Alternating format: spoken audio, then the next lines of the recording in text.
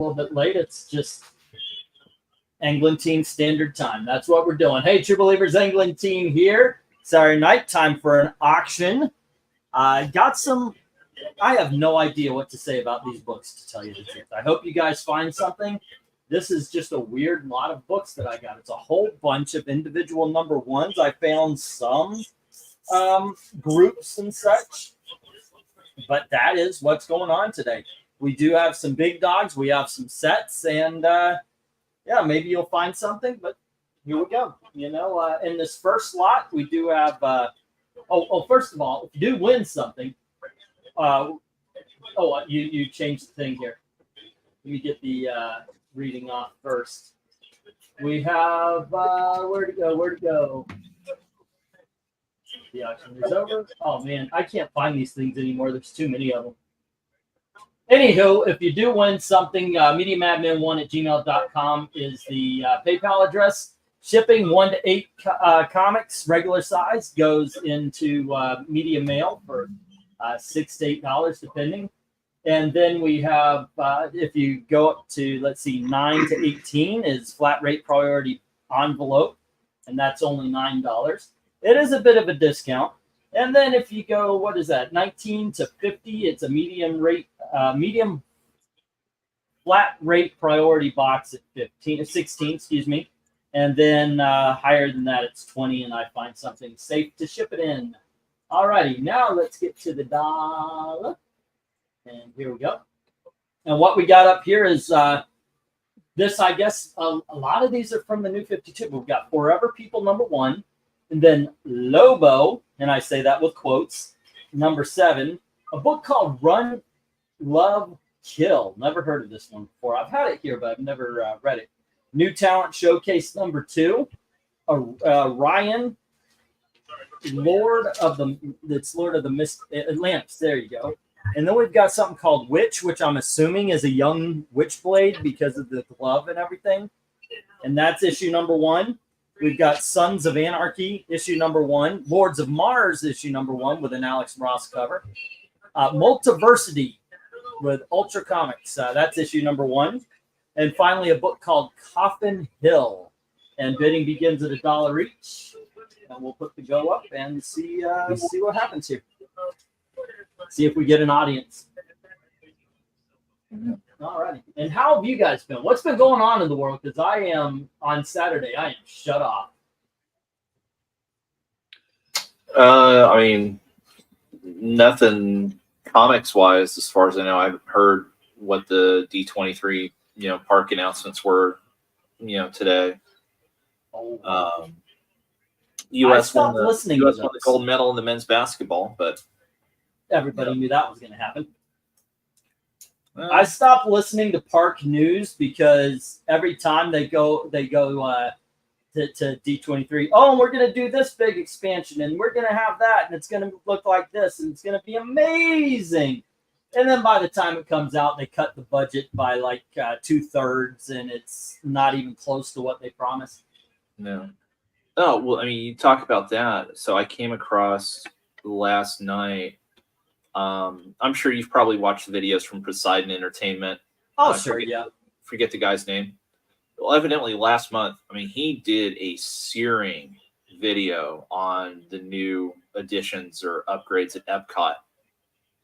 And basically the title is Disney spent millions of dollars to play in the dirt. Yeah, they literally did nothing but destroy. There was no real improvement. There was supposed to be this 2-story concert thing, an event place. There was supposed to be, it was just supposed to look gorgeous if you look at the concept art. And it doesn't. It's horrible. And nothing works. They got rid of that beautiful fountain in the middle, and they got a vagina bush. Yeah, and what makes this video interesting is that I know from watching other videos of his, he is a Disney fan. He is a lifelong Disney fan, and he wants these things to be good. He is not, an inherently negative person, but he will call it out as he sees it. And I mean, yeah, that's the way I feel. I've lived my entire life. It was a damning indictment of Iger and the lack of imagination that is currently with the higher ups at Disney. I'm the only person I know that's been calling it. Somebody brought it up a little bit ago, like a few days ago, but I'm the only one that I know that's been calling it since the beginning that Iger went back with the idea of tanking the company for a corporate takeover. And somebody mentioned that could be what he's doing. Once again, ladies and gentlemen, just read off for those of you who weren't here. In lot number 1, starting at the top, we've got Forever People number 1, Lobo number 7, Run Love Kill number 1, New Talent Showcase number 2, Orion number 16, and then on the bottom row, Witch number 1, Sons of Anarchy number 1, Lords of Mars number 1, Multiversity number 1, and Coffin Hill number 1. Bidding begins at $1 each, and just for those who may need it, I'll pop this up really quick, give a reminder of where everything's placed. Oh, and I have been watching the last season. I guess this is going to be the last season of Umbrella Academy. It's been How do you know that it's come out? Yeah, just I think yesterday or the day before it came out on Netflix. It's a fun series. Arion, right? Yeah. Yep. And by the way, in that, the two of them have kids now, and they are driving in a minivan, and it's Baby Shark playing on a loop. So now I got that goddamn song stuck in my head. I don't need that damn song stuck in my head. That seems a little dated. Yep. But it's still annoying because it's an earworm. Alrighty, I guess we'll get the 1 minute warning up here and we'll move on to the next. I'm very nervous about tonight. Not in a way that I'm like, oh, I'm gonna lose my shit or anything, because when I got this lot, I was just nervous because it's a whole bunch of number 1s. It's usually there's different, like here's 10 of one book or something like that. Mm-hmm. I don't know how the day's gonna go. But we'll find out. We shall find out together, ladies and gentlemen. Yeah. So Brian here is the first timer, and he's asking, how do I bid and how do I make a payment? This is how you bid. You would go like, okay, first of all, what I did earlier, I showed off the letters just to remind everybody. A, B, C, D, E, F, G, so you know the alphabet. And that's just to shorthand it. And then in the comment section, you would go like, it's $1. So you go 1, J, that's all you need right there. And if somebody challenges you, we go in 50-cent increments. So, or if you want to challenge, you just go, 1, 5, J, boom. And that's it. And it's at PayPal. Media Madmen 1 is my address. Let me put that up here really quick for you. The PayPal address is MediaMadmen1@gmail.com. Shipping 1 to 8 comics. I can find a small box and ship it $6 media. 9 to 18 goes in a $9 priority padded envelope. And then 19 to 50 is regular size comics go into a medium-sized priority box. 51 and up, it's 20. And or if they're overly oversized books, and I find a secure box and I ship them to you. Usually, if it's that many, it goes into a short box or something if I can. But also, if you do 150 or more, it is free shipping. Yes. Printez comes in with $1 on C and H. All right. There you go. That's an example there that Printez gave you as far as bidding. And once again, we do 50-cent increments. There's no registering with anything. I've seen some YouTube auctions do the registered thing that you don't have to. Well, I do recommend that you wait until the end of the evening or when you're ready to go to pay. That way, if you're not just, continuously putting money into it. You just do it once. Alrighty, it was CNH for Prinez. All right. And if you have any questions, also ask, because basically everybody that's in here has been doing this for a long time. Alrighty, and Kryn for Lords of Mars. Alrighty, cool. And we're started. Baby shark. Great, now it's stuck in my head since Jay. So, yeah, I mean, some of the other big announcements that came out of D23 yesterday, because that was basically the TV and movies portion of it. Yeah. There was the trailer for the Skeleton Crew, which is I like that. I mean, obviously, God, it looks like a kid show. Yeah, I know you have to. You're our black pill, man, but no. I will say this, and I will stand by this. The Skeleton Crew looks the most Star Wars since Rogue Squadron. Oh, come on! Absolutely. Suburbia? Are you kidding me? Absolutely. Yeah. First of all, it's a kids show. The least Star Wars. If it had just been a generic science fiction kids show, fine. It had. I mean, the Star Wars elements in there might as well literally been jangling keys. I gotta tell you, I had a different reaction. I thought that this tried to give it a sense of wonder. They didn't announce, hey, blah blah blah, the message or anything like that. They did just a straight up trailer. They gave it a sense of wonder. Yes, I so far I'm on the train. That being said, if you saw my message on Twitter, I said I wonder how long that's going to last, because I do not have faith in them. But I will say that this looks the most Star Wars than that the most Star Wars that has happened in any Star Wars since Rogue Squadron. Prove me wrong. Name me anything that you've already seen that this looks worse than. Oh, that looks worse than this? Yeah. Ahsoka was terrible. No. This is worse than. Ahsoka was in garbage from the very beginning. Most of Star Wars has been fucking hot garbage ever since Rogue One.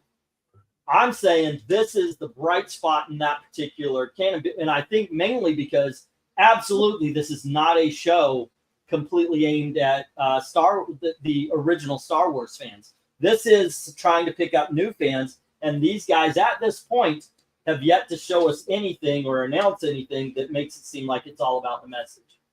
Let's see, $1 on G as well. Alrighty, the Sons of Anarchy for Prentice. But that's what I'm saying. Star Wars has been just god awful. I am A-OK with being an OG fan of the trilogy, and I never have to touch anything else ever again. Yeah. Just the whole suburban planet. I mean, it reminded me of Guardians of the Galaxy 3. Maybe I missed something. Suburban planet. Does it look Star Wars? It didn't look like a modern day Earth house. So maybe I missed something. Did you miss the beginning where there's like this minivan hover ship that's going down the street, and it looks like basically just a slightly futuristic version of a suburban. Maybe I didn't see it. Well, I saw it, but I didn't see it the same way. The neighborhood. One morning. Oh my gosh! Yeah, you're right. Okay, let me put up the stop. I've got a 10-minute, 1 minute warning. Here you go, guys. Sorry about that. All righty. Let's see what we got. I think Krenez was the main bidder. Did you see anybody else? I just saw Krenez. Let's see. Let me go back through. It looks like he had $1 on C, H, and G. He's had $1 on the Run Kill Run, the Sons of Anarchy, and Lords of Mars. All righty. And let me get these others down, and they hit the reject box. That just means they go into the shop now. Alrighty. If you guys do see something that hasn't been claimed and you want to put a claim on it, just say so. Alrighty, and we've got 1, 2, 3, 4, 5, 6, 7, 8, 9, and 10. And for those of you who are new, this auction is pretty much to fill out your collection, maybe try something new.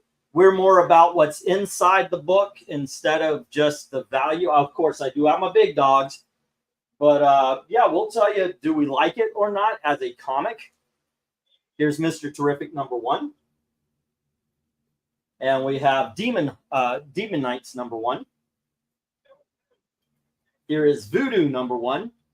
Let's see, we've got Paul Cornell, Diogenes Nev, and this is Ron Mars. There we go. Who did this one? There, Eric Wallace. Next up, we have Superman Doomed with Scott Lobdell and Charles Soule. And then we have Batwing by Judd Winnick and Ben Oliver.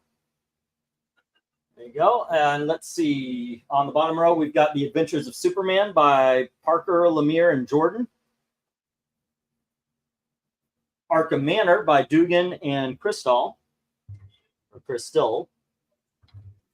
Hawk and Dove #1 by Rob Liefeld and Sterling Gates. It's actually not a bad book.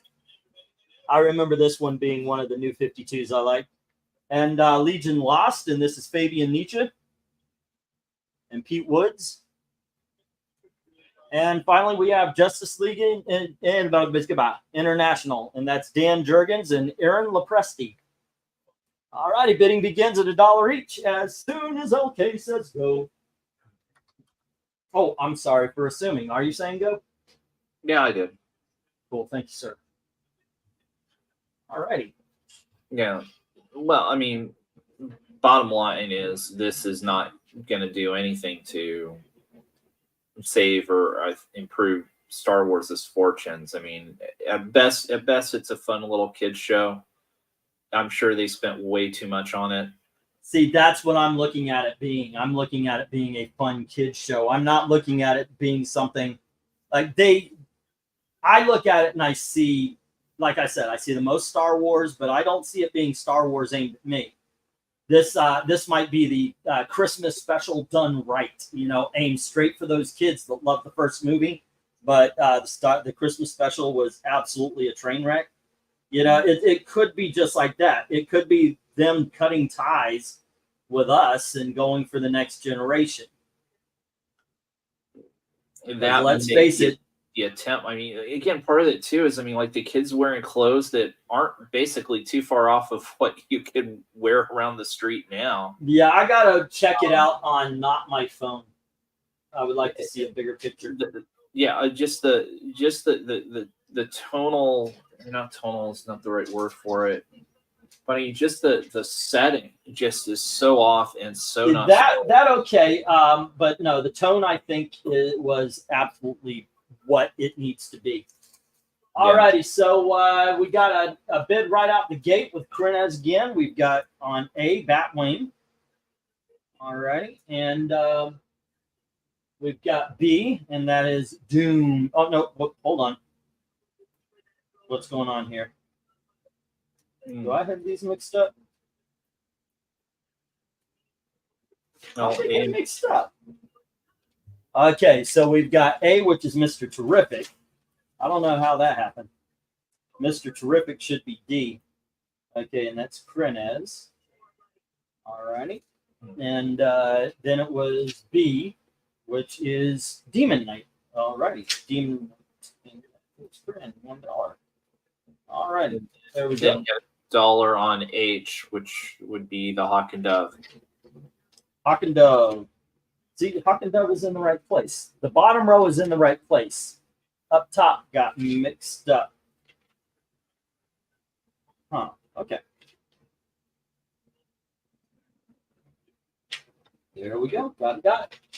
By the way, guys, I'm starting a new job on Wednesday, so you can expect me to be re-participating in these auctions pretty soon. Oh, cool. I'm glad you found employment, man. Seriously. Yeah, congrats, Trey. Yeah. Let's see. Yeah. There we go. Everybody's reaching out. That's awesome. That's awesome. Yeah. I mean, the other things that came out of interest, apparently Brad Bird is developing an Incredibles 3. So we'll see where that goes. Yeah, I saw that. I saw the Pixar's announcement, and they were all sequels. All I could think of is what happened. Yeah. What happened to Pixar? Well, the one isn't a sequel is Ilio, or I think is what it's called. But I guess that's been that was supposed to have come out last month, and I guess got pushed back and reworked and redone. And maybe it's coming out next year. But yeah, otherwise, the D23 announcements on the TV movie side were very sequel heavy, very little new ideas, original ideas. Well, I got to tell you, I say what happened to them, but truth be told, I went and saw Inside Out 2 and loved every freaking minute of it. Yeah, no, it's gotten good reviews, and it's had good word of mouth. Yeah, it amazes me that we were hearing all this stuff about how rumors are Feige's fired a bunch of producers and people, and that there's acknowledgments that they screwed up phase 4, phase 5, whatever. And yes, I do understand that essentially changing the MCU is basically like trying to move a battleship. But you're coming off all that great goodwill with Deadpool and Wolverine, and you're announcing, oh yeah, we're still going to put the Ironheart show out there. Right? Here's Agatha. She's coming September 18th. Look out! And of course, I mean that also is Disney's got a really unhealthy fascination with witches right now. I don't know. There's something going on there. Yeah, I mean, the Agatha thing literally looks like they're going down the yellow brick road for female empowerment. I don't know. There's the Daredevil, Born Again announcement, but I don't know if they actually gave a date for that one or not. Again, I mean, what was interesting to me was the fact that Ironheart was still coming soon, and it's like, as far as we know, that thing has been filmed and in the can for at least a year. So they're talking about putting it out, and yet they don't have a firm date for it. I'm actually kind of surprised we're not talking about the train wreck yet. How talented is that girl? Preview of Snow White. The first time I really saw, it's that chick was, I think it was her first movie. She was in West Side Story, which I was praising the fuck out of. I thought this Rachel girl, she's talented as fuck. I mean, she really is. And of course, nobody knew that she was going to destroy everything by going off on one of the most beloved movies of all time just to promote her, what's sure to be a live action bastardization of everything we grew up with. I had no idea she was going to set fire to everything that quickly. But the preview comes out, and it's exactly what I thought it was going to be. She's immensely talented in a musical. It looks like in hell. I mean, everybody makes fun of a movie I love. It's called Polar Express, about how horrible all the animation is. I actually never saw it. I never saw it as being horrible. New technology, fine, sure, I can get into it. This is 25 years later. This is horrible. Have you seen those dwarves? It is god awful Horrible. So the teaser that I saw, and honestly, I watched a video. I watched the trailer without the sound on, so I have no idea. I think there was maybe like a 2-second shot of the dwarves. I think I remember kind of seeing them at the beginning when she's like dancing around in the house, and then that was it. And then everything else. But I mean, again, the hilarious part for me is that somehow the idea that Rachel Ziegler is the fairest of them all. I know. Gal Gadot is the. If you have a magic mirror witch. and it's telling you that Rachel Ziegler is hotter than Gal Gadot, you got to get a new fucking mirror. Yours is on the fritz. That's all I know. And more importantly, even the way she's made up in the movie.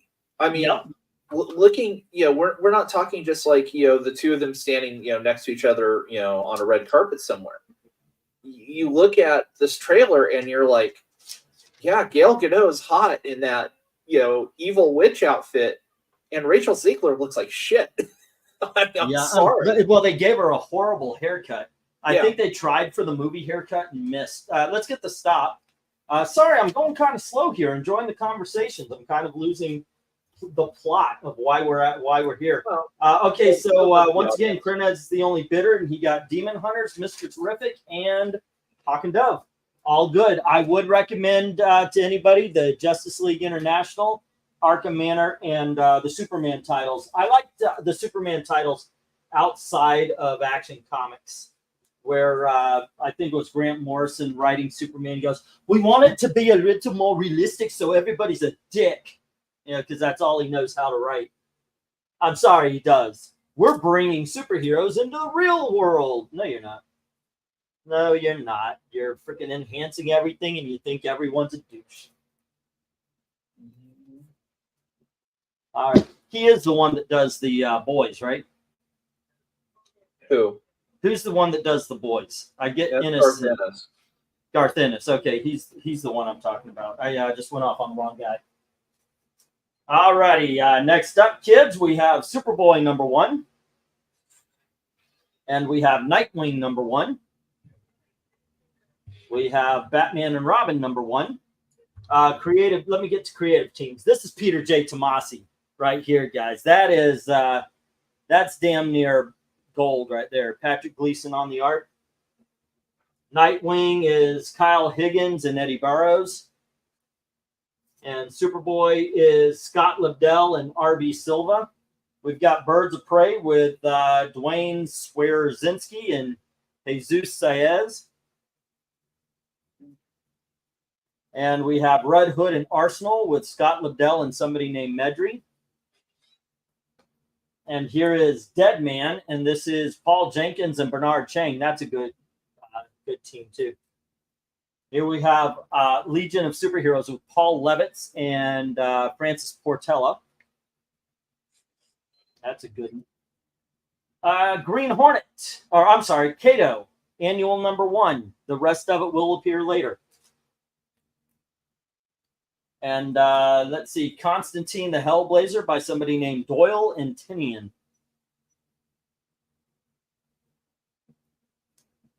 And then finally, The Resurrection Man by Dan Abnett and Andy Lanning. I would highly recommend that one to you if you haven't read it. As a matter of fact, I actually enjoyed Superboy. I know some people didn't. Legion of Superheroes, Kato, Resurrection Man would be mine. How about you guys? Anything up here? Legion wasn't bad.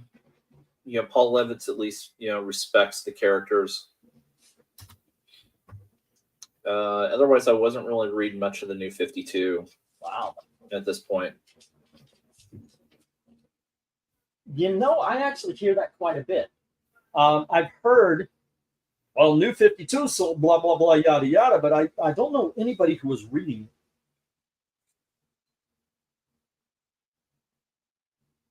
I used to do reviews on Comic Vine, and I went through the first 2 weeks. And there were some decent ones. Hawk and Dove, Mr. Terrific, and Different Hands. And yeah, but I don't understand all of the. I honestly don't understand the hate towards Rachel Ziegler, because in the beginning, both her and Gal Gadot was talking about how, oh, this one's going to be so much more up to date and better than the original. And then Gal Gadot kind of sunk into the bushes like Homer Simpson once she saw the shit that Rachel Ziegler was getting. And it made me think that all of it was pushed by the studio. Look, we need these talking points. Go out there and say this. Yeah, it's possible. I mean, we've seen now that Disney believes that, controversy helps gen up sales for the movies, even though they get continually proven wrong time and time again. Wait a minute. Go out and stir up a bunch of shit and force us to spend hundreds of millions on reshoots and remaking the entire movie. That's a stretch. Yeah. Dude, there's something wrong with the mic. It sounds like you're in the distance. But maybe they think if they get us pissed off enough at it, we'll talk about it. And it's just free press. Everybody knows the movie's out there because people like Gary talk about it all the time.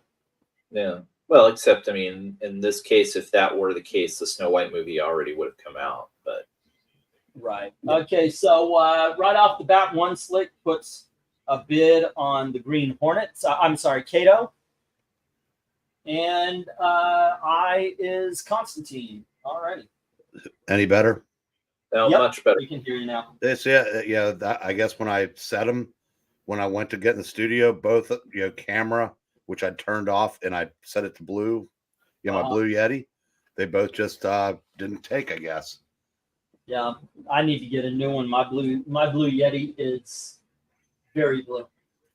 Jim says 1 on F and G. Alrighty, and that is Dead Man and Legion of Superheroes. How about you, Eric? Is there anything up here you can recommend?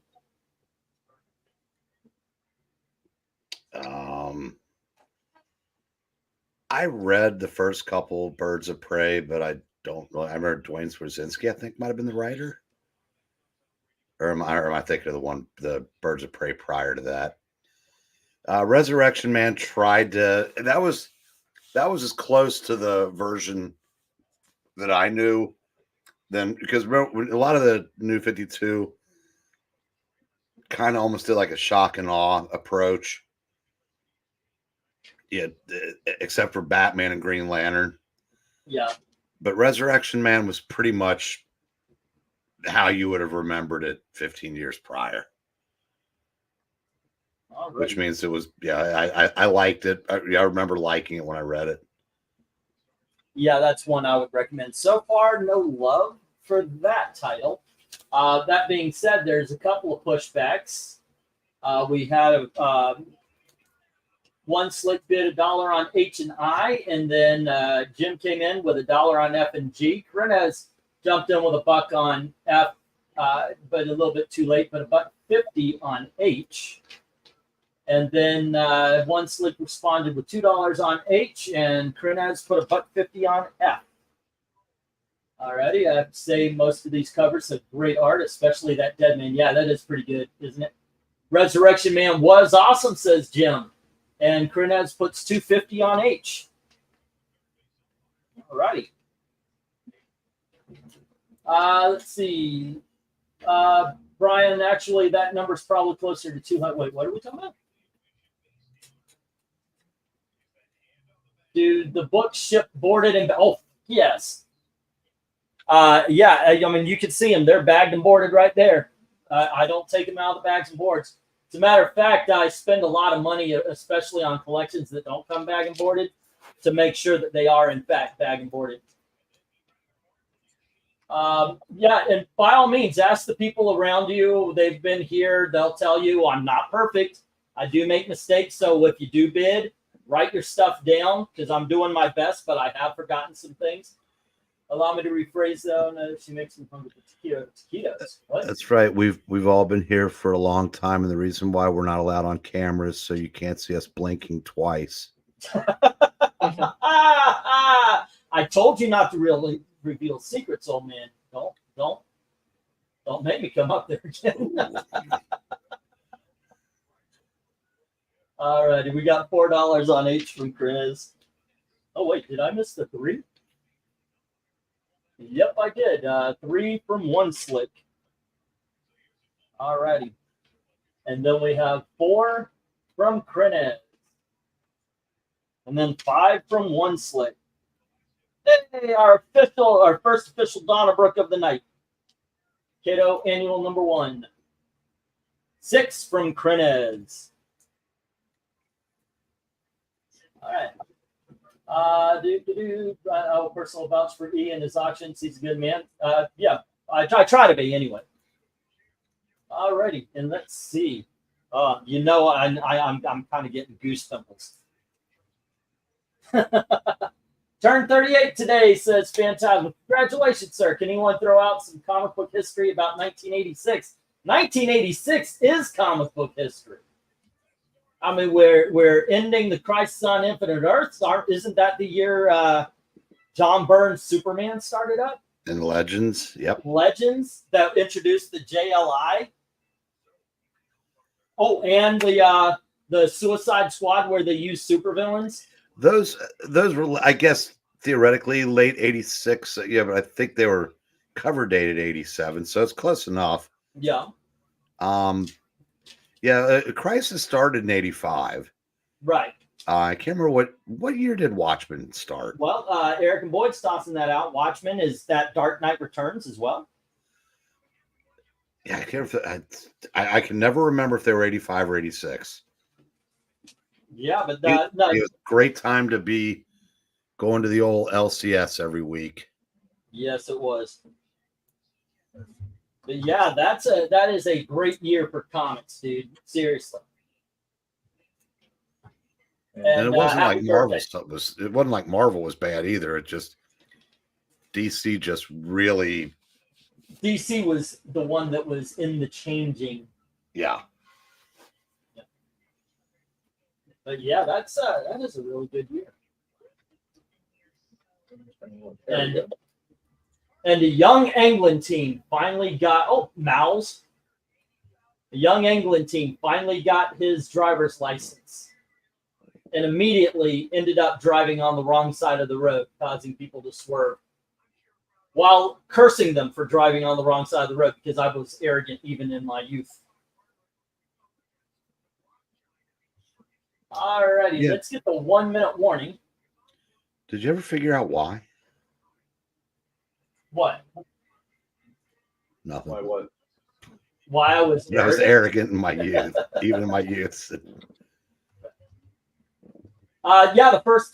wasn't the first variant cover. The first variant cover was actually I want to say Fantastic Four or maybe Avengers.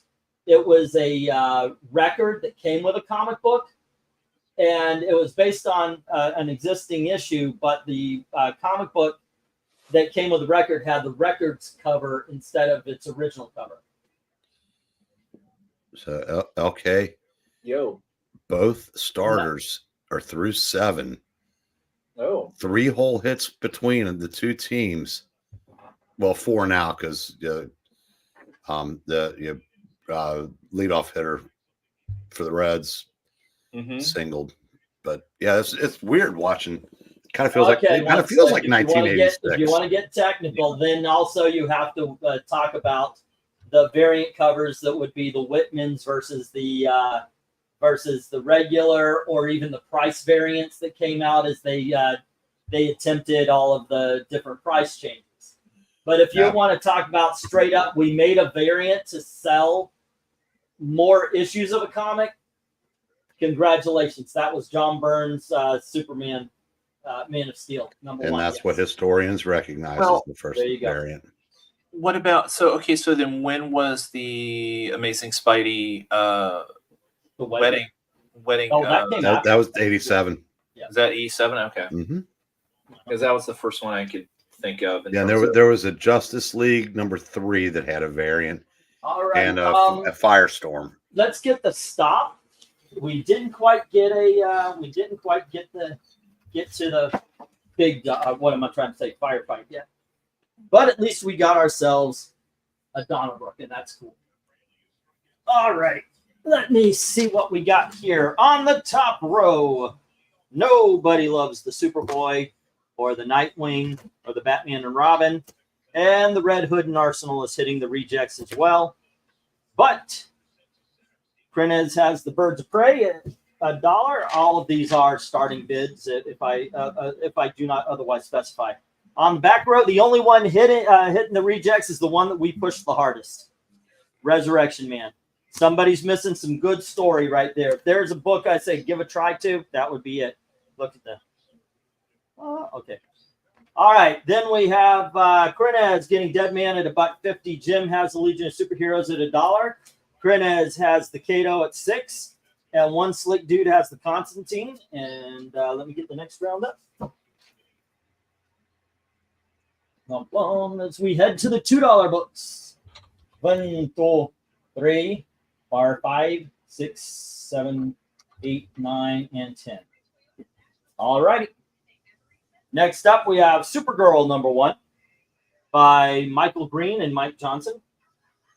And we have Green Arrow #1 by J.T. Krull and Dan Jurgens and George Perez.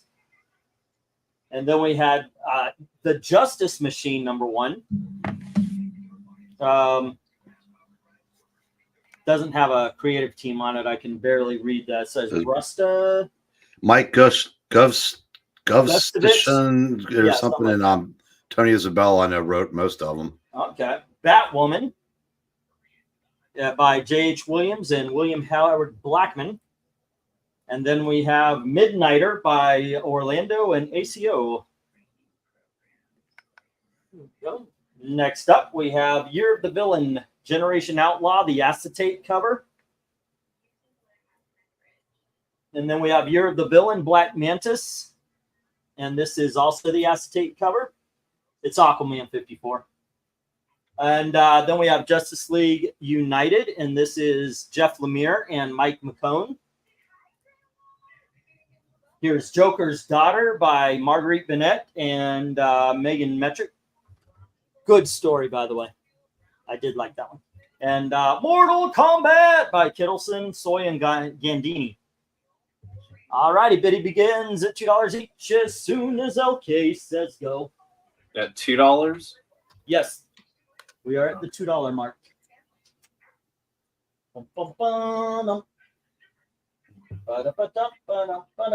Boom, boom.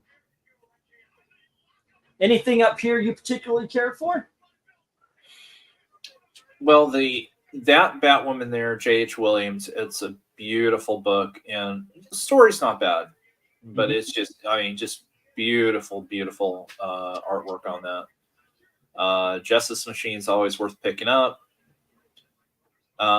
Since it's Jeff Lemire, I'll recommend the Justice League United, even though it's got a stupid maple leaf there in the D, so it makes you think that, oh, this is like going to be Canada's Heroes or some dumb thing. Justice League Canada. Yeah. Oh, Supergirl. I never liked that costume. I hate those boots. And that was the fashion report by LK. Yeah. I don't mind that costume. That's definitely not the worst she's ever worn. But yeah, I get it. How about you, Eric? Oh, did he walk away again? Nope. No. Justice Machine. Yeah. All right. Well, that's 2 votes for the Justice Machine. What do you think about the Supergirl concert costume? I didn't like it, but I didn't like that version of Supergirl either. But all right. I just think I just kind of controversial, but I didn't like when what's his name, Jeff Loeb, said he wanted to bring the original Supergirl back, so they basically kicked Peter David out the door. And I don't think they've gotten her right since. Yeah. So it's kind of like how I say we haven't seen Captain America since he was shot in the head. Yeah, but that's not accurate because Brubaker wrote a couple really good runs. You're right. I think- should say since Brubaker got done with him. Yeah, Rick Remender ushered in the age of bad Cap to just insulting Cap, and then just Nazi Cap, and then hipster doofus Cap is what we have now with Straczynski. Yeah, the Well, person what's that funny you want to, the person you want to write as a modern day character is Captain America. Well, it's not just Cap. I mean, when we had Spider-Man guest star, and Cap said, "Oh, your costumes always creep me out." Duh. And Doctor Strange comes in going, "Dude, yeah." So he's like, well, you had to have had it to lose it. And Straczynski has always been more missed than hit with me because I couldn't stand his Spider-Man run. But yeah, it's just not good. So yeah, Cap's been off the board for a while. Yeah, that is true. So Krenez puts $2 on the Justice Machine, and Jim has $2 on H, the Justice League United. Hello to Pearson. What's up? How's it going? Let's see. MK saying the Mortal Kombat book is solid. It ties into the game. MKX fills in the gaps between Mortal Kombat 9 and 10.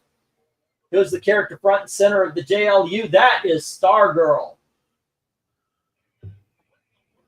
Let's see. Loeb's Kara is awesome, and I will die on that hill, says Jay. And there we go. That's where we're standing. That's where we're sitting as of yet. And what was the last one was at 8:53. It's 8:55. Let's get the 1 minute warning. Cap said Spidey suit freaked him out, and he teamed so many times with Namor. Spidey suit freaks him out, but not Namor's bulge. Now that is a comic book expression that Stan Lee should have gone with. By Namor's bulge. I can't believe what I'm seeing. Okay. Do you ever turn over to Collision? Yeah, I flipped over to it right now. Yeah. Okay. If Wes were young and ripped,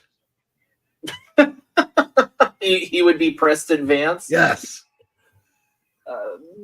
Possibly. Well, remember, Wes is far from young. You keep that in mind. True. Oh God, I was just like going, who? Because I don't remember this clown at all. I don't think he's been on before. Well, although they showed his AEW record, it was something stupid like 85-36 or something. It's like, when has he had all these matches? I bet fans of AEW on YouTube are probably real familiar with him. Yeah. All 10 of them. Yeah, I don't know what kind of viewership those got. Yeah. Well, it was funny because I noticed it because I still subscribe to the AEW YouTube channel because when they used to have AEW Dark, I would check in every now and then. What about David Bowie? Yeah, right. Neither David Bowie in Labyrinth nor Namor could ever be a really good pole vaulter. True. Yeah.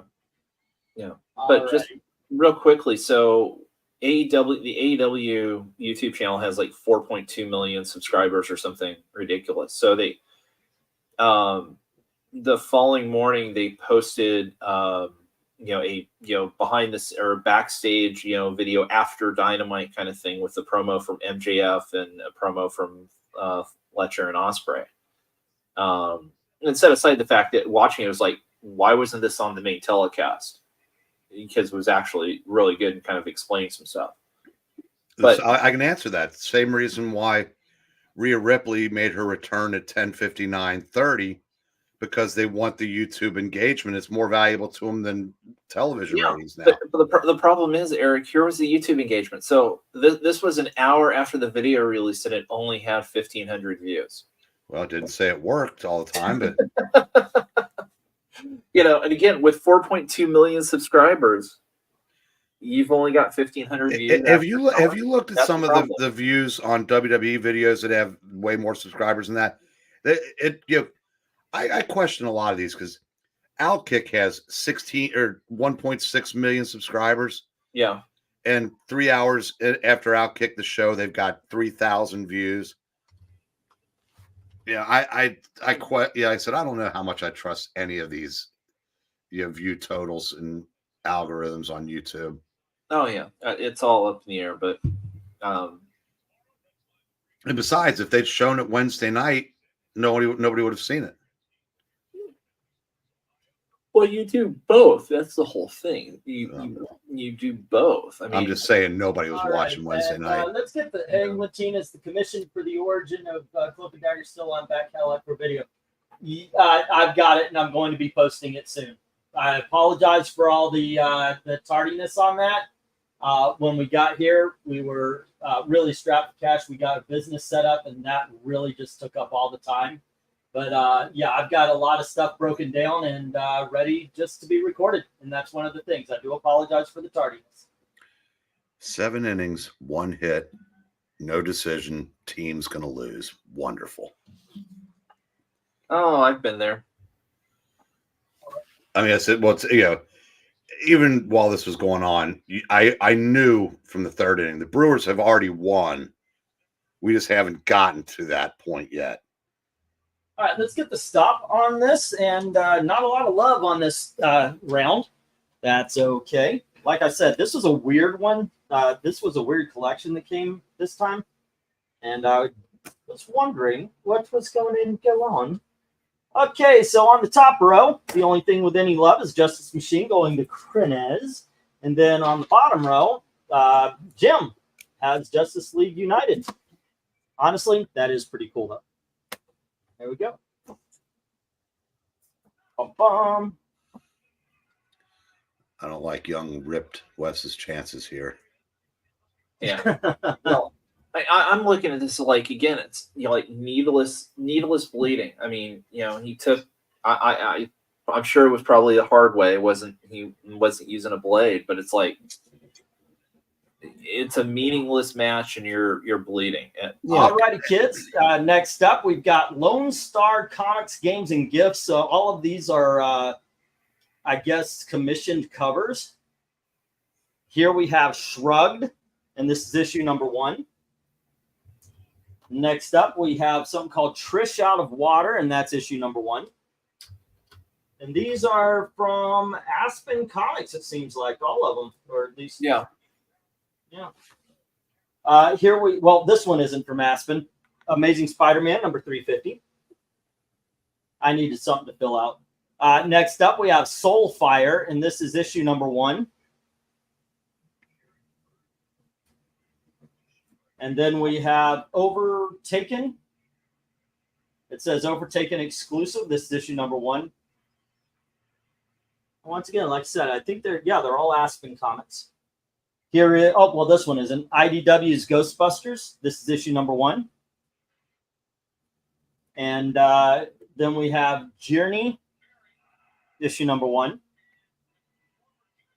Next up is The Joker, number 1. Once again from Aspen. I don't think it's that Joker.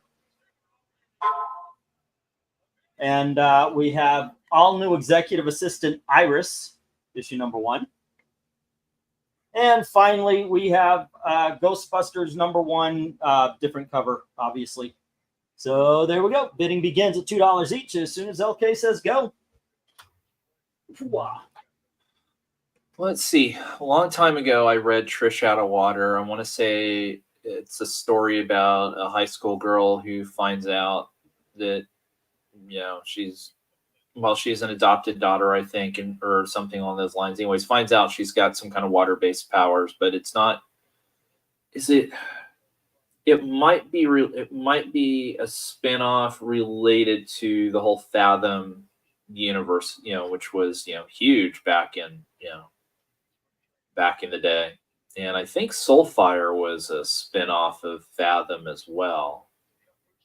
I mean, that was one of Aspen's biggest, if not their biggest title. Shrugged, I know, was something, was kind of a lighthearted kind of angels and demons or devil sort of thing with a human in the middle. I remember reading an issue or two of that. Yeah, Executive Assistant Iris is really good. And from the look of that, it looks like it's the 10 for 10. So it was when they kind of did a re-release of like first issues of some of their famous titles.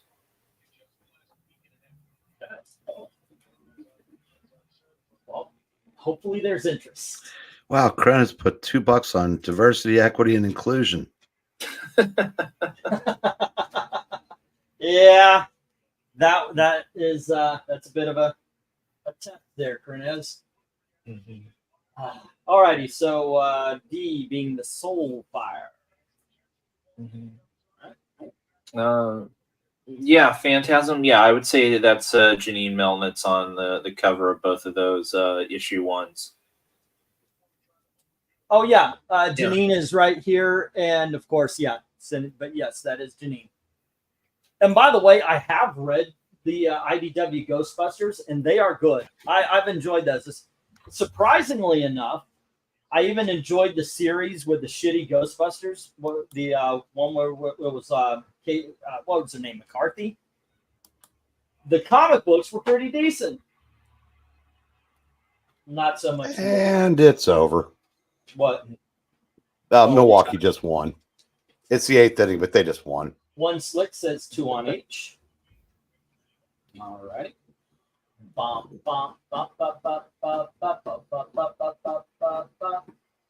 Prez is securing his position in the Harris administration next year. Oh, goodness gracious.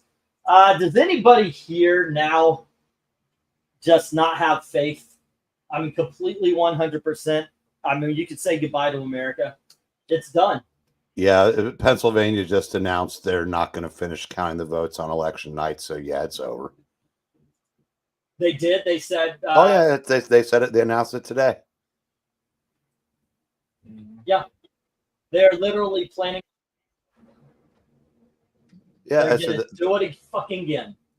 The absolute best we can hope for is to keep the House and take the Senate. But given how many swamp rats there are in both of those bodies, I don't know if that'll even matter. Yeah. Yeah, we have one chance to put things right, and we're not going to take it. And I'm just on the off. Yeah, maybe not everybody agrees with us, so we'll probably shift back to these books. Yeah, I told you we saw our last fair and free election. It's a sad thing. I have been such a fan of this country. I was born in 1970, so my years of I guess really maturing came during the Reagan administration, and I grew up a rah-rah American. I knew that something was going to happen. I told my dad 30 years ago. I told my dad because we were in an argument. He's a far leftist. I said, bullshit. The people who are going to destroy this country are the Democrats because they come bearing gifts. The Republicans say, get off your ass and work for what you want. That's the American way. They used to. Well, yeah, they used to. Back when I actually developed this sense. I said, they want you to become rich, but they want you to become rich off of your own sweat, off your own tears. The Democrats say, oh, don't worry about it. We'll take care of you. And when we take care of you, we're going to take away your freedom. You want to hear the best tweet anybody's ever tweeted? Okay. You watch the Hunger Games and sided with the Resistance. You watch Star Wars and sided with the Resistance. You watch The Matrix and sided with the Resistance. You watch Divergent and sided with the Resistance. You watch V for Vendetta and sided with the Resistance. When it's fiction, you understand, yet you refuse to see it when it's the reality you're living in. Well, the dumbasses believe that Donald Trump is the one that's doing all the stuff when literally he made life better in this country. But that sums it up so perfectly because the memes that when big tech, the entire media, et cetera, all agree with you. You're not the resistance. That's true. That is true. But yeah, that by the way, that tweet was from Elon himself. Yeah, but I've got hashtag the resistance in my Twitter bio, so I'm still part of the resistance. I'm still fighting against the man. I've got mine now says so brat and vibes. Yeah. In a Ukraine flag. Yeah. Can't forget the Ukraine resistance. flag. I want to be on the winning team. There's some interest, but not after. Let's keep a 1 minute warning. Is there a link? Sorry if I'm missing the object. What are we looking for, George? I literally randomly saw this. How's this work? $2 bid for one comic here. Yeah, we're on the $2 books. I put up a starting price. These are $2. We did $1 before. If you want to bid, it's very simple. You just you put 2 or I just hit 3. You put 2A, and that would be the Lone Star. What was that? Shrugged. Yeah. Basically, these are the letters right there. Or you can write it out, but generally 1A, 2A, $2 on it, whatever the starting bid is. And yeah. And let's see. The PayPal address is MediaMadmen1@gmail.com. Shipping 1 to 8 comics. If you want, I can go $6 media. Otherwise, 1 to 18 can also be $9 for a priority padded envelope. It's a flat rate. 19 to 50 goes into a medium-sized flat rate priority box at $16. And 51 and up is $20. And generally, I try to find a large box or something to ship them in safely. And I really do my best to make sure that they're safe. So when the post office does get a hold of them, they can't mess them up too easily. All right, but there you go. Yeah, and if you have any questions, by all means, ask me. Or you see about 50,000 blue wrenches right here, ask them, because they've been doing this for quite a while with me. And welcome, thank you. Who is the artist on B? Trish out of the water. Let's see what we got.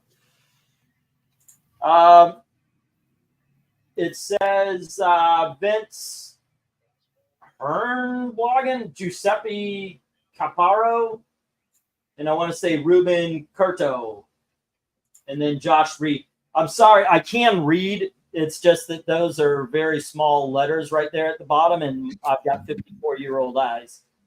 So yeah, Giuseppe Cafaro is the writer, Vince Hernandez the artist, and so he's probably the one. Although I think that's supposed to be flipped around. I'm sure. I think My Comic Shop got that wrong because the blurb says Vince Hernandez is joined by the artistic talents of Giuseppe Cafaro. So, yeah. So, and I think, I'm pretty sure. I'm misreading. Cover by Giuseppe. Yeah. So it's a Giuseppe Cafaro cover. Hernandez is the writer, and Cafaro is the interior guy. Let's see. Sure, anytime, George. Like I said, if you have any more questions, you can ask me, or if you want everybody, like I said, everybody with a blue wrench has been at the auction quite a bit. That's why they have it. So I know that that's the person I'm talking to and not a fake account. And they can help you out as well, just in case. It's like, well, of course I'm going to try to snow you. No, they'll tell you if I'm up on the up and up. Nahi, man, you're still a teenager heart. Heart for sure. But the body begs to differ with you there, man. I thought Trish out of water starred Trish Stratus. Sadly, no. I have no idea what that joke was. Yeah, it's a wrestling joke. Okie doke. All right. Okay, let's get this stop here. And there were a few bids here on this lot. So let's get this. I feel like I'm going slow tonight. Do you guys feel like I'm going slow tonight? Yeah, a bit. We're just kind of waiting for the audience to start coming in. Yeah, maybe that's it. It's just you know what? I am chill tonight. I am. I don't know. Okay, so no love for Shrugged, no love for Trish Out of Water. Surprisingly, no love for Amazing Spider-Man 350. Soulfire to Crenez at 2, as well as Overtaken. Let's see on the bottom row. No love for the Ghostbusters. Either one of them. No love for Journey or the Executive. This is the one I recommend right here, guys. Seriously. But One Slick Dude has the Joker. All righty. You know what I think it is? Part of the makes me so relaxed is that when I got this and I opened up this collection, I went, yeah, I don't know how well this, and it was kind of freeing, you know. All righty, 1, 2, 3, 4, 5, 6, 7, 8, 9, and 10. Okay, let's get some cheesecake up here. Oh, can you change the to the $3? Boom. We're going to start at 3 on these, and we've got Harley Quinn, Power Girl, issue number 1.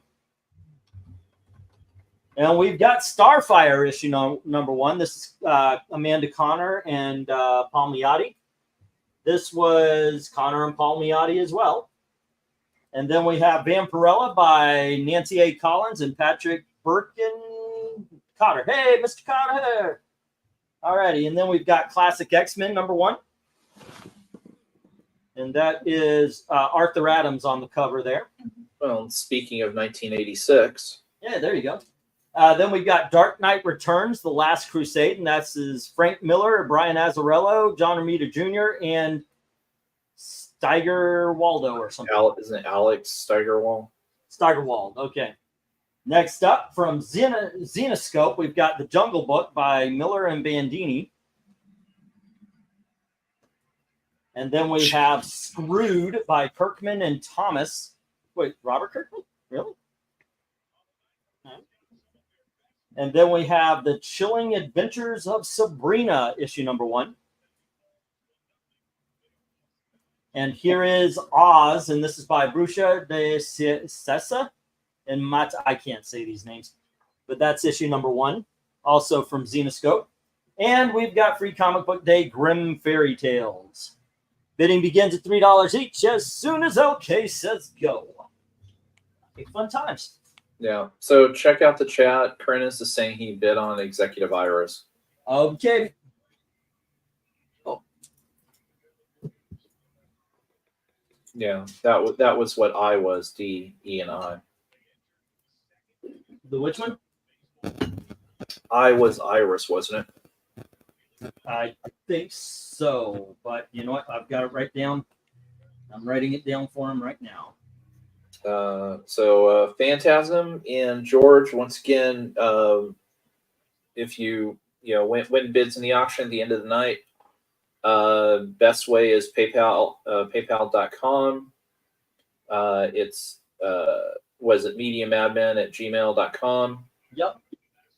And you can also go through Ko-Fi, which is in the description below, if you have trouble with that. Yeah, there is a shipping cost as well. Yes. You want to read that off? I'm writing down that. Sure. If it's 1 to 8 comics, it's going to be $6 going media. If it's 9 to 18, I'll go priority mail. Now it's $9, 19 to 50. Regular size comics, or if you get some trades or something, that's going to go in a priority box, and it's $16. And 51 comics and up, $20, and you'll usually send you a short box. So there you go. Fun times. And One Slick had the Joker. And books are off and on their way from last week, obviously. Yeah, we had a couple of new people last week too. Hope they show up. Serious. Alrighty. Let's see. Give me ignorance, but how do we send funds from a bid? Okay, we talked about that. I noticed pattern in the set. Yeah, like I said, it's the cheesecake books. Alrighty, and we've got Jim saying $3 on F and I, which is the Jungle Book and Sabrina, right? No, GHI is the Oz. Okay. F and I.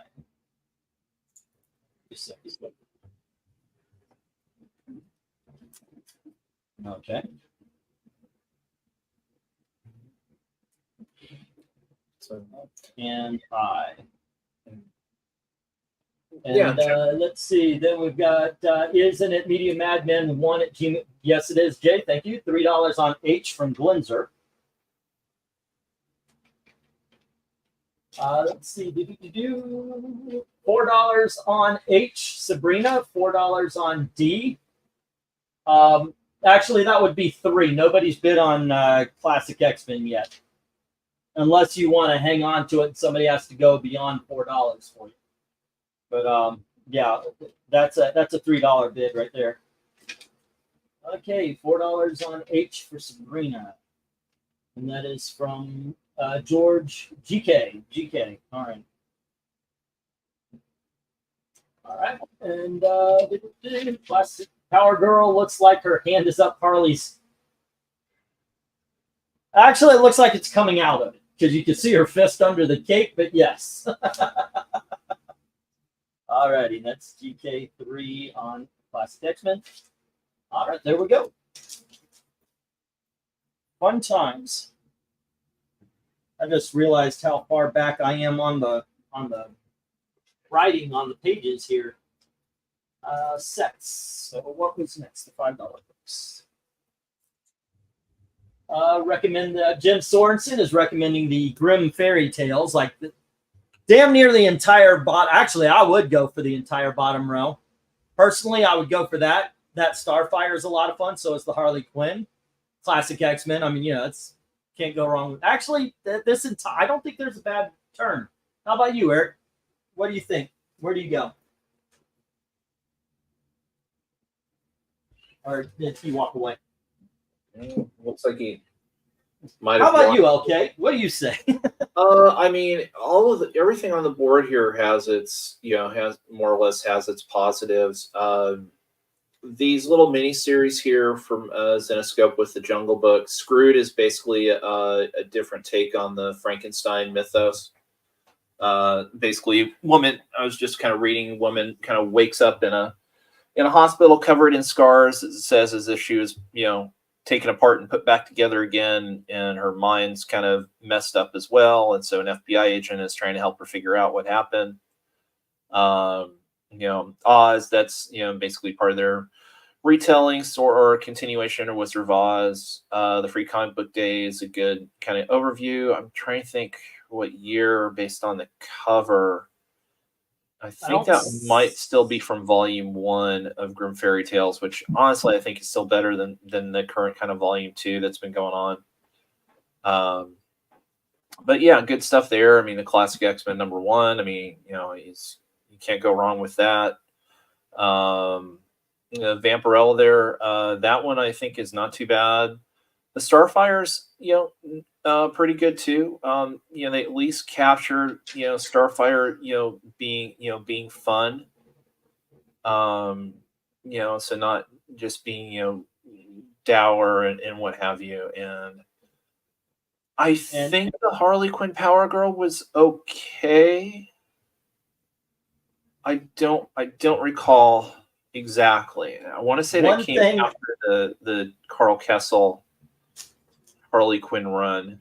One thing I do have to praise the Starfire. They didn't make her a whore like they did in the New 52. It's at the very least that. So, who did the art on that Vampirella? That I would guess would be Patrick Birkenkotter. That's the second name up there, and usually that's the artist. I'm not sure he did that cover, though. The cover's Terry Dodson. Oh, okay. Yeah. Alrighty. So how about you, Eric? What would you recommend up here? I'm sure whatever issue they started out with the classic X-Men, was it Giant Size 1? Whatever it was, yeah, I'd recommend that. Oddly enough, Harley Quinn and Power Girl was not bad. I mean, that character's been god awful ever since, but When did that character die? before this, but this was at least like a return. It was just kind of fun. Yeah. So it wasn't. It didn't suck. That character died when someone got the idea that she should be DC's Deadpool, whenever that was. Mm-hmm. Okay. That's believable. And I'm guessing, yeah, Chilling Adventures of Sabrina was. There've been a lot of them, so I don't remember which one that was, but I've never really not liked that. I've loved damn near every iteration of Archie Horror. There've been a couple of missteps. A couple of them have been, and I say this, Mags Visaggio is not one of them. They've had a couple issues that were just wokety woke. Yeah. Which ones? I haven't. Well, uh, you know what? No, there's one going on right now. It's like Archie Apocalypse or something like that. That I have to admit is not great. I didn't mind the second issue. I totally missed the first one, but The first one sucked. I haven't read the second, so Okay. hopefully I'll read the second and I'll be like, oh, hey, all right, that's pretty cool. but what won't suck is Kardak, the whatever the heck it is, coming out this Wednesday. yeah, I should know what it's called. It's the one that Joe wrote. So he's sole writer. So it's a full-length story, and that comes out this Wednesday. all right. It's part of the Chilling Adventures series. Oh, okay. I was thinking AU bid on something, but I was like, what the hell is show? All right, let's get the 1 minute warning. So, LK, Yo. Nick Martinez, 7 innings, 1 hit, 1 walk, 94 pitches. David Bell gets a little chubby because he gets to go to his bullpen. And Santillan gives up a blast, third batter. Second or third batter, and they lose 1-0. Oh. Dela Cruz and Friedel both struck out swinging on ball 4s because Devin Williams couldn't find the plate with a road map. Mm-hmm. So yeah, that's just the season in a nutshell. Yeah. Well, we won 3-1 today. So Logan went 7 innings, 4 hits. Yeah, I didn't realize he was the 3 starts before these last 3 starts. Yeah. CRA was in the mid-8s. Yeah, no, it was really weird. He was good going into the All-Star break.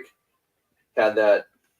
And about that Classic X-Men, there will be more, granted a little bit higher numbered, but there will be more Classic X-Men later in the auction. Yeah. Had that poor outing in the All-Star game where he gave up the first runs. Well, the red gave up the winning run, so that's yeah. And then his first 2-3 starts after the All-Star break were a little rough, but yeah, he's put it back together recently. Well, which has been great to see. That third wild card spot is wide open now. They're within a game and a half. Yeah. As I said, you have 6 over is the third wild card spot right now, thanks to, and to be fair, it's 98%. What's 60% injuries and 40% guys that all had their career year last year, not having anywhere near that this year in Atlanta. And Charlie Morton is probably done. But yeah, it just becomes that the Giants can piece together enough offense to make a run. Well, yeah, again, if they can find a way in, because you got the Cardinals, the Giants, the Braves, the Mets. Stop, sir. All going for that last spot right now. I think Chicago could actually sneak back in because they've got pitching. Okay, on the top row, no love for the Harley Quinn, the Starfire, or the Vampirella, unless there was a last minute. Nope. All righty. And then we have Classic X-Men going to GK. I will have to check the name again, dude. Sorry. Dark Knight hits the rejects, but on the backside, the only rejected book is the Free Comic Book Day Grim Fairy Tales. Otherwise, Jungle Book is with Jim. Krenez has Screwed. GK has Sabrina at 4. And Jim has Oz. Alrighty. These down. We'll get the next round up, the last of the 3s, and then we'll move to the 5s. Alrighty, here we go. Oh, shit. Next up, we have Batman. This is issues number 410 and 411, since they tell this one story. And then we have Detective Comics, issue number 582. Alrighty, and we have Superboy, The New Adventures of Superboy, issue number 50, starring the Legion of Superheroes, or co-starring, it says. Next up, we have Secret Origins, issue number 14, featuring both Suicide Squads, the Silver Age military team, and the modern-day villains. And then we have the Incredible Hulk, issue number 252. We've got Superman, and this is issue number 236. Here's Superman, issue number 338, with Supergirl. Next up, we have Superman issue number 340. And here is issue number 341. And we have issue number 354. Bidding begins at $3 each. As soon as LK says go. So how about these? Where do you go here, Eric? Yes. Yes? Finally. We have a board of the night. Good books have come back. Well, Yeah, now you're in my like wheelhouse. Yeah. Brother said, God, how the mighty have fallen. That Secret Origins 14 was a $30 book at one time. Yeah. And you know that Legends 3 fell to $6 and actually has gone back up to 30. Yeah, I saw that. I was like, wow, that was that thing ping pongs. Of course, after Absolute Amanda, it'll probably back down to 6. But yeah, this you know, probably my least favorite books are in this slot. It's gonna be surprising, but the 2 Batmans. Really? Yeah, I'm just not a big. I didn't dislike him by any stretch, but and Max Allan Collins is my favorite writer, favorite living writer. Okay. But I just did not like him on Batman as much as other stuff he does. Yeah, sometimes that happens, you know. And I don't know, turning Jason into a little brat. It just kind of seemed, I don't know, almost forced, because they forgot to do it post-crisis, because he was still the good kid in Legends. Remember when he got out of his hospital bed and on his crutches and went to fight the battle, and then they turned him into a hood rat. And that was him. So that, I mean, like, Supermans are just fun. I mean, yeah, each issue pretty much resets, but I love this era. How about you, LK? Anything of interest? Well, again, that Secret Origin Suicide Squad's a great read and just a great primer on, you know, who the Suicide Squad was at the time.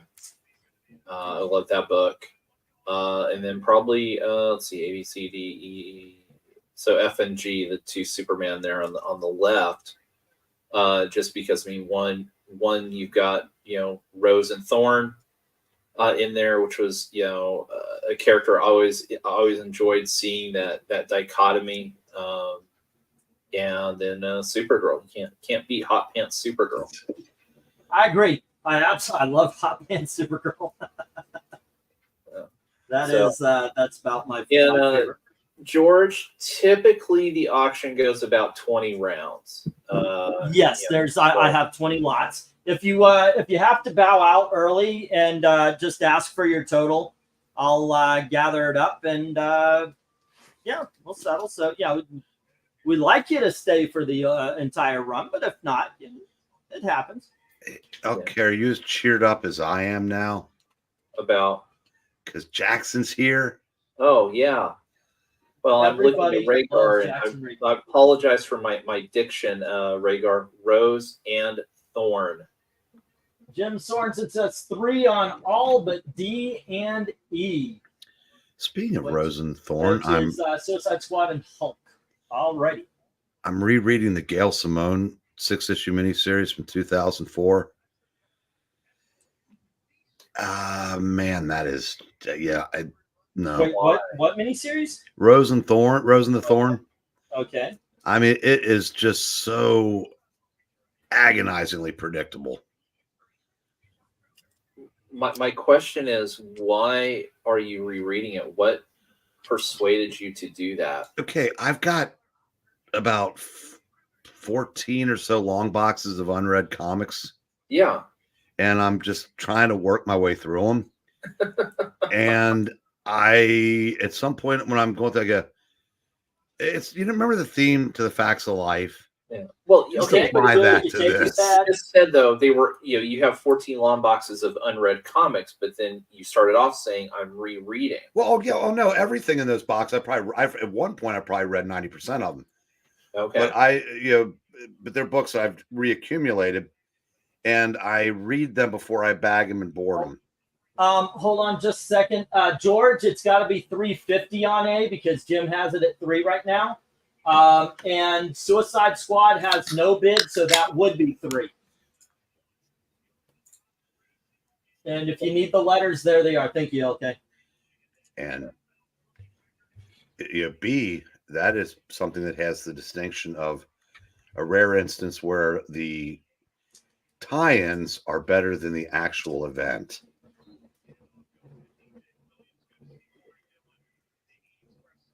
No, I don't think that's as rare as it used to be.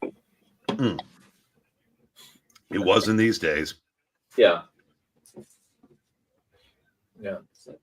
Yeah. No, George, you'd have to go 350 or higher on A, but your $3 bid on D is fine. Yes. Although I've kind of found that if the event is good, the tie-ins tend to be, and conversely, if the event is bad. Let me read this off. This is what I got so far. Right now, A, B, and C are with Jim at $3 each, as well as F, G, H, I, and J. And right now, George has Secret Origins. There's no love for the Incredible Hulk. There we go. And we do go in 50-cent increments. So if you want to challenge a bit, it would be 350 or higher. 350 on those two, then A plus D. Well, I'll put you down for 3 on D, and 350 is on A. So George has A now. All right. Let's see. Will Englantino practice the breakdancing competition for the? You know what? Fuck it. If what was that? Australia? If Australia was Olympic level breakdancing, yes, I could do it, even with my 54-year-old hips. They don't lie, do they? They absolutely do not lie when they're in horrible pain. Yes. Thankfully, it was just a one-time thing. Breakdancing will not be in the 2028 games.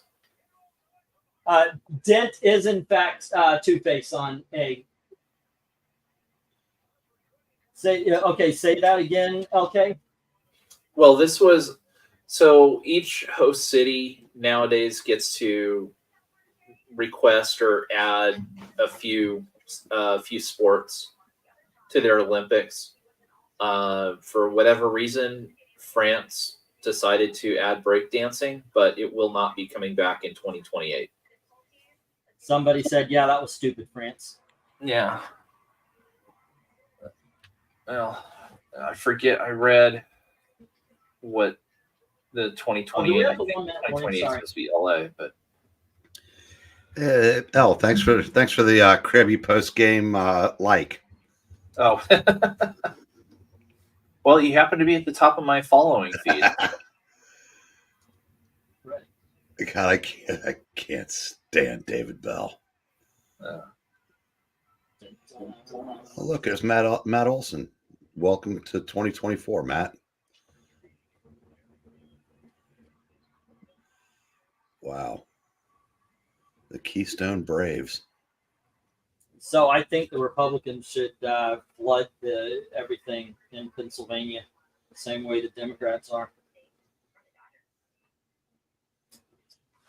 And I think if you have truck drivers that they put in ballots and ballots and ballots into their truck, should just drive it into a lake. Because you had so many affidavits last election saying that that's exactly what happened. And they just decided to go through the legal means. I'm thinking, it's time to fight dirty as well. Wait a second. Yeah. Let's see. Who is, well, if you're talking on F, that is, he is trying to hold Thorne back from taking on, it looks like a biker gang or a couple of bikers. They're on cover F. Okay. So, Let's see where we stand here. Let's get the stop up, and we'll see where the hell did the paperwork come. Okay, there it is. Oh, no, that was the last one. It was this one. Okay, no iPad. Everything needs fundamental option structure. Where's the last?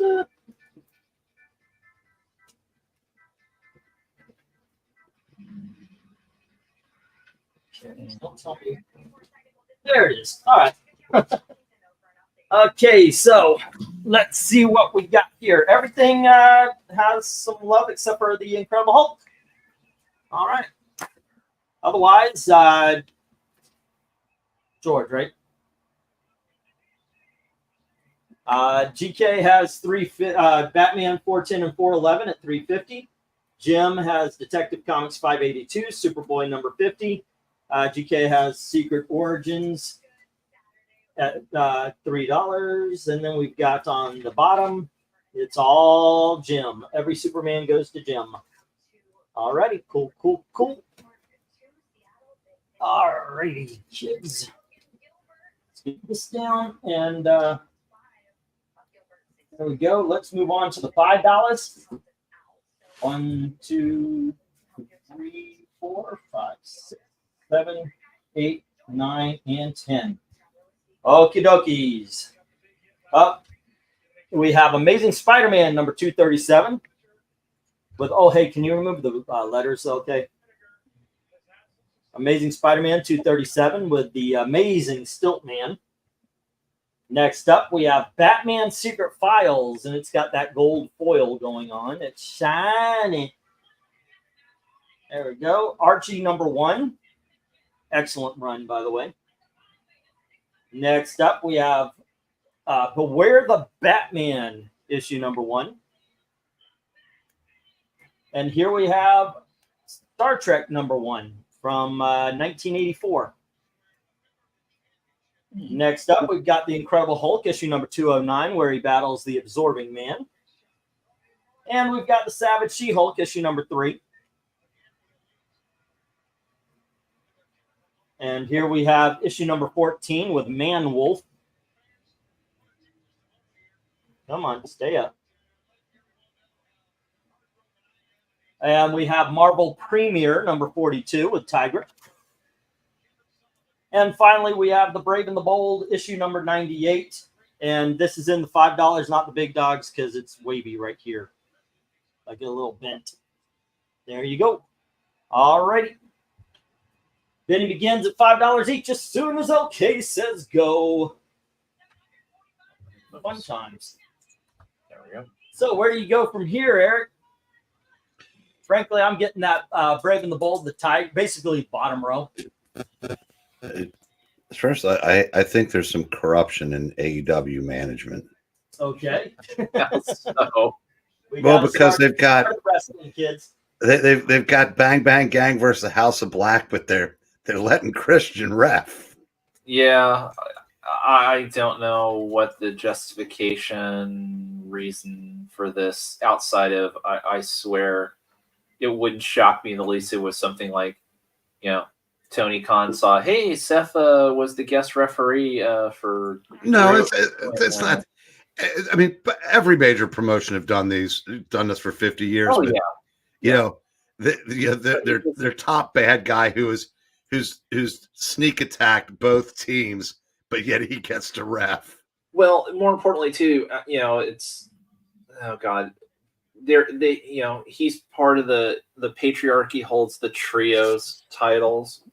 And so these two teams, I think this is like almost an elimination for the trios title match at All In or some damn thing. So, Well, you figure that he's going to ref it in such a way to decide which team he wants to. I don't care. Christian Cage is the best heel in wrestling right now. Better than MJF. Yes. Better than the Bloodline. Yes. Okay, I'm trying to think. As a true heel, because better than Dirty Dom. Oh, please. He's Christian is a heel, like a 50-year ago heel. Yeah, because he says the stuff that Friedman was saying 5 years ago, where he would just go into cities and take cheap shots at wrestlers' dead fathers. Yeah. Okay. Anyway. F would be my first choice on this lot. F and J. All right. And if there was a M, I could say MJF. There you go. Yes. And A. But although I do like the All-American heel, and I would love it if Angle came out with him in England. Yeah. I know they were hanging out in San Diego. All right. Oh, okay. Let's see what we got. Yeah, we got just one bid so far. $5 on I. And that is the Tigra. Wow. I actually thought at least more of that bottom row would go. I was just going to say Jay is the best bargain on the board, and Kren has just bid on that. All right. We got Kren on the Marvel Premier, and we've got Krenez on the Brave and the Bold. Kadokis. But to clarify, okay, the reason why I can't say the Bloodline is because there's 117 of them, and Roman Reigns just squashed them all in one. And I hate when promotions do that, where they build people up and then they just have like one big guy just come and squash them all, because they used to do that with tag teams with Kane and. Yeah, I'm sure AEW's done it a time or two. Also, I've never understood that, but then I realized nobody cares. Because, like I said, when somebody pointed out that Solo Sikoa lost 37 straight house shows, but he's the leader of the Bloodline, nobody cared. Mm. So I mean, it's just all in the moment. But and MJF, like I said, people are cheering him still because he's so over. But Cage, they might great guy. Off screen, but you just want to kill him, and that's the job of a true heel. And I will say, Ray's kid, my brother and I don't agree on this. I think Dominic is doing great in his role, because we do know that he is. I mean, he is just a sweetheart. When he's not playing Dirty Dom. So this is all, you've got to be pretty good. Well, actually, like I said, the best heels make the best faces and vice versa, because they're good at what they do. But yeah, so that's a testament to how good he is. And the Samoans just really, I don't watch as much as you do, but to me, they're all kind of like interchangeable. Because the new one they bring in gets a couple weeks, and then, like I said, Roman squashes them. But I said, so it's hard to pick one and just to hate more than the others. But Christian Cage is just, if he were doing this 50 years ago, he would be getting stabbed with little old ladies' umbrellas. Yeah, no, I totally agree with that. Well, I think over over the last month, if this were 50 years ago, I think MJF would be getting some of the same heat. But Agree. we're in this age now where it's okay to cheer for heels or whatever. If they're cool. And and Cage is cool, but he's there's no. I mean, I'm not saying there's any redeeming qualities to MJF right now, but the way he's playing his character, it's he's playing himself as a face while being a despicable heel. Mm-hmm. And I said because that kind of reminiscent of Kurt Angle, which I always thought was whoever came up with that idea, that was brilliant. Going back to his debut, introducing him as a heel, I thought was brilliant. Yeah. But Can we get the 1 minute warning, please? All right. I'm writing down. I was a little bit behind. I'm writing down everybody's books, and I've got everything going. And Rhaegar, you're not supposed to do that. You're not supposed to cheer for the heel. That was no, Glenn's right. I disagree. Somebody in creative needs to figure out something to do with him because that whole thing, Authors of Pain at one time had the future was unlimited. Karrion Kross is great. What they need to do with him is let him use his personality. He would probably be a better face because have you ever heard his impressions? no. He does the best Jesse Ventura I've ever heard, better than Will Sasso. No.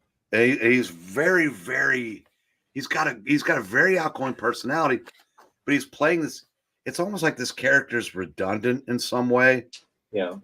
And maybe they should split him up and do something where he can show more of his outgoing personality. I I better warm up the pipes. Okay, so Prentice put 5 on Jay, the Brave and the Bold, and then George came behind that, so 550. Alrighty, and then we got 650. Hold up, 6 on it from Prentice, and then 650 from George, and let's see, did you do 7 from Prentice? Alrighty, and we've got 750 from George. All right, it's Fisticuffs. Hasn't yet made a Donna Brooke. All right, and man, I feel old. Who remembers George the Animal and Dusty Rhodes? I do. That was the last time I really was into wrestling. I have no idea what they're talking about here. All right. And right now it's sitting with George at 750. Cool. Up $8 from Prentice. And we just got our second Donna Brooke of the night.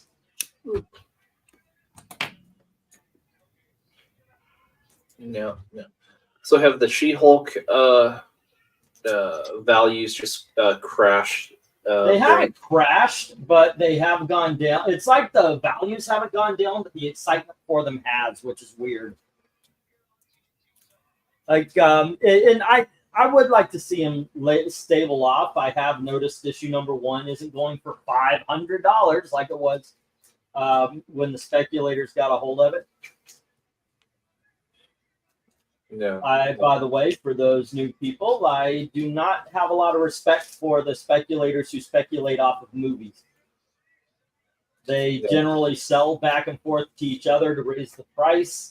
By the time they get a hold of it, it's too late. Wait for the movie to come out because inevitably it will crash, as it has done quite a bit. George folds on that, so let's get this on the Brave and the Bold. So let's get the stop. And I'll move these down and we'll get the next round up.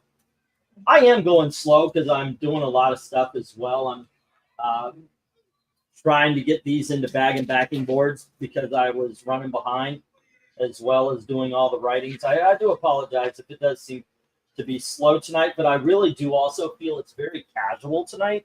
Do y'all have that feeling, or is it just me? No, it's casual. Yeah, I'm just feeling really, like this is truly a hangout where we're selling comics. I could dig on that. Which, by the way, also says if you guys have any questions or if there's something going on in the world of pop culture and you want our takes on it, let us know. Okay. Well, I Really was, chill today. yeah, Eric. The tweet that you liked, can you go in there? Apparently somebody went after me, but it might be somebody I've muted. Can you see if it's up on your thread? All right, let's see what's going on Okay. here. No love for the Stiltman. I'm having a hard time believing that, really, seriously. But then again, there's no love for anything on the top row. Okay, Duck is. And on the bottom row, wow. Just the last two issues. No love for the green people. There's hatred for the green people. But Krenez has both of these, one for 5 and one for 8. Okay, the Tigra and the Brave and the Bold. All right. And let me get these down, and we'll get the last of the $5 before the big dogs hit. Okay. Did I write this down? Okay, kids. Next up, we have the Detective Comics trade paperback, Volume 1 by Tony S. Daniel. Faces of Death. Next up, we have Batman Earth 1, Volume 1. Right? Yep. Go. And we have Go Girl by Trina Robbins and Ann Timmons. And we have Superman Volume 2 by Peter J. Tomasi and Patrick Gleason, Doug Mankey, and Jamie Mendoza. And then we have Conan and the Songs of the Dead. This is a Dark Horse Conan. Also, we have Best of the DC Blue Ribbon Digest. This is issue number 5, Year's Best of 1979. And then we have Blue Ribbon Digest, issue number 3, featuring the Super Friends. And then we've got Jessica Abel, Gabe Sora, Warren Pleece with Life Sucks. And then we've got Action Comics, issue number 435. And we have Dr. Solar, Man of the Atom, number something or other. Okay, hold on just a second. Bidding begins as soon as LK says go, starting bid $5 each. All righty. What's this say? This is issue number 27 from 1969. All right, there we go. All right. Okay. Any particular that calls your name, Eric? I know there's not a lot here. You're more of a Bronze Age person. Well, the 2 digests, the Action Comics, and some of these look very familiar. Yeah, some of them should. Yeah, Solar. I like Solar. I think Dr. Solar didn't. The Action Comics didn't come from you. I know that. Yeah, the Earth 1 didn't. Yeah, the Earth 1 didn't. I think everything else did. Yes. All right. And that is something, by the way. If you guys find yourself with an abundance of comics and and not so much of an abundance of room, and you want to donate, I will do any cut you want. And it's a way to help the channel. I do appreciate. Yeah. So Eric, some jackass named Eastside Hoosier. His handle is at G Save the Planet. His response is, why care about one sport because another that plays one time a week, in caps, has started playing practice games? Do you put this much deep thinking into all your posts? So this guy's just a pretentious jackass. It didn't show up on mine because apparently, it's somebody that didn't like when I brought up that, when I criticize the red space running, which is atrocious. And it's I'm muted him. I don't know how to unmute people, so I couldn't check it out. But He's not Yeah. worth unmuting. No, I was expecting something a little more clever than that. 6 on I from Jim. You know, the sad thing is, though, I agree with what he said the first part because there's nothing more worthless than preseason football. But 550 on Jay, and that is from George. All right. I promise you, 10 times as many people were watching that than the Reds tonight, and they were both on local television. Yeah. East Side Hoosier sounds like England team's adopted rapper name. I don't want to admit I'm in Indiana. Yeah. No, you'd be more South Side Hoosier because you're more in Southern Indiana. Yeah, I am in Muncie. Muncie is South Side. Not loving it. But what you gonna do? I love my wife. That's why I'm here. I love my wife. If you believe that is a mantra that I tell myself all the time, you are correct. I love my wife. Yeah.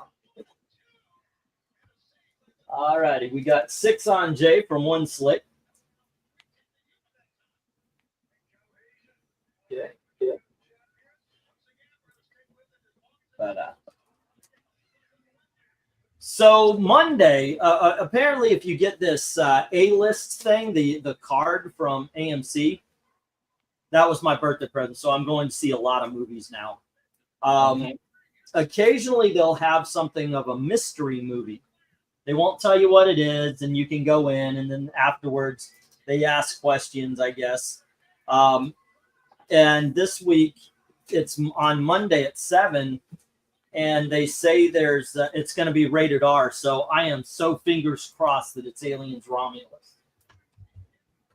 I absolutely want to see that movie. Actually, it could be.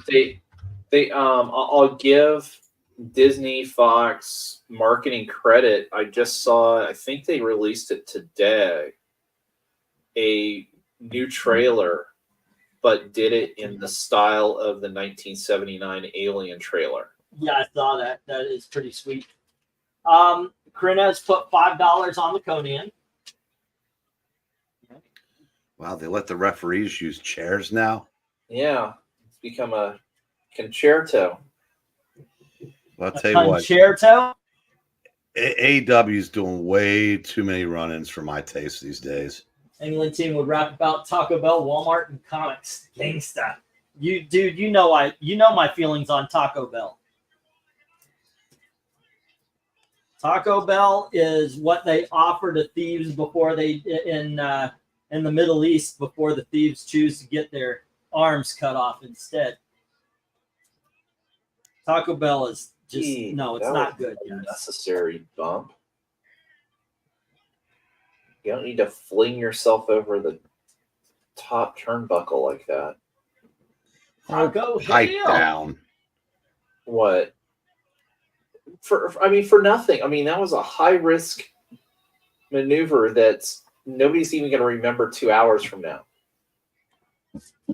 He's fine. He even took an RKO from Lil Nicky. Yeah. Out of nowhere. In a promotion that has so many people out injured right now that you could run a full-time website trying to keep up.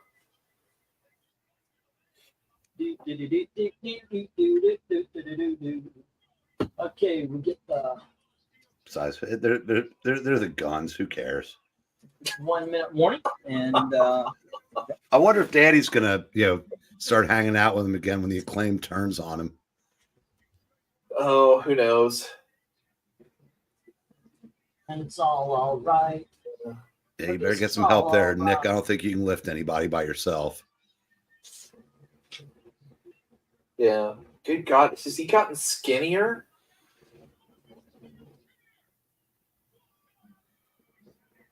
What are you talking about? No, watching wrestling.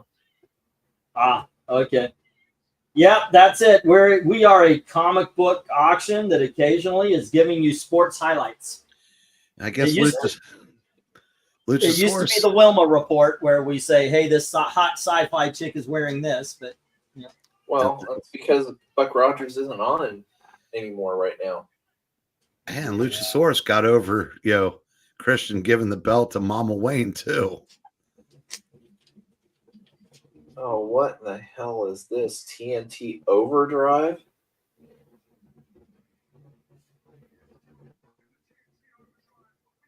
Oh, cool. Been competing against Bears. Oh, no.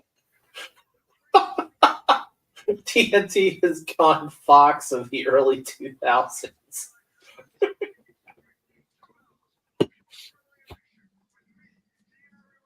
Okay. Okay, I'm curious about Man versus Bear. I will admit, I will hang in here for a second. Somehow I don't think it's going to be like the old bear wrestling of the 1930s and 40s. Let's hit the stop, and we'll get to the big dogs after this. Let's see. The only thing on the top row is Conan. Everything else hits the Regents. Alrighty, and that goes to Krenez on the bottom row. I really thought these would be more popular. I've always liked them, but I just have a hard time getting them sold here. Life sucks. Nope. Oh my god! Oh, but Action Comics is with Jim at 6, and One Sleek Dude has Dr. Solar at 6. wow, All right, and Conan is with Krenez at 5. All righty, let's get to some big dogs. Not huge dogs this week. 2, 3, 4, 5, 6, 7, 8, 9, 10. But I think we got some decent books here. Oh, shit. Starting off with Hawkman, issue number 15. With the checkerboards, we have What If Wolverine Had Killed the Hulk? That's issue number 31. And here we have Action Comics, issue number 437. And this is one of those big old 100 pages for back then only 60 cents. It looks like there's a little clip right there. You see that? Right by the cent mark. There we are.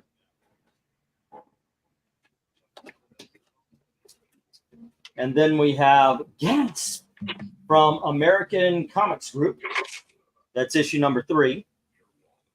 Little independent comic book horror title. And then we've got a EC Comics reprint of Shock Suspense Stories, issue number 12. There you go. Next up, we have the first appearance of Siren, Banshee's daughter. This is Amazing Spider, or not Amazing Spider-Woman. Just Spider-Woman, issue number 37. And then we have The Punisher from Marvel Knights. Now, this is a particular kind of cover called Dynamic Forces. And this is a Dynamic Forces exclusive cover, and it's been autographed by Dan Jurgens. All right. Does it have any kind of certificate of authenticity? Oh, there you go. All righty. And then we have the Amazing Spider-Man annual number 16. Now, there are 3 ticks right there on the cover. You can see that right there. Looks like 4, actually. Just want you to know that's why it's not in the 40s and such. So there we go. Next up, we have Batman number 500. And this one has been autographed by Terry Austin, Jim Aparo, and Doug Minch. Oh, and it's also marked as 762 out of 9,500. And it comes with a certificate of authentication, whatever I'm trying to say. I lost the English language there. And finally, on J, we have Spider-Man and Batman. There you go. All righty, bidding begins as soon as LK says go. Okay. Before you get going there, Yes, George had Jay for $650. George had. Oh, okay. I did not see that last bid. I thought he had backed out. So he has Jay at $650. 50. Oof.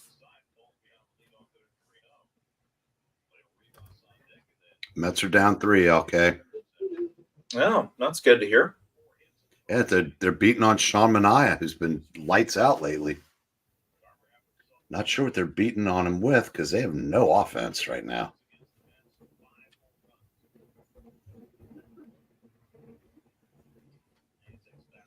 But you notice when the Mariners, who have like a bottom 5 offense, got rid of somebody that couldn't even hit well enough to stay there, the Reds snapped him right up. All righty. It's all right. I swear it's all right. I got nothing left. So where do you go on this board there, Eric? You know, my favorites, I loved the first Captain Marvel story. Yeah, I mean, that is a great annual. Yeah, it had the Thing and the Avengers. It was a very well done story. Back when John Romita Jr. was a good artist. I think I remember liking I think they did 2 Spider-Man Batmans, and I remember liking both of them, but I can't honestly say I remember the stories that much. Like which one is which? Yeah, or what happened in either one of them. I just remember liking them, and yeah, it's yeah, the shock suspense stories. Obviously, I loved EC, and I wish Oni was doing it even 10% justice, but they're not. I gotta say, go for that action. I love those 60, the 100-page deals. They're awesome. The annual, as you said, Spider-Man, Batman, and Spider-Woman. So those are good. If you're the autograph hunters, obviously we got that covered. But there you go. You're right about Steve. What do I do? Fighting team. And Valentino is the master of rap while he's selling comics. Comic crap. He says, "Buy these books, please. I don't want to be under the bridge on my knees." Represent. Okay, well there you go. Wonder how much thought did that come that take there. That's pretty good though. LK bids on that Spider-Woman. Alrighty. Mm-hmm. Yeah, it's a late issue in the run, and one that I don't have yet. Cool. As I say, I'll second bring the Amazing Spidey Annual number 16 is just a great story. It's a great introduction of Monica. I mean, gets right down to it. It's the classic, kind of hero, mishap, mistake. You get one page that kind of explains her backstory, and it being comics. Oh yeah, that's makes perfect sense that somebody would get zapped by electricity and suddenly have powers. Sure, why not? As good as of an origin as any. Yeah, it's great, and yeah, I love that book. Also, just to as we find out kind of the creative uses of Spidey using his webbing too. And we find out that it doesn't conduct electricity, so you can. Well, back then, Electro, but still just great fun. Back then, writers understood that Spider-Man under the mask had a decent amount of science knowledge. Mm-hmm. Remember how Bendis used to? Oh wait a minute, no, Bendis turned him into a buffoon. Yeah. Well, what's funny was I was at Ollie's today, just because I had to go over there when I heard Jeff talking about the new finds at Ollie's, just to see, okay, did mine get anything interesting? There is definitely an increase in those Marvel Legends. I'll tell you what. My God, they've got so many Ant-Man Marvel Legends figures. Jesus God. But anyways, they did have the. I was really tempted, but I held off. They had the Captain Marvel versus Doctor Doom, the Monica in her white outfit, Marvel Legends setup for I think that was 20 or 25, and then they had a Marvel 20 Legends on I from George. Yeah, Sold the Amazing Spider-Man Annual. It sells itself, but thank you. Yeah.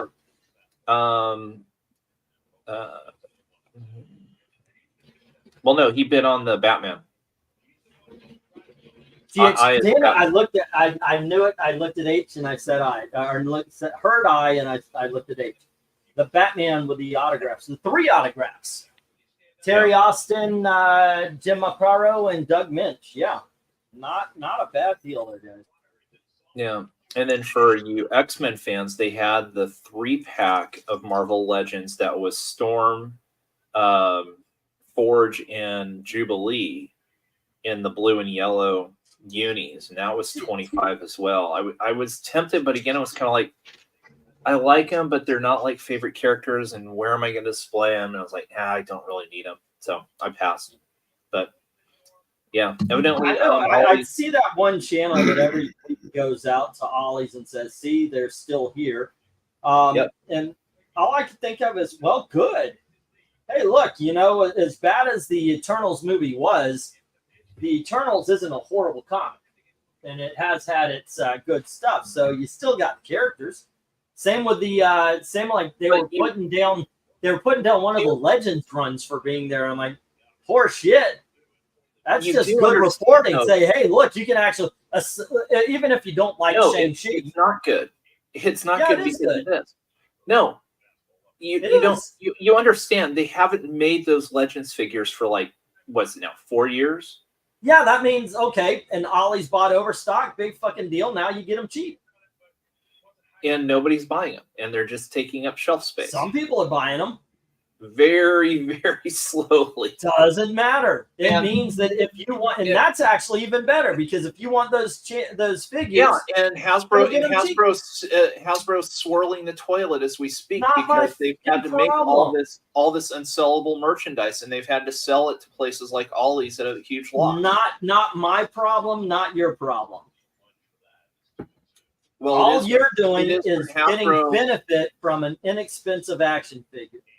Well, it will be though when Hasbro goes out of business, and then you're going to have to find somebody else to make these figures. Yeah, that's what happens. People make stupid decisions. Their business goes out, and somebody steps in and takes over. Well, the only stupid decision was getting into bed with Disney in the first place. Okay, but hey, you know what? In the meantime, you got yourself some cheap ass or some cheaper Marvel action figures. This is not a bad thing for the consumer. It's just, okay, yeah, haha. Isn't that funny that these movies they thought were going to be big, it didn't get big. But hey, okay, you know what? Those action figures are cheap enough for you to afford them if you want those characters. That's not a bad thing. I'm not. Well, I can't send you a complete set of the Eternals so you can have them for your bookcase then. If you like the Eternals, yes. No, I said. All right, and we got 10 on B. Let's get the 1 minute warning. I will send you a complete set of the Eternals for Christmas. Thank you. I would very much like that. Thank you. Hey, you stepped over the Cardinals today too. Yeah, and maybe I'll toss in a Shuri and a Shang-Chi as well, because my God, the Star Wars stuff is almost as bad. They had a freaking Admiral Holdo still. You know what's right next to all of that? The cartoon Dungeons and Dragons that they pushed and thought was going to be amazingly popular, but they didn't think that the only people who really recognize that are old farts like us. But you know what? That doesn't mean that those fucking action figures aren't cool as fuck. And I'm, I want to get them. There's far fewer of those at Ollie's than there are. Well, that's because far fewer people even watch the Dungeons and Dragons movie that got people excited about those characters in the first place again. Yeah. But the difference is those I've actually seen move. I've seen the inventories on those shrink. Oh, did they move like the Tasmanian Devil and Trilogy of Terror move, or? Yeah. Not by the way, also I'll say this: you have no, and here's the really good thing. You have no idea how those Marvel figures are moving because the amount of overstock has to be unbelievable. It really does. So they can move 1 million and still have 1 million. I can tell you that my Walmart finally sold one of those fat Jessica Drew Into the Spider-Verse figures. Did you buy a fat Jessica Drew action figure? Is that how you know? Hold on. Let me take care of this. We'll put up the stop here. No love for the Hawkman or Shock Suspense. And we've got Crinez getting the What If at 10, one slick dude with the Action Comics and the gas. And then on the bottom row, LK has Spider-Woman, no love for the autographed Punisher. Amazing Spider-Man Annual 16 to, that's hit the reject as well. Batman 500 goes to GK, and no love for Spider-Man Batman. Wow, that one's a shocker there, guys. The annual and the Spider-Man Batman, I really thought were going to go this time around. All right, let me get these down, and we'll get the lesser big dogs, and by that I mean the cheaper big dogs. Whoops, sorry, guys. Oh, well, it's my headphones that are falling off. Batman and the Outsiders, number 1. And then we have Darkhawk, number 1. And here we have Anthro, and this isn't really a big dog. It's just new. I'll put it up there. I put it at the 5 because there's a piece of tape right here, and then it's dirty on the side. All right.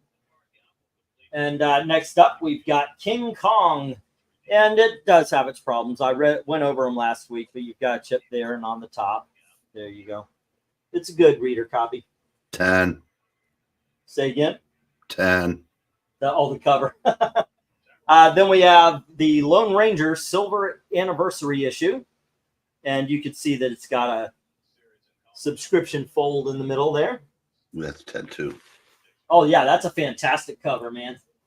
As a matter of fact, I think I would give 8. I like this one. This one would probably get a 9. It's an awesome. I love this. He's chilling, eating a turkey leg while 2 jungle women fight over him. Hey, look, it's like Betty and Veronica for that's a freaking 10.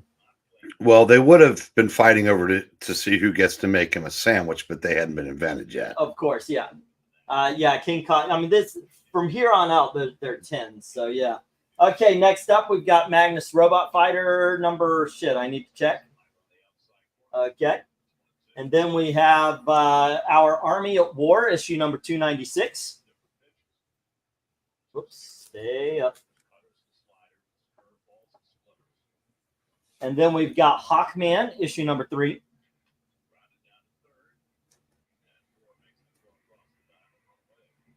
And then we've got Weird Mystery Tales, number 22. And finally, the House of Mystery, issue number 262. Bidding begins as soon as LK says go. You know what was the biggest problem with the comics code, even though Gold Key didn't have to adhere to it? And what is that? Only Magnus was allowed to wear skirts that short. Yeah, that I could see how that could be a problem.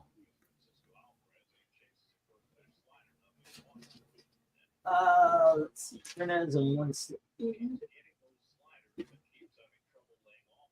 All right. So how about this one? LK, is there anything up there that's like, oh, that is cool? Well, I mean, as you say, the King Kong's cool. I mean, just if nothing else, the fact the cover has the guy falling out of the airplane to his yeah. I mean, Batman the Outsiders is great. Always loved the Outsiders up until like the early 2000s, I think. Hawkman's worthy. Magnus is worthy. Those are good ones. How about you, other LK? Mr. Eric? Never do that again. Yeah. Y'all are both agreeing. Yeah, well, we finally found some common ground. From a reader perspective, Batman the Outsiders, absolutely love that title. We're doing it. From a collector standpoint, the King Kong School, I actually have that one. I probably have that Magnus. The Hawkman, the 2, the Sergeant Rock and the Hard House. There's, and I'm not denigrating it because I probably had it and probably if I read it again would like it, but Darkhawk would be one of the least interest to me on this board as it stands. I get that. I understand that attitude towards it. Well, because it's also the only book that's. I mean, the second newest book up here is Batman: The Outsiders from 1982. Yeah, I kind of put them together because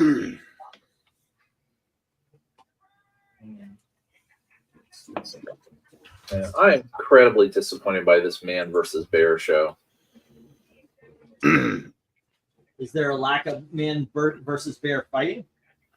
Well, like the first event was okay. It was basically a tug of war between the person and the bear, and so it was how many seconds can you last before the bear pulls you into the water?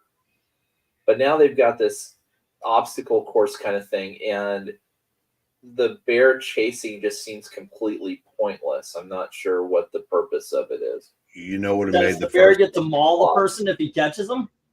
No, because there's a clock that they're trying to beat. And it's like how far they go through this obstacle course and they come to a tree, and then it's how far up can you climb on the tree before the clock hits 0? You know what made the tug of war cool? Yeah. Piranhas in the water. Oh, I think you're gonna say the bear eating the person, but No, that's been done. yeah. So let's see. The final event is called Human Prey. Maybe they won't let me down here. I think I finally found something I'd rather watch practice football than. Fortunately, I've got baseball. That you do. I mean, I don't have it here in Cincinnati anymore, but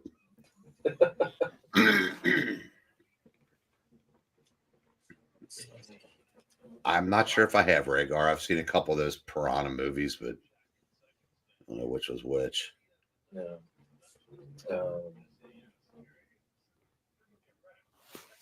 Yeah. Well, I know one of the Piranha movies was done by the Coen brothers. They probably tried to make it actually good. Yeah. Yeah, I like stuff like Megasaurus versus Super Lizard with like Tiffany and Debbie Gibson. Did you ever see that? Oh yeah. One slick says 6 on E. So, with Deborah Lone Ranger. Okay, one slick dude. For this, I think she went back to Debbie. And then we have 8 on H. Hey, RDB, get your ass in here. Come on, man. It's 8 on H from the comic book Frog. And then we have England team. I actually liked Dark Hawk back in the day. It's one of those titles, though, and it's 30 years. I've read thousands of comic books in the interim. It's one that I could tell you I enjoyed because I got a good feeling associated with it. I couldn't tell you a god dang thing about what happened. Okay. Fog on the Sea for Prince. I watched the premiere on Sci-Fi, and Tiffany and Debbie Gibson were in studio. Yeah. And Tiffany's character gets killed with about 20 minutes to go, and they go to commercial. When they come back, she goes, "I'm dead? That sucks." Yeah. Well, I was just about to say, if you didn't see the commercial, we know that Snoop Dogg sold out a long time ago.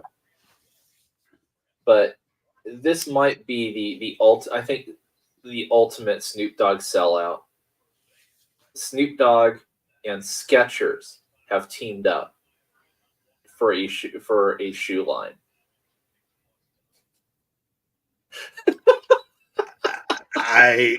All I'm gonna say is, if you told me 31 years ago, when everybody just couldn't wait for Doggy Style to hit the stores, a year and a half late, if you told me 31 years later he was going to be America's fuzzy Uncle Snoop, Yeah. hanging out, listen, I think I said it the other night, with Martha Stewart, who is a convicted felon, who had that, he has more street cred than he does these days. Yeah, she is. He's not. How do you figure? Yeah. She should be campaigning with Trump. Yeah. Yeah. Well, and he's been paid 2 weeks to be over in the Olympics doing $500,000 a day. Yeah. Hell, I would swallow my principles for $500,000 a day. I'd love the Olympics for half of that. Yeah. I You know would what? I participate gotta in the say, opening I've enjoyed- ceremonies for I've half of enjoyed that. what I've seen of the Olympics, except for the opening ceremony. You know, I'm not going to put that shit on those kids that work their asses off to get in. I will not watch the boxing. You know, that guy, forget about it.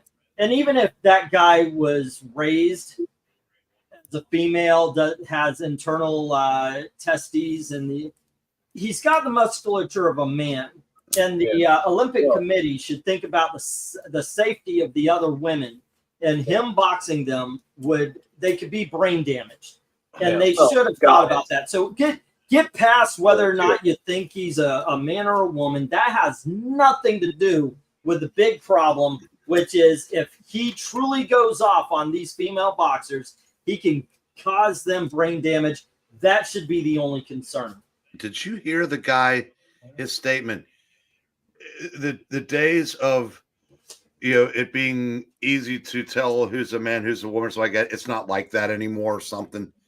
Well, that wasn't the boxer. That was the head of the IOC. No, I know it wasn't him. Their decision. Yeah, it's like you got it. Listen, I'm sorry. I will. To me, the Olympics are the sports equivalent of Mark Wade being at DC. Yeah, cannot do it. Yeah, it's like I said, the men's basketball team endorsing a candidate over there, which it's supposed to be for all America. The opening ceremony, the men beating the hell out of women. Nah, it's just I said it's one step too far, huh?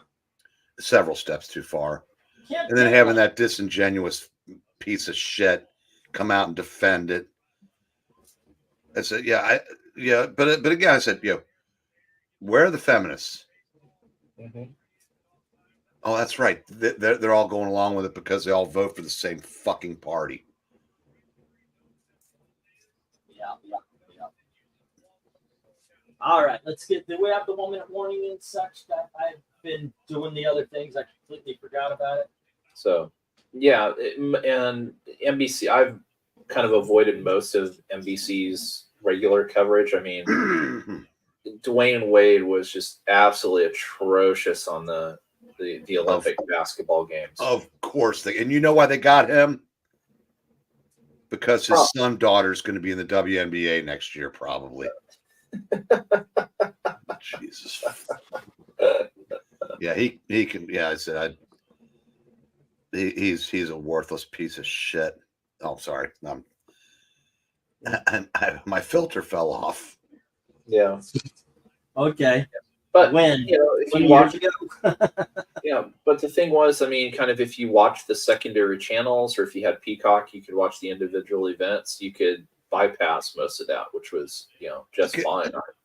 I enjoyed watching the shooting events, the archery. It'd been cool if they shot the guy from the IOC. Now. Put an apple on his head and, like, oh, my aim. Yeah. Some Olympian I am. Now. So we're waiting for the baseball to come on, and I think just to be a dick, Phil turned on the finals of the women's soccer. Yeah. So it's supposed to go 90 minutes. Mm-hmm. And they're running around for 90 minutes, one goal. I saw more flying tackles than goals. At least that was exciting. But then they put 10 more minutes on the clock. I said, yeah, it's called stoppage time. But if somebody's already winning at the end of the game, what the hell? And then after that, they kept the clock going. So what is they have been very loose with the stoppage time in the Olympics. When does it end? Yeah, so where it's supposed to come in is all right. Let's get the stop here. Sorry about that. When there's when there's significant delay. No love for the Batman and Outsiders or Dark Hawk. Anthro is going with Crenez at 5. King Kong hits the ground. Lone Ranger with one slick dude. No love for Magnus. Oops. Or the Army anymore. No love for our guys in green. Next up, Hawkman is with RDV, the Weird Mystery Tales, and House of Mystery hitting the. Wow, Glenzer take a day off. Alrighty, so let me get these down, and we're gonna get to what the hell do I have next? I thought I had sets. Do I have sets? Yes, I've got sets. Alright. Oh, high speed chase in Cincinnati, Eric. First up, we have from Impact. We have EarthQuest, which was a 4-issue miniseries told in the annuals. The Fly. Oops, stay there. The Comet. The Shield. And the Web. All right. Let's see. Next up, we have the first 5 issues of The Fly. Here's issue number 5. Issue number 4. Issue number 3. Issue number 2. And issue number 1. And then we have also from Impact Comics. I've got a lot of Impact Comics here today, right, on this one. We have the Web number 5. Number 4. Number 3. Number 2. And number 1. By the way, I highly recommend the Impact Comics. They are just a lot of fun. They were stuff that I read my kids when they were younger. Here we have the first appearance of Anarchy from Detective Comics issue number 608, and have 609 to finish out that story. They're a lot of fun. They're really just comic books for comic books' sake. You know, let's have a lot of fun. Once again, no message to get in the way of having a good time with them. All righty, from Continuity Comics, we've got Sam Marie, issue number 5. Mm-hmm. And here is issue number 4. There you go. Issue number 3. Issue number 2. And issue number 1. There you go. And let's see, on the bottom row, we start off with Green Hornet, annual number 1. This is the Kevin Smith run. Very well written. Here is issue number 10. Number 9. Number 8. 7. With a spider, I guess. Here's issue number 6. 5. 4. It looks like I'm running out of room. 3. Also with a spider. 2. And 1. All right. That's 12 issues or 11 issues for $10. Okie dokies, kids. Next up, we've got issue number 3 of Batman 66. It's kind of funny. It took the whole thing down. And then we have issue number 2. Yeah, wait till after the bidding. I know, right? And here is issue number 1 of Batman 66 meets the Man from U.N.C.L.E. And then we have Batman 66 meets Green Hornet, issue number 6. This is the entire series here. Issue number 5. Issue number 4. Issue number 3. Number 2. And number 1. There we go. Let me get this back up here. Okay, there we go. I'm just going to put this up as representative. Okay, and the rest of the sets. We have, what do we have here? Okay, next up we have issue number 3 of Battlestar Galactica. That's the original cast. There we go. And then we have issue number 2 Marion Jensen. And then we have issue number 1. All right. And then finally, I'm just going to do this. We have Buck Rogers number 1 through here's issue number 2, 3.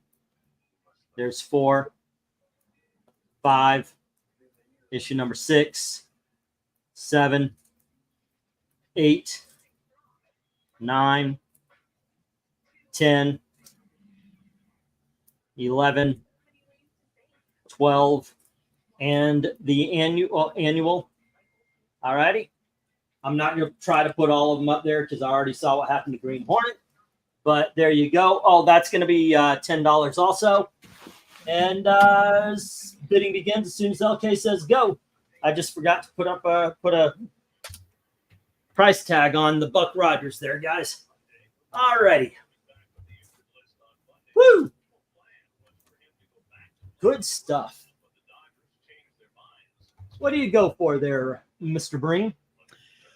That was A, B, C, D, E, F, G, H. Yeah, Batman Green Hornet. I think that's my favorite thing that Kevin Smith's ever written. Because there was no Kevin Smithisms. It was just pure Batman 66. That's kind of why I like his run on Green Hornet. I think when he got into pot, he really just kind of lost the plot, and he stopped writing books for the joy of writing them. If that makes any sense whatsoever. Well, I know he'd written some absolute garbage prior to this. Yeah. But and I said, and I quit Batman Man from Uncle after 2 issues. Now that I've seen a bunch of the episodes of the show again, I kind of wish I hadn't. But yes, I can't comment on that one. I think I remember liking the Green Hornet, but there've been so many series I kind of lose track of what was what. Right. Let's see what's going on with everybody. Printed says 5 on E and 10 on F. And once again, I do recommend those Impact comics. Some of you guys might have never read any of these. Give them a try. They are just a lot of fun. They really are. Let's see. 5 on E and 10 on F. That's the Samaree.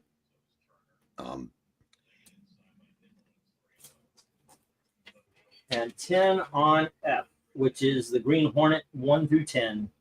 So, okay, when you told me that, I thought, yeah, gee, maybe it'll end with them like with the car like crashing through my window. One slip says 10 on F, and on H, you're a little late on the F. It would be 1050 or higher, but One Slick Dude has the Batman Green Hornet. But it did end in somebody's backyard. Yeah. Oh, yeah. Yeah. Well, it happened in 2020 is what they flashed up. So, but yeah, trying to stop a semi is not an easy thing. Wait a minute, we're talking about the 2020. Yeah, so TNT's showing this car chase or in this case, they're chasing a semi truck. An incident from 2020 in Cincinnati. And basically, a guy's, okay. Because all right. So I thought it happened tonight. No. Yeah, I missed the part where it said it was updated on July 19th. I didn't check the date because I thought I was gonna say, what the hell is a car chase in Cincinnati doing on something you've got access to? Should have thought of that. Yeah. And there's the Snoop Skechers commercial. Oh, Skechers it was awesome when I had to when I turned off the auction on my phone for a few minutes and turned it back on. I got to see Kamala and the coach. Oh, great! Boy, I'll tell you what, they have sunk millions into YouTube advertising. Oh yeah. I hate the fact that I have no choice on that. I know. Yeah. Because why is it that Burger King gets to choose what they put their fucking advertisements on? I want to be able to choose what gets advertised on my channel. I in no way, shape, or form endorse Kamala Harris, and I hate the fact that you see an advertisement before you get onto my channel. You know what I'm wondering is, did they even bother to film seconds 6 and up? Because it comes on, you can skip in 5. Yeah. Hmm? Sometimes. You know, why bother to film it longer than 5 seconds? Because I promise you, by skipping off of it, even people voting for them don't want to look at them for more than 5 Let seconds. me check the. Okay, so on StreamYard, you won, Krenez. On YouTube, One Slick won. I've got to go by YouTube, Kren. You're right. So One Slick is the one that ended up with F. Okay, gotcha.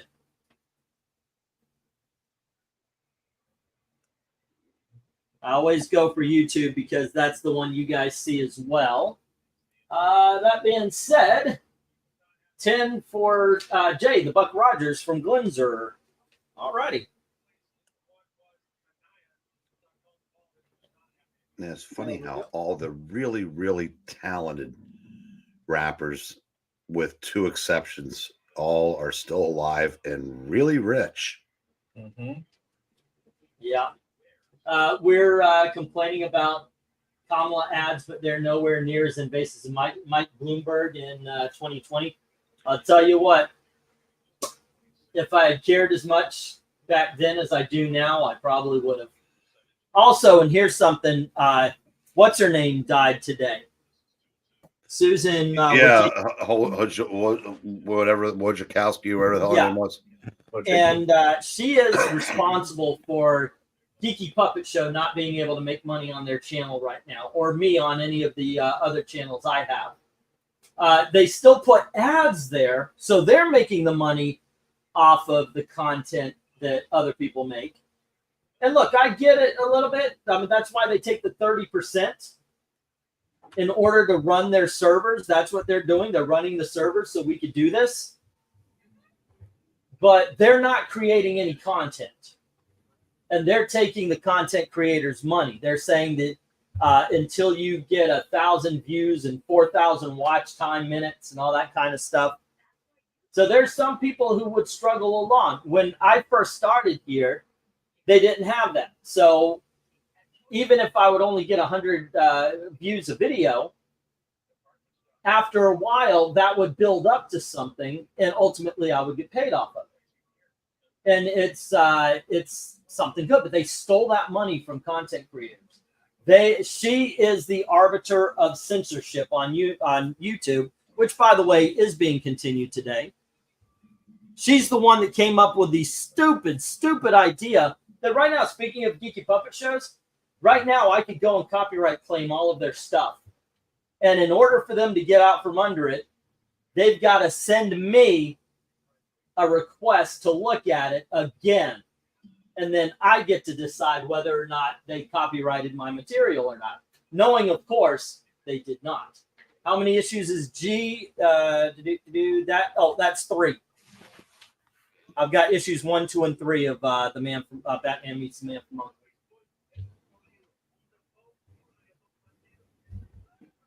Rhaegar says, I know who she is. Timcast informed me very well. Musk needs to buy Odyssey or Rumble and make him a true YouTube competitor. That would be awesome. No. Elon needs to buy YouTube If he can. Because just the reason why he bought Twitter and not any of the other ones is because Twitter is the default for this kind of stuff, just like YouTube is for what we're doing now. Just like it's like almost like I want a Coke, for like to cover all soft drinks. Nothing's ever going to touch YouTube. So if you want to eat into that, you need to buy YouTube. Yeah. Hi, I'm Mike Bloomberg, and I just got a talking to from the party, and I'm going to go away now. Which is exactly what happened. Well, that's what happened with the president. You know, the one that we can't find anywhere anymore. Mm-hmm. God damn! How is anybody falling for this shit? Seriously, my parents used to be incredibly smart people. I have no freaking clue what happened to them where they're buying into this stuff. No, it's because they want it to be true. Well, my mom asked me, "Are you seriously voting for Trump?" I said, "Yeah," and she said that she doesn't want to have anything to do with me, and which I was like, "Are you fucking kidding me?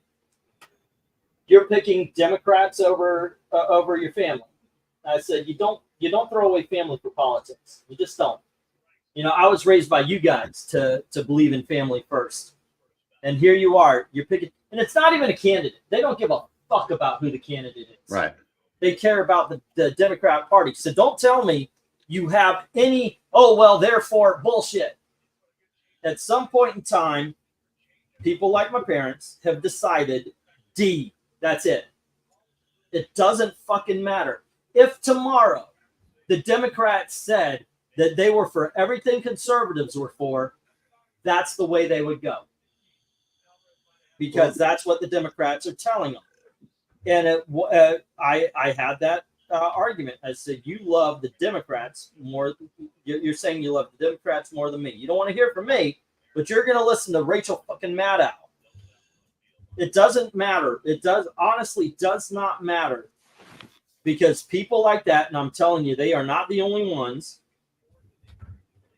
do not give a fuck about Kamala Harris. They care about the Democratic Party. Tomorrow, if for some reason, let's say, what's his name? The fucking comedian in all the Adam Sandler movies, very conservative nowadays.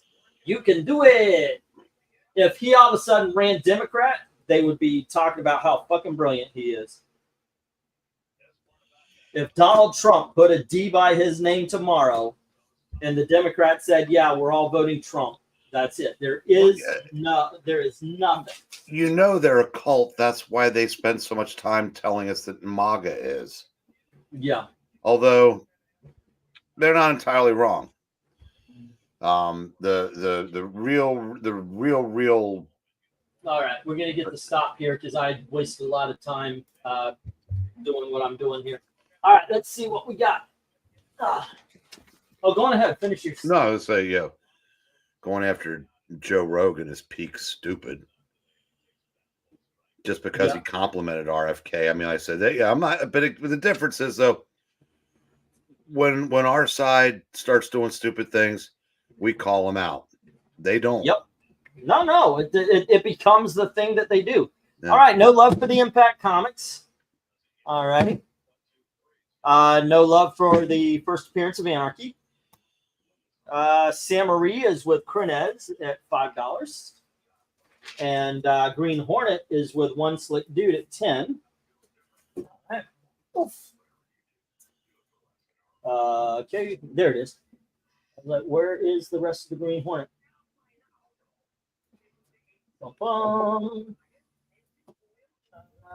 Okay, and then we have No Love for Battlestar Galactica,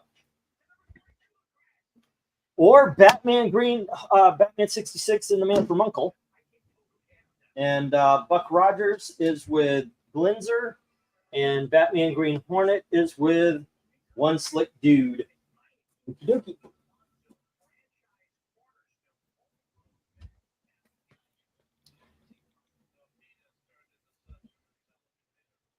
All righty. Oh, my back. Feeling the age here, man. Let's see. YouTube is owned by Google. They'll never sell. The left promises rainbows and unicorns. Yep, I call myself an independent up until Obamacare, says Jim. The Democrat Party is not your grandparents' party. It's more communist. It really is. Oh, good news. I got a lot of Seven Dazzler issues and graphic novels for cheap from the comic seller. I'm like, oh, that's good. I mean, Dazzler's pretty long. Rhaegar, yeah, I managed to talk him down from it because, like I said, I learned my family values from my dad. My dad had always been a family first kind of guy. You don't pick politics over family. They don't give a fuck about you. I don't care Donald Trump, if you're in front of him, he probably would care about you. But otherwise, no, he doesn't know you. He cares about his kids. He cares about his family. And I truly believe he cares about America. That's the difference. But again, I guess it's not you. It's the country. Right. Yeah. But yeah, and politicians don't. And your family, if your family is saying that, oh, well, no, because no, sorry. And what ended up happening is we were talking and they said, well, they mentioned why they believe that Donald Trump is wrong. And I said, well, that's not our lived experience. Our experience was we were making a lot of money and then Obama hit the freaking White House, did his dumbass Obamacare. All of a sudden, jobs, I'm getting 40 to 80 hours if I wanted to work double shifts. I can't get but 32 because if you go over that, then they have to give you that in insurance. And no place that was serving the Joe jobs wanted to do that. Here's Human Target. This is a trade paperback by Peter Milligan and Edwin Book. Oh, by the way, we're on the $5. Can you change that? Then we have Nightwing #1. All these are trade paperbacks. Here is Superman Volume 1, What Price Tomorrow by George Perez and Jesus Marino. This is by Kyle Higgins and Eddie Barrows. We have Witchblade, Shades of Grey. Dorian Gray and Sarah Pazzini. Oh, wait, I think those are character names. I'm sorry. And then we have Luther by Brian Azzarello and Lee Bermeo. Here is Black Harvest by Josh Howard. We have Marry Me by Bobby Crosby and Remy Asu Mukhtar. They made a movie out of that one. I like the movie. It's pretty good. Hack and Slash First Cut. And then Hack and Slash Death by Sequel.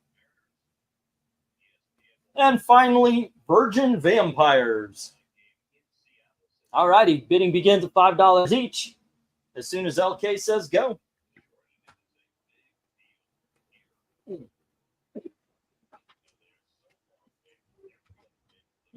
But we were going pretty well. And then we started having a hard time when Obama hit the White House. Now you've got acceptable racism. We had pretty much kicked racism's ass. Now you actually have acceptable racism. It's ridiculous. All righty. I need Trinez, One Slick Dude, and Glenzer. Dude, Trinez, and Glenzer.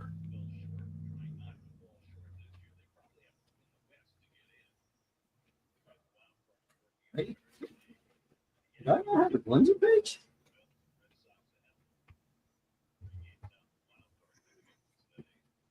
I don't know. Well, I've kept them off to the side where the fan can't get to them. So my guess is Glenzer hasn't won anything, and I've seen his name on stuff. I guess he never won anything yet. Thought he did. Boy, here's another eerily accurate tweeter statement. You know you're over 40 when you have upstairs ibuprofen and downstairs ibuprofen. Yep. I'm almost wishing I had that right now. That is a true fact. Glenzer said he won the Buck Rogers. Did you not have that down? No, I have that down. I thought he won something before the Buck Rogers. That's why I was looking for Glenzer's page so I could write the Buck Rogers down for it.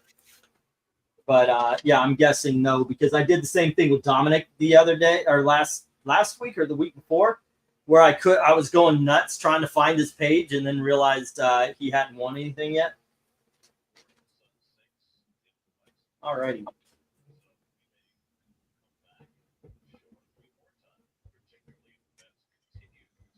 I'm used to seeing the name, and of course, Glenzer on a regular basis actually wins things. So I was like, I think he did. No, he didn't.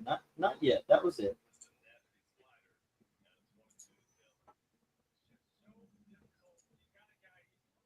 All right. That was $10. All right, there we go. And did I get the other one, which was Prentice Samaree?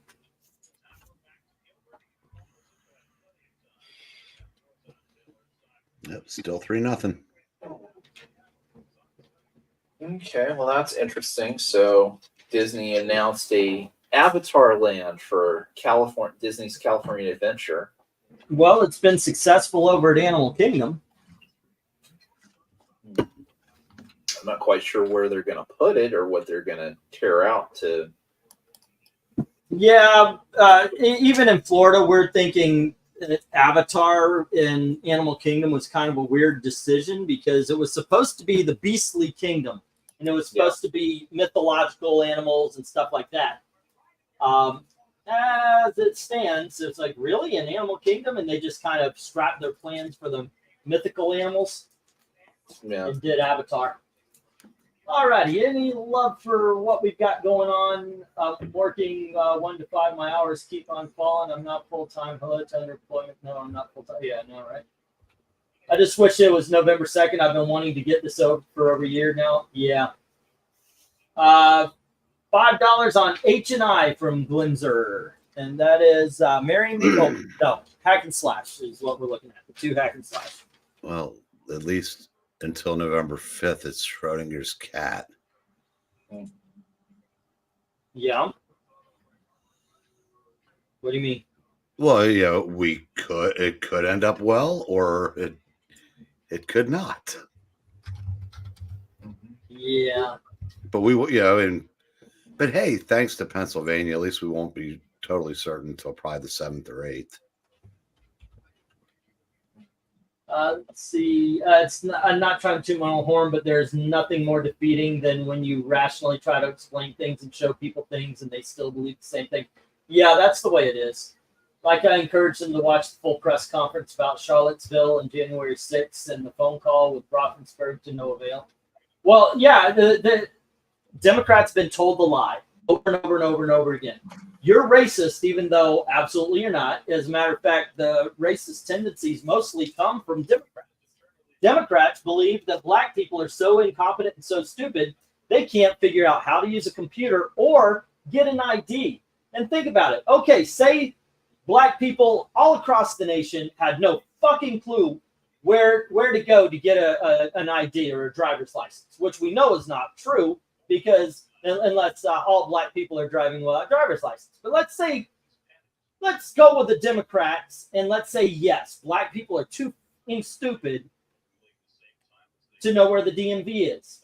But you're going that one extra step if you're a Democrat because you're saying they can't figure that shit out in 4 fucking years when the next election comes around. And yet, black people still overwhelmingly vote Democrat. Explain that. Explain that in shit. I just don't understand. Just don't understand. But you know what? I'm getting into politics. Hey, look, kids. Trade paperbacks.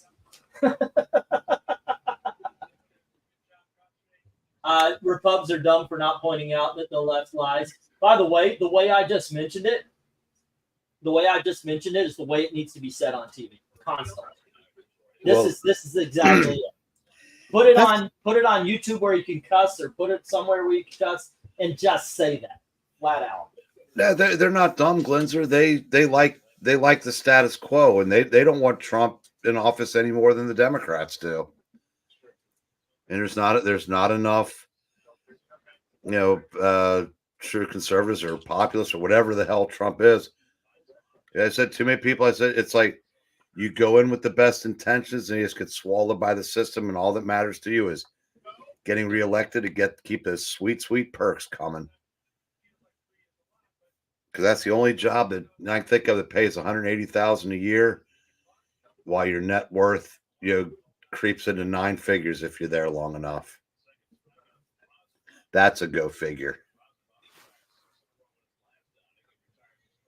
Every 4 years, Democrats say, "Hey, black people, Republicans are racist," and black people go, "Hey, yeah, you're right," and then vote absolutely against their best interest. But you know what? Even if you don't believe that, you can't just pull the lever down the line every goddamn year or every 2 years when every election goes on, because what ends up happening is what happened for a long time. Democrats don't do shit for the black community because they know they automatically have the black vote. Republicans didn't do shit for the black community for a long time because they positively know it doesn't matter. They're not going to get any of the black vote. So what ends up happening is nobody gave a fuck about the black community. And why should they, right? That's what happens when you just give away your vote like that. Well, and they do a great job of selling their entire constituency. Yeah, we may suck, but think how much worse it would be with them. And that's the lie that they successfully sell every 4 years. I mean, you got me riled up. You really did. I barely go onto Twitter anymore because of what I'm seeing with Kamala Harris, and it's just the stupid people who believe that TikTok is the reason why you vote for a president. Just it makes me sick. It makes me goddamn sick. Yep, we could fix this so easily, but it will never happen. Yep. Change the voting age to 30. Get it out of fucking Hey, it should, because what was happening was, people were maturing faster.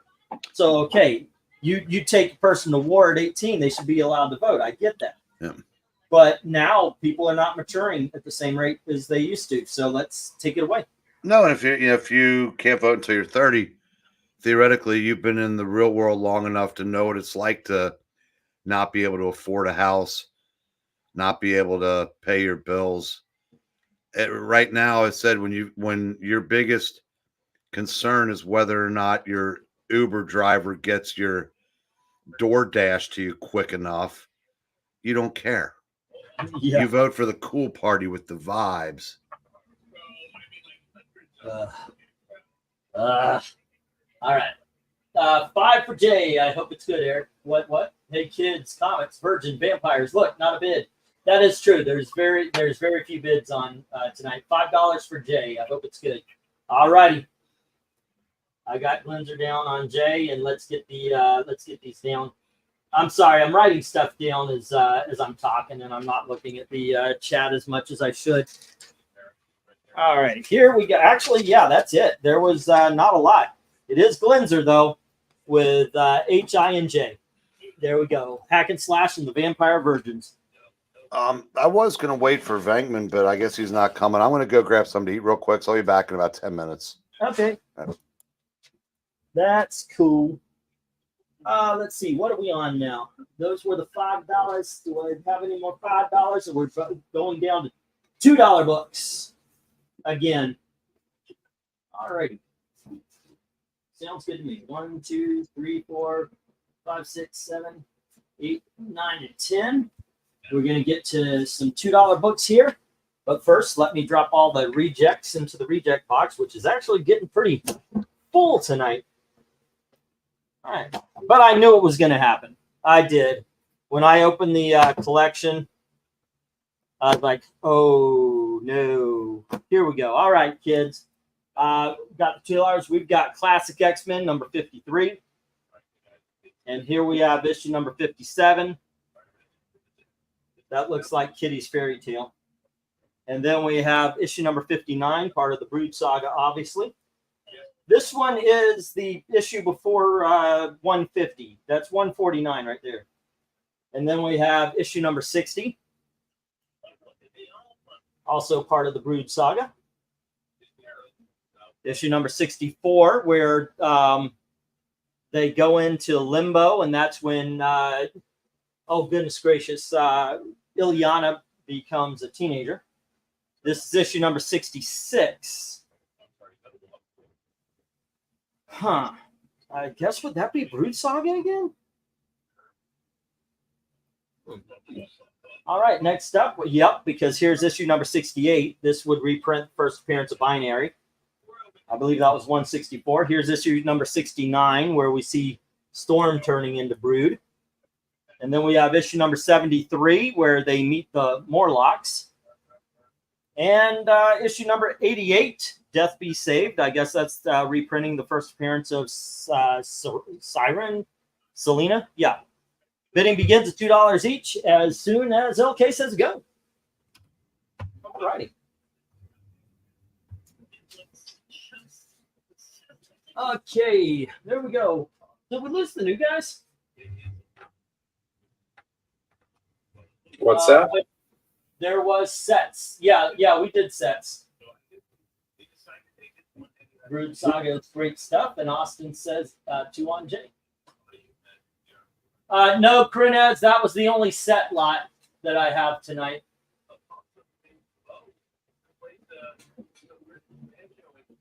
Oh. There's some interesting conversation being had about voting reform, and I'm mostly all for it. Raise the voting age is interesting, but also if you took the oath to defend the Constitution, you also get to vote. Old Navy friend of mine happens to also have a high melanin count. Says people in the inner city are waking up to where he is, but we'll see. Yeah, we'll see. Hopefully the lesson has been learned. Alrighty. And on the other one, it was Hack and Slash and Virgin Vampires. Mm-hmm. It's fine.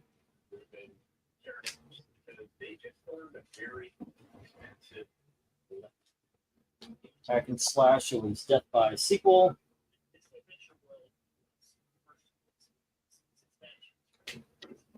And it was, what was that called? It was First Cut. That was 25. Boom. Okay, I was actually thinking I wasn't going to get riled up today, but damn, talk politics one. And it's not really the politics of it, it's the lying. You know, it's the manipulation, it's the cheating. Yeah, it's the politics, but you know, you gotta keep it. Make it a fair fight between Kamala and Trump. Yeah. Tell the truth. Report on both of them truthfully and honestly. It hasn't been a fair fight for decades. So I mean, that's You had more Cato besides that annual earlier. Oh yeah, that's coming up. Okay, yeah, it's not a set because I don't have them in order. But yes, that is coming up. I do. I've got Cato. I've got some $2 books come. 2 more lots, $2 books, and then I've got a couple of lots of $1 books. There we go. And yes, I do have Cato coming up. All right. So they announced the Lion King world for Disney Adventure Park. Okay. It'll be interesting. And again, though, I mean, with no firm date, although I guess that there's supposed to be a Frozen ride that opens in Disney Adventure World in next year. Well, it might be like the one in Epcot. Man, you want to piss off an entire bunch of people from another nation. Norway used to have a ride that kind of celebrated their culture. Yeah. And here comes Disney, and they put Frozen in there, and they make it Arendelle.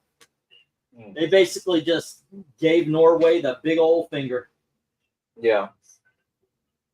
Yeah. Well, I know watching that video, one of the interesting things was what the original ideas for the Norway Pavilion, where they were going to do a version of the Matterhorn.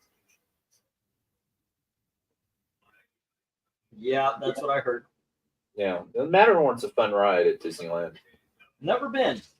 I want to go. I really do, but I've never been.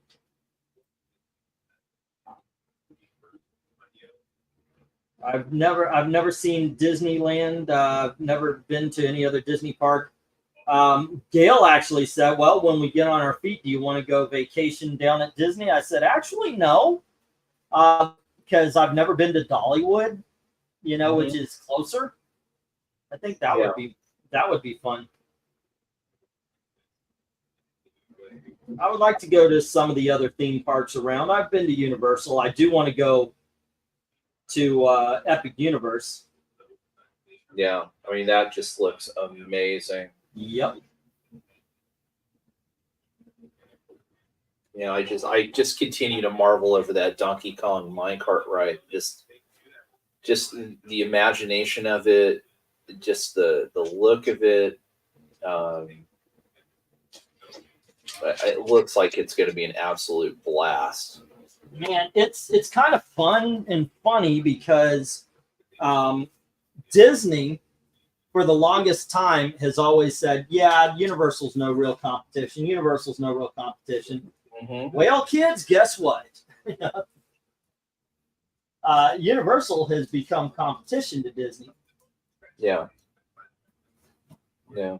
Well, what's funny though, what's going to be interesting too, that Disney has not had to deal with before is all these new expansions that they're talking about in Florida are now all going to be public because the fight they chose to pick with DeSantis and lost. All of that now they're having to play by the same rules that Universal and everybody else, every other theme park down there had to play with. Wow, just one issue, just the J issue, is has got a bid for the Classic X-Men. Wow, that's sad. These are some good stories because they reprint the Claremont run. Yeah, but if you're not necessarily into it, or if you've read them before, you're not necessarily big into reprints. Yeah. Okay, I'll tell you what. Right audience. If anybody takes me up on this, I'm going to drop Austin's down to $1. If you take A through I, I'll give it to you for $1, and I'll give Austin's for $1. I'll not only help you guys out, I'll drop Austin's as well. If anybody wants to take me up on this offer, A through I, $1 each. That's 9 issues, great books, great stories, for the price of 2 modern day comics, and you'll help Austin out as well. That's the deal. Now why not? Let's start making a deal here. Austin's like, you wanna.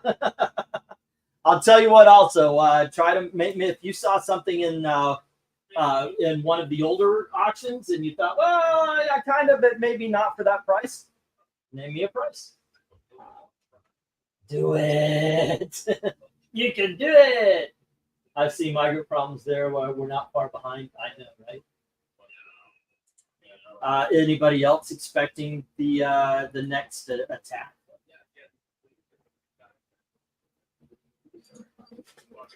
All right, let's give it a few more. See if anybody takes that.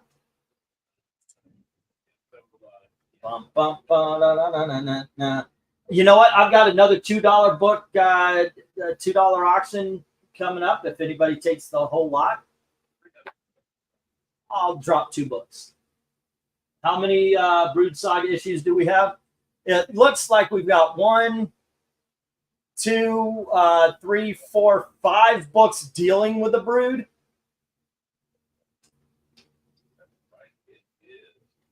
So there's 5 of the 9 issues that deal with the Brood.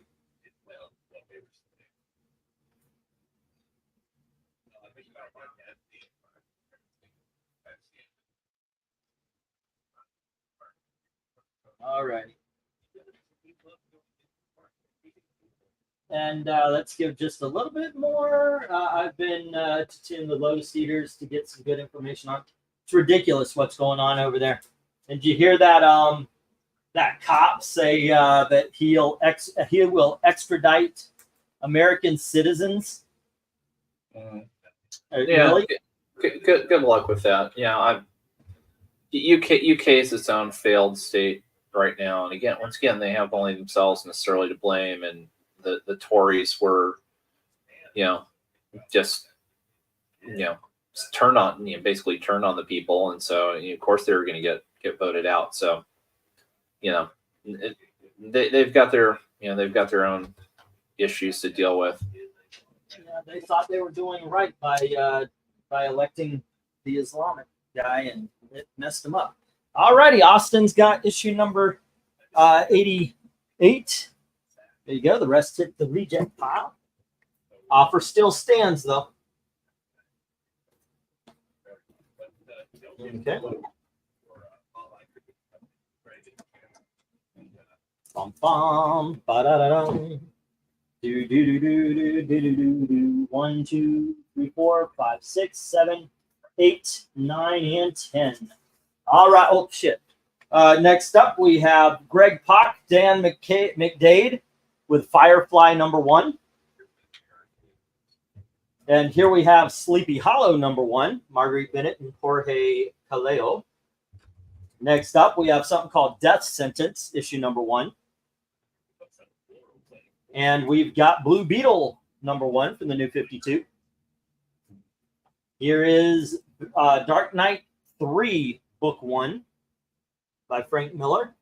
And we have Batgirl Endgame by Stuart Fletcher and Bengal. And we have I, Vampire #1. And that is Joshua Hale. Here is Secret Wars #1 by Jonathan Hickman and Esad Ribic, which I guess is what the Avengers movie is going to be based on now.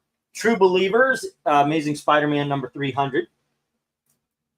And Deadpool Pulp, issue #1. Bidding begins at $2 each as soon as LK says go. All right. Writing these down will be easy. Austin P. 1. Going to call in tonight. Didn't bid on anything, but I will return. Well, have a good day, Brian. Thanks for listening in and being part of the conversation. There's a lot of people here just like to enjoy the conversation. You're more than welcome. More than welcome. Although I do hope you bid at some point. This is the way I try to feed my family here. All righty. Let's see. And he had Classic X-Men. And that was issue number something or other. 78.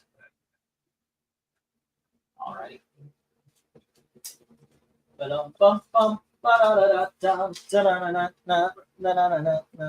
feel so all alone.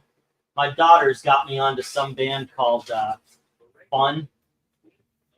This is a while back. And I put the CD in the car, so now thankfully, those songs are taking over my head instead of Baby Shark Dicka Dicka Dicka Dink, or whatever that was. Mm-hmm. Not good.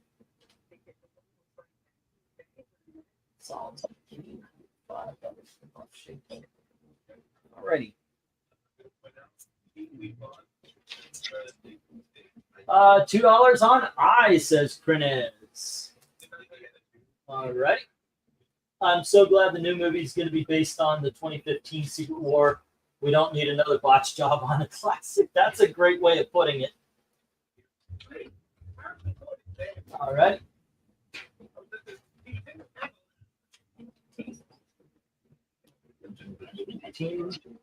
Where's Daddy Shark? Oh, that's in the song too. Daddy Shark dooba dooka dooka ding. It is an earworm that will destroy your mind, heart, and soul. Although the season is good, the Umbrella Academy, it has been good. I like it.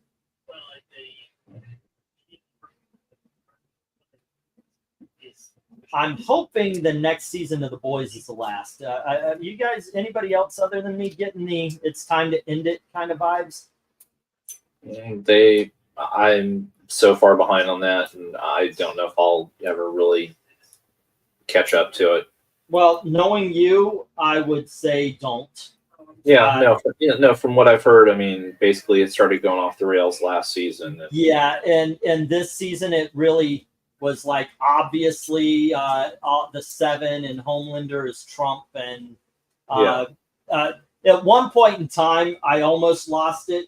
I almost gave up on it because it was talking about how the Homelanders always resort to violence. And that's what they're saying. And they're saying that the Homelanders are conservative. And of course, the others are Democrats. And I'm like, are you fucking kidding me? This is how you lie. You literally watched the country burn down, and you are capable of making that lie.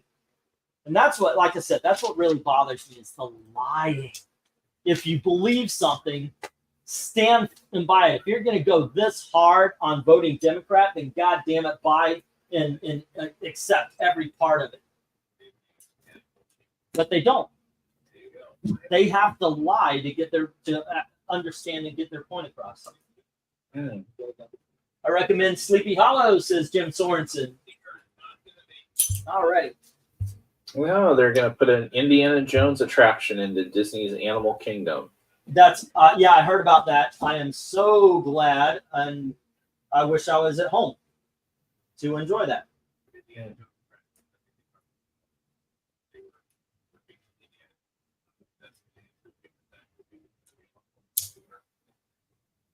But no ETA, of course, on that. Of course not. Well, at the same time, it's do you really want the same executives and Imagineers that put together Tiana's Bayou Adventure working on any of these? No. It does come down to be careful what you wish for. Yeah, and not just the design of Tiana's, but it's the engineering and the functionality. They're talking about right now that it could cost upwards of $150 million to fix Tiana's Bayou All Adventure. because some people on Twitter. Yeah, but just set that aside. Just the functionality part of it, it's been breaking down so much because they put in all these fancy electronics that can't handle heat and humidity, basically, amongst other things. Well, you know why that's happening. You have people who live in California coming up and designing rides for Florida. Florida's its own animal, man. We've got some, we have some heat and some humidity that you guys would never be able to survive. Not literally, but you get what I'm saying. Yeah. But I mean, what's funny too, though, is that all the problems in Florida have caused them to push back and delay opening it in Anaheim because they're afraid that the same problems will happen there. All righty, we've got $2 on Jay from George. All righty, and that is Deadpool. Baby Shark Ticket. Damn it. Get that freaking song out of my head. All right, let's get the I'll put up the 1 minute warning. Let's get the stop as well. And I will get these down and we'll just move on here. And let's see. There's not a lot of love for these books today. I was expecting it though. What am I holding in my hand? That is the next one. Okay. Where is the sheet that I need? Here it is. All right. Okay, there has been no love for any of these on the top row. Okay, so all of these are in the reject. Wow, I'm going down the side here. That is a lot of rejected books. And then we've got Batman, Batgirl Endgame, I Vampires, Secret Wars, all hitting the reject pile. And Kren has the True Believers. George has the Deadpool. All righty. Actually, because of the sets, I do have a full box here almost. So it's not that bad. Like I said, I'm very casual today because I didn't think that these books would be blowing off the shelves. All right, next up, still in the $2, we've got Batman and Robin, issue number 15, part of the Death of the Family storyline. And we've got Detective Comics, issue number 16, also the Death of the Family. Then we've got Nightwing, issue number 15. And we've got Nightwing, issue number 16.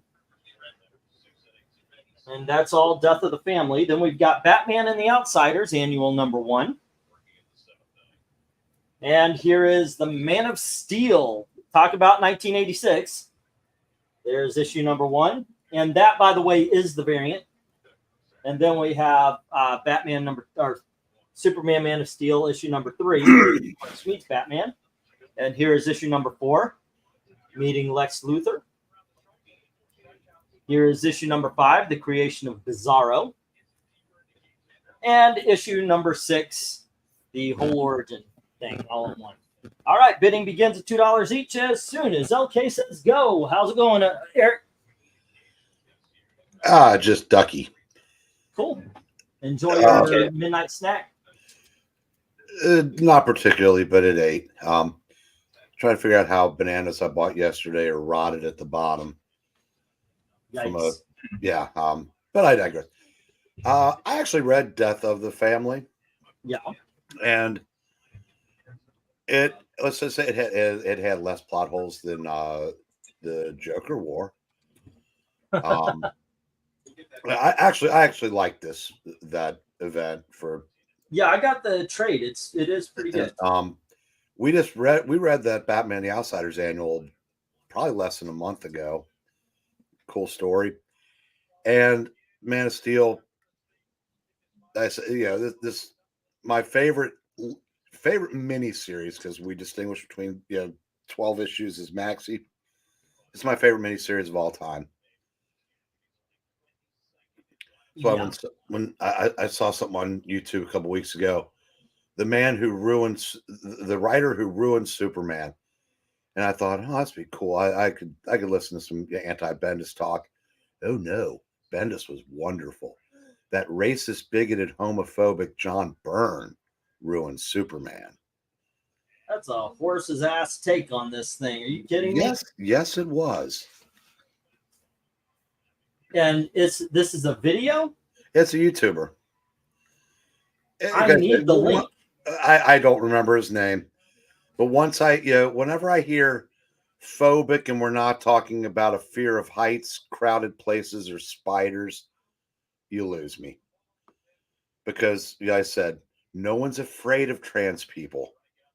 No one's afraid of gays. Yes, he was just, like I said, word salad.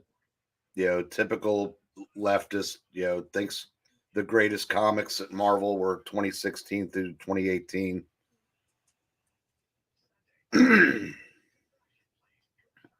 Crazy time. Yes, they are. Not a set, but part of an event, Death of the Family. Yep. It's pretty good, too. It is. Hey, Amy, what's up? How you doing? Funny you should show up now. You were interested in a couple of books that are about to hit, as a matter of fact, after this lot. So, all righty. Let's see. What are we doing here? We've got $2 on the bottom row, says Austin. All right. That's cool. So we sold all the Supermans. And then Melissa says $2 on the Batman and Outsiders. All righty. Cool. Yeah, George, it's about a 15-part story. It crossed over into several titles. Like the ones we're seeing up there, Batman. It's the Batman title. Might have even run through Catwoman, if I remember correctly. I'll tell you what. I could use the extra money, George. You willing to go $10 on a pretty thick trade paperback? I'll pull it down for you.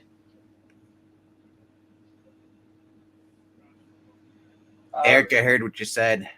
I disagree. What? I'm very afraid of them. They're all psychopaths. I wouldn't say all because I don't know all, but it is something that the violence and the shootings and everything. Wow. Melissa on ML.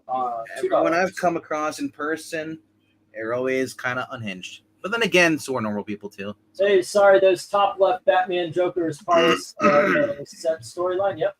Is the top left 4 A3D the full story? No, you would need more. Let me show it off here. It's like give me just a sec, guys. I'm gonna go get a drink. All right. Oh shoot. Eric, did you eat yet? Yeah. I was just say LK is here, right? So, Yeah, but it's always nice to have 3 people. well, there is 3 people. It's you, LK, and Nickeldine. Not when I was gone. LK was getting immersed in Man versus Pig or whatever it was he was watching. I don't even want to know. After Collision tonight, there was like some Man versus Bear type. Yeah, Okay, here it is. This is the Joker. This is the death of the family. That's the entire story here, and it reprints. Batman, Batman Detective Comics, Batman and Robin, Batgirl, Suicide Squad, Nightwing, Red Hood and the Outlaws, Teen Titans, and Catwoman, and all of their chapters in the book. As you can see, it is a pretty thick one. I'll start it at $10. I do need the money, and today is not the greatest of days. It's still pretty good. But I already knew it. Like I said, I knew just by the collection. Did somebody get the bottom row yet? Yeah, Austin has the bottom row right now at 2. It would be $250 or higher. George says he'll put 10 on the Joker. All right. I would be shocked if nobody grabbed that bottom. But then again, a lot of people probably have that series. Maybe. But yeah, Austin has that. Okay, I've got 10 My on shop the has Joker the from trade George. form of that, which is really crazy. I did not realize there's a trade for the Man of Steel like that. Old school one. Yeah. Okay. And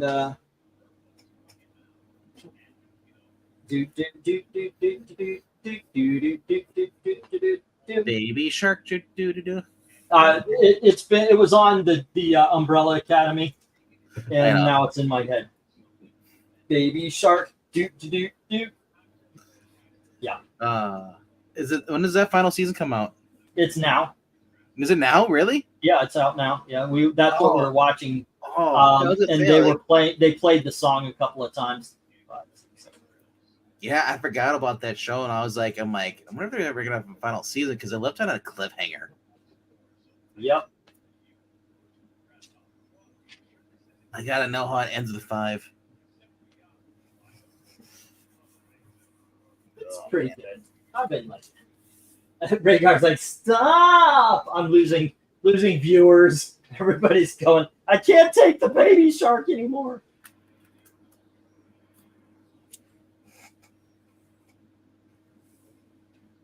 So, yeah, I think I mentioned this. Yeah, I want to do some movie reviews since I'm watching all these films because I got the card for my birthday, and we went and saw Cuckoo, and we saw Trap. Man, I want to talk about Trap. Trap looks really good. I haven't seen it yet, but I mean, like, wow. You're not supposed to root for the bad guy. Yeah, and but you're almost like tempted to because like I like this actor. No, I gotta say, that's one of the good things about the movie is he really actually puts you on the side of a serial killer, and you want the serial killer to get away. That is something he does. That's a positive of the movie. Rhaegar, we're not talking about Thailand. This is a different kind of trap. No, not those kind of traps, and I never fell for it, by the way. Bad Cow Reviews. I love the John Byrne run on Superman. A lot of us did, and then we got stuck with the John's run. Yeah, something like that. All righty, let's get the 1 minute warning. Yeah, I like Jeff Johns in certain books, but I said that Superman. Hey, wait, Bad Comic Review is saying no Thailand talk. Then he's out. So Hey, if you want me to talk about Thailand, I can. I've done it. I didn't know. successfully Hey, many times. BCR, I didn't know you were in. I'm glad that you came out though. If I remember correctly, Jeff Johns wrote a couple of arcs in Action Comics that were like almost even out of continuity. He was never the regular writer on Superman. I remember him doing Action Comics. That's I wasn't sure if he was part of it, but I remember he was part of that whole thing where they started resetting the Kryptonian thing. No, I don't think his take on Superman was anything to write home about. What little he wrote, because he was part of. He was one of the ones that It was more helped so. undo everything from the era we love. So It was Wade, wasn't it? More so than him. And Richard Donner, Yeah. who wasn't writing, but had an input because they. Yeah.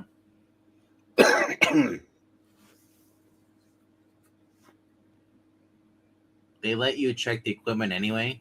I didn't want it. I'm not gonna. I don't want to know. Batman the Outsiders, though. Melissa's gonna enjoy that. We read that on the channel. That was just with the Force of July. Yeah, I will say, as much as I loved the Byrne miniseries, wasn't all that upset when he left.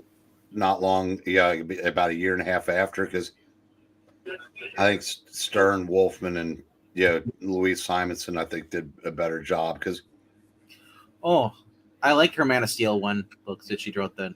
well, Byrne's Lex Luthor would not have had staying power, because Byrne made him literally cartoonishly evil and completely irredeemable, and that's they would have had to have done something. All right. I gotta get back on that. Good. I have to stop, and let's see what we got here. Right away, George has the death of the family. Alrighty, and Melissa has the Batman and the Outsiders. Alrighty, there's no love for the individual issues of the death of the family. I'm going to try to put together the set, so you probably won't see these again until that happens. And Austin has all of the Man of Steels. Great mini series. This was a good buy, especially for the price. I'm at the part where Lex Luthor faked his. I don't know, supposedly faked his death. And let's get back to the dollar books, ladies and gentlemen. Austin, I'm back. What I missed? Well, you just won the bottom row. The Burns. All righty. Next up. Oh, and after this lot right here is the Cato issues, by the way. We have From the Pages of Ruse, Archer's Agents. This is from CGE. That's issue number 1. And then we have also from CGE, Scion, issue number 32. And here is issue number 33. And here is issue number 34. We have Scion, issue number 35. And then for the bottom row, starting at F, we have First, or The First, issue number 26. And then we have The First, issue number 27. The First, issue number 28. And issue number 29.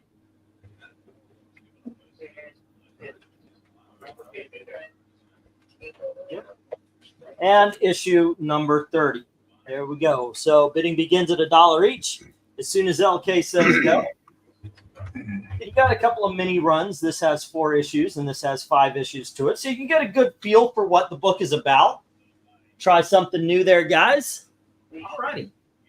Has anybody here read these? I at one point owned every CrossGen book. Is that the one where the Scion, is that the where she loses her family?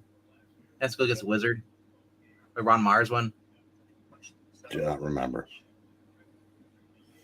I know there was one, but I can't remember if it was Scion or not though. But I remember it was part of the CrossGen. It might have been. Archer's Agents was a spinoff of Ruse that focused on short stories with the various supporting characters or helpers that Archer had around the city. So since Finkel's here, I'm going to take off because I've got a pounding headache. So All righty. Thanks for hanging out as guys long as later. you did. So, okay. Take care. All right, so Jim Sorensen came in with $1 on B, C, D, and E. All right. And then Credit says, I'll take the bottom row. Okay. Baby shark, baby. God damn it! I want to be free of that song. Goodness gracious! I need another earworm to overpower that earworm. I keep singing the Narwhal song. The what? The Narwhals. What's a narwhal? I mean, I know what a narwhal is. It's a whale, but If I sing this one, it'll be worse than Baby Shark. what is the narwhal? I'm not gonna sing it, but look it up. Look up it's called the Narwhal song. Okay. All right, I can post it. Actually, I'll post it in the sports ball if you want to watch it. Sing on WAP. I'm not even know what that is. No. No idea. When you worry, your face will frown, and that will bring everybody down. So don't worry. Be happy.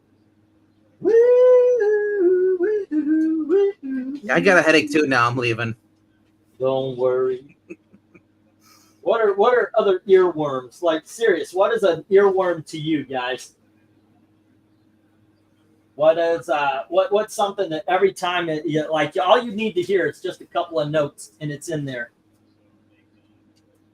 Yes, I'm gonna make you think about it, and you'll be like, well, I can't sleep tonight. Once again, stuck in your head. Yeah. Well, goodbye, Yellow Brick Road. God damn it! Thank you. So goodbye, Yellow Brick Road, where the dark dogs of society howl. Thank you. I appreciate that. Maybe that'll kill the other song. It won't. You're gonna have both. In the pen pals, going back to my back to I just the posted. howling old owl in the woods. There you go. I posted the Narwhal song in sports ball. All right. Question: who's in first? I don't know. His boyfriend. Oh, really? That's where you're going with? Eric, you've got a brain. Who's in first? I don't know. Really? I'm avoiding that joke. It's so old. Yeah, God, I can't remember the one for third base. I don't know. That's where you go. Third base. Yeah. Who's on first? What's on second? I don't know. Who's on third. Jim, B, C, D, and E. All right. Who was the guy that? Or who's actually? No, I'm trying to think of the person on left field. The outfielders. they had like Tomorrow. They had so many different names. Also, I'm like, I always thought it was like who's on first, and second, and third. You know, I never knew that like they went into like left field and right field. Oh, yeah, left field and right field is tomorrow and today. When are you gonna tell me tomorrow? What's his name tomorrow? You gonna tell me tomorrow? No. Gonna tell you today? No. He's center field. I don't give a damn. The Narwhal song was played by my friend over and over by my friends in junior high. You know, the Narwhal song I think is worse than Baby Shark. Once it gets in, it's in. Okay. Who published the first series? That is Cross Gen Entertainment. That was Mark Alisi. His idea was all of his creators could only work for CrossGen, and he basically built them a compound in Florida where they all went down and lived. And for about like the first year and a half, then I think people started straying and were able to work on other projects. But yeah, he gave it a good shot because he had deep pockets and really wanted to take off. I think he expanded too quickly, like a lot of people in these kind of situations do. And when the company finally went under, that's when Mark Waid sent him a black wreath and said, "What would your dead wife think of this?" Well, that's nice. That's nice. Riding on the city of city of New Orleans, Illinois Central, Monday morning rail 15 and 15 restless riders. That was 25 seconds down. What? Disagree. The Badger song is a worse earworm song than the Narwhal song. My junior high English teacher taught us right. She showed us who's on first in the big screen. That's awesome. Phenomena. Phenomena. That's right. That is an awesome earworm as well. Who's the band on stage? Yes. Yes, it's the band on stage. No, who? Okay, gotcha. Now that's gone. Okay, let's get the 1 minute warning in the stop. We've got, I'm just going to put that up really right back to back with each other here. And we'll just move on. Because I've been shirking the responsibilities today. Talking, chatting. There we go. Instead of selling. Which actually makes for a better live stream, I think. Alrighty, kids. Actually, on the whole thing, only Archer's Agents hits the reject. Scion is going to Jim. Alrighty. And first is going to Krenez. Or the first. Yep. And let's see. Next up, we're still in the dollar books. Actually, we'll be to the dollar books until the end of the auction tonight, which is not that far away. Let's see, what do we have here? 1, 2, 3, 4, 5, 6, 7, 8, 9, and 10. All righty, gang. Next up, we have from the pages of Kevin Smith's Green Hornet, Kato. That's issue number 2. And here is issue number 4. Issue number 5. Number 6. And here is number 7. And we have number 8. Number 9. And number 10. Number 11. And number 13. All right, there we go. Bidding begins at $1 each as soon as put it in the go. That's not the Kato I'm looking for. Well, you know what? Actually, this has been around for 2 decades. I know. And I remember when they did a Green Hornet where this character took over Green Hornet, it was at the beginning of all the identity switching and all that kind of stuff. And I was like, wait a second. No, guys, this was done a long time ago before all of this shit. You know, this is actually pretty good. This is good stories right here. $1 each from Kronos. All righty. Let's go pull $1 for the board. We come the city of New Orleans. It's the greatest song after Don't Go Breaking My Heart with Elton John and Minnie Mouse. That doesn't look like Kato then Elder. What are you trying to pull? So what ends up happening is Kato actually retires and his daughter takes over. It's actually a pretty good story. And it's actually a retirement. And same kind of thing happens where Green Hornet just gets too old and he retires. And Kato takes over.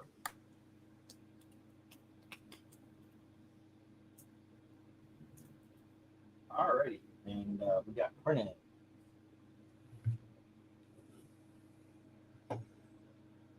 I remember come across this at my dollar bins at my stores, and I was like, wait, there's a female version? What? And then I realized it was a daughter taking over. I'm not sure if the main Kato, her father, dies, and that's what she takes over revenge. I do believe it's retirement. I don't think it's a. Yeah, I can't remember. It's so long since I came across it and read an issue. Mm-hmm. But I do recommend these books. the 90s and the 2000s Green Hornet. Some of the Dynamite actually are not bad at all. Well, this is good Dynamite. This is Yellow Brand Dynamite. Huh. Yeah. Okay, If you look at how old this is from Kevin Smith was working on Green Hornet. That's quite a years ago. That's about what 6-7 years ago. I thought it was more like 10 or wasn't it? It feels like it's feels like a lot. I thought it was decades. decades. Yeah, I remember hearing this in the 2000s, right? I don't know. Don't say decades when you say 2000s, please. Oh, now you're feeling, huh? Now Hey. you're feeling that shit. Hey, I feel when I start When people pop up with, oh, did you know it's the 40th anniversary of Back to the Future? Well, you know, I really don't need Well, to hear you remember in Back to the Future, they went back 40 years. Now it's 40 years since the Back to the Future. that. Yeah, that's true. Yeah. It's like, no. 40 years ago, Back In to the, the Future. in the they 80s, went you back still had 40 cars that were still around from the 40s, still like in nice condition. Now those cars are 80 years old. Yeah. It's like, what? Hey, no, it's 2010, so at least it's one decade. Okay. Thank you, One Slick. Here's an earworm for Eglantine Informer. I don't understand a single word he's saying, but the music and tempo stick in the audio. Informer. I remember getting in an argument with somebody right when Informer was really, really big. Informer, what is that? It was a song by this Canadian guy named Snow. Yeah. It was Informer. That's because there's no words because there aren't any. Okay. It was horrible, but it was catchy as hell. And this guy was telling me, "Oh, he's going to be a huge star," and I said, "He will never be heard from again." That And was you one were of the right. few times I was right. Yeah, sometimes that happens. 1, 3, 6, 9, 12, 15, 18, 20, 21, 24, 27, 30. 4, 3, 6, 9, 12, 15, 18, 21, 24, 27, 30. That's an earworm. A man and a woman had a little baby. There were 3 in the family. But a lot of those Schoolhouse Rocks are earworms.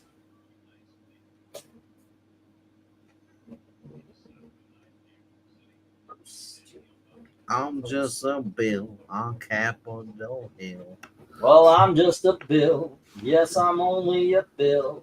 And I'm sitting on Capitol Hill. Yep. I used to know all the words to it, but it has been a long time. Actually, it hasn't been that long. We watched them about 6 months ago, before we moved. 7 months ago, maybe. I just put them on for some reason so I could listen to them while I was working, and then me and Gail just started watching them. Songs that are 40 years old. Okay, songs that are 40 years old. Easy Lover by Phil Collins. Easy Lover, you got a hold on. Phil Collins and Phil Bailey, I believe, right? Won't you come home, Phil Caribbean Bailey? Queen by Billy Ocean. Caribbean Queen. Yeah. Sharing the same dream. I saw him in concert at Epcot once. Not bad. Not Doctor bad. Doctor by the Thompson Twins. Doctor, give me. No, that's not. That's different. Let's get the 1 minute warning. Smooth Operator by Sade. Good Lord, did he say that, Eric? I said What? Sade. I say Did he? Sade. I don't say Sod. You weirdos. Oh my, you're still wrong. Yeah, it's Sadie. Get it right. Sadie, come on, exactly. And also Sadie. the number one song that I think is the number one song was been 40 years. What's love got to do with it? You know, if he was still talking to us, you know who would like a word with you, Vank? Just some guy, because he Yes. loves him some Sade. Yeah. I say Sade. You know why I say Sade? Because he says Simison. No, you said know what? you said Me that because you saying didn't have. me saying Simonson is less of an insult to Sade. Manga. Simison. Yeah. Oh, I'm right about manga. Everybody else in the world is wrong. Eric, if I leave, what's gonna happen? The other can hear. Then he's stuck If with I Ingleton by himself. leave here tomorrow. Yeah, I'm trying to think. I think Sade, or I've heard it both ways. I think the last time she was really had a hit record, you would have been probably 6, Hank. I was 6. So yeah, you probably 91. have you ever heard that name even pronounced? And All I'm right, not the being entire glib. lot goes Sade? to Or Sade, whatever. Fernandez. Yeah, Never. I gotta You say get because these down? she's really been out of the public eye for 30 plus years now. Like the only reason I know a lot of more 80s songs is because of infomercials for like the now 80s stuff, like like Last Tigers, Lean on Me. Yep. Like I said, I've heard some people put an R in there, which doesn't make any sense. But then again, if you ever spell out Krzyzewski, that doesn't make any sense either. I'll tell you what, Sade, her voice was so sexy you didn't have to see her. It is just, It didn't my hurt gosh. In case Huh? you kids are wondering, tomorrow we are returning to the FF. And For the rating. by the way, yeah, you're right. She wasn't bad to look at. But here you go, guys. Sojourn, issue number 21. And we have Sojourn, issue number 20. That's what I was talking about. See, that's the one I was better than the. There we go. Let me put that in order. Then we have The Way of the Rat, issue number 7. The Way of the Rat. And we have The Way of the Rat, issue number 12. And here's Solomon Kane, issue number 5. Next up, we have Mystic, issue number 34. And Mystic, issue number 35. And we've got The Sigil, issue number 32. The Sigil, issue number 33. And from Pacific Comics, Silver Heels, issue number 3. Bidding begins at $1 each. Let me put up the go. Bad comic reviews. They were just too shy. I should excuse myself for that. That's Basha. That's a name and hit we haven't heard in a while. Oh, they said Bosch. So I guess Mark Waid didn't have that same opinion about letting the industry burn when he was working for CrossGen because he was the writer on Ruse and Jack Geis was the artist. Huh. Like I said, what I've read of Sojourn's a really good book. I like all these. I haven't read the Solomon Kane, but Oh. I've been reading the newer ones. They've been in the Savage sort of Conan magazines by Titan Comics. They're really, really good. So I can only imagine the older ones are cool too. And that's through what, Marvel? Yeah. But it looks like Jim says, I'll take a little bit of this, a little bit of that, a little bit of this. He's taking This, a little bit of that, a little bit of this. Yep. Sojourns and the Mystics. Yeah, I think Aaron Lepresti was exclusive there at the beginning. Chuck Dixon went to CrossGen. Yeah, do you ever watch his interview about it with the CrossGen? Like he said he ended up getting stuck there when I was left and he got stuck being there. Like Yeah. it was closing. He's like, yeah. It's like, yeah, because they had a it was about a couple months ago. They had it was a CrossGen like reunion panel. It was interesting to watch, but I'm guessing the sheriff of Comicsville wasn't part of the panel. no, the one everybody hates. No, Who is that? Mark Waid, that's what Oh, okay. he thinks he's the sheriff of Comicsville. yeah, everyone was there except for Mark Waid. Well, and I think even was it Andy or something? Andrew something? I can't remember what his name was. There was another guy that wasn't there either. Andy Smith might have been. Yeah, I think it was Andy. Or actually, no, he actually been the one hosting it. Bart Sears was part of CrossGen. Yeah.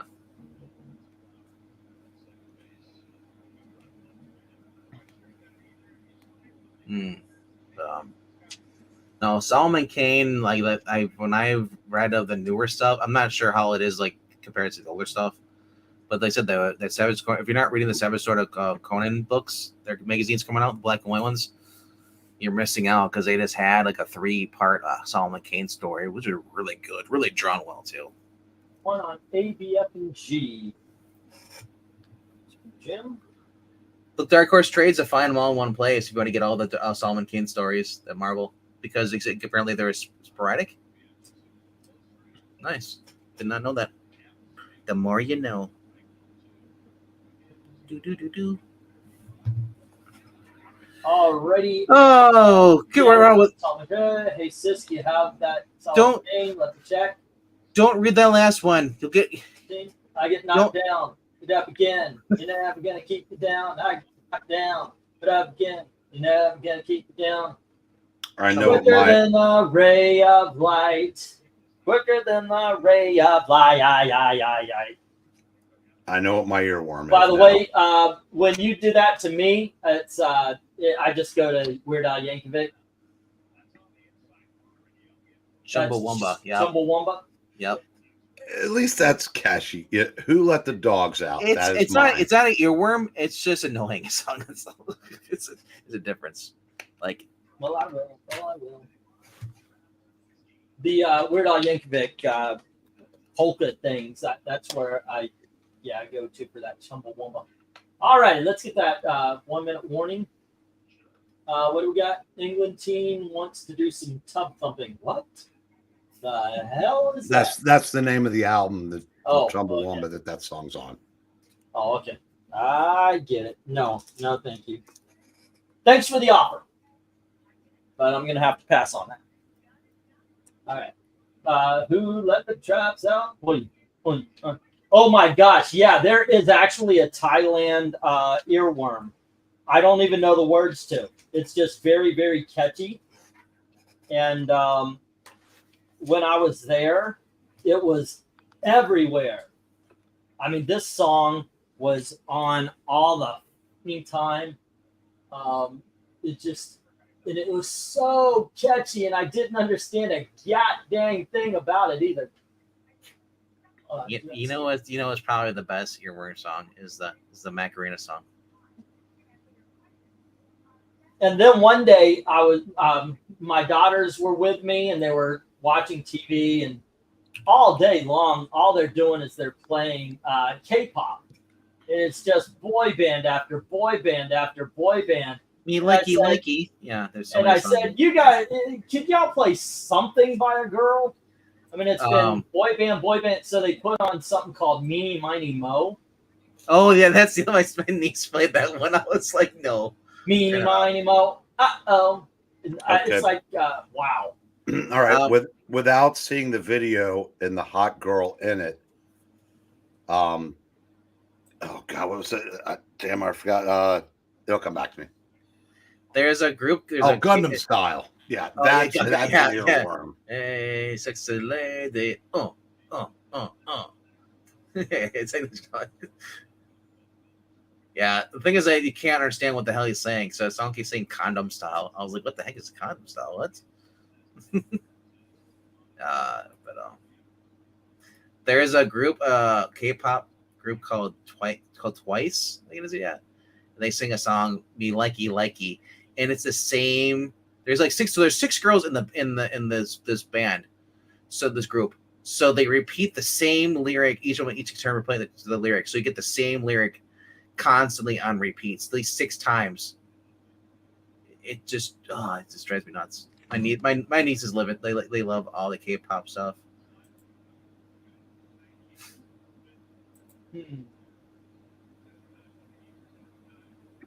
So even though America was done with him after one song,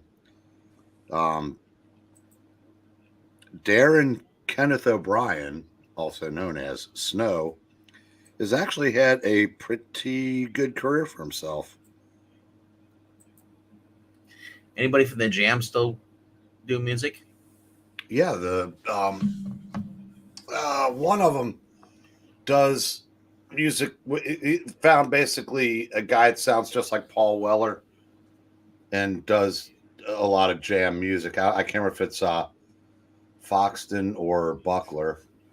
Nice. One of the Jam members' name is Rich Buckler. Yep. Same as the artist. I know. That's like But problem is Paul Weller is a pompous ass, and he truly, the Gallaghers thought they were bigger than the Beatles. Paul Weller is convinced he is, and it's unfortunate because at least half of their fan base, and I mean rabid fan base, weren't even Okay, alive when they The stopped next doing slot's the last slot. I put up the stop. Sorry to interrupt. No, you're not. You enjoy it. Sojourn and Mystic. I'll go to Jim, and everything else hits the rejects. All right. Perfect. it. And he just refuses to get. He refuses to reform the band to do even like one tour to thank the fans because I said I think he just thinks he's such a serious musician. He's moved on so far from that. So is anybody boycotting Pink Floyd yet?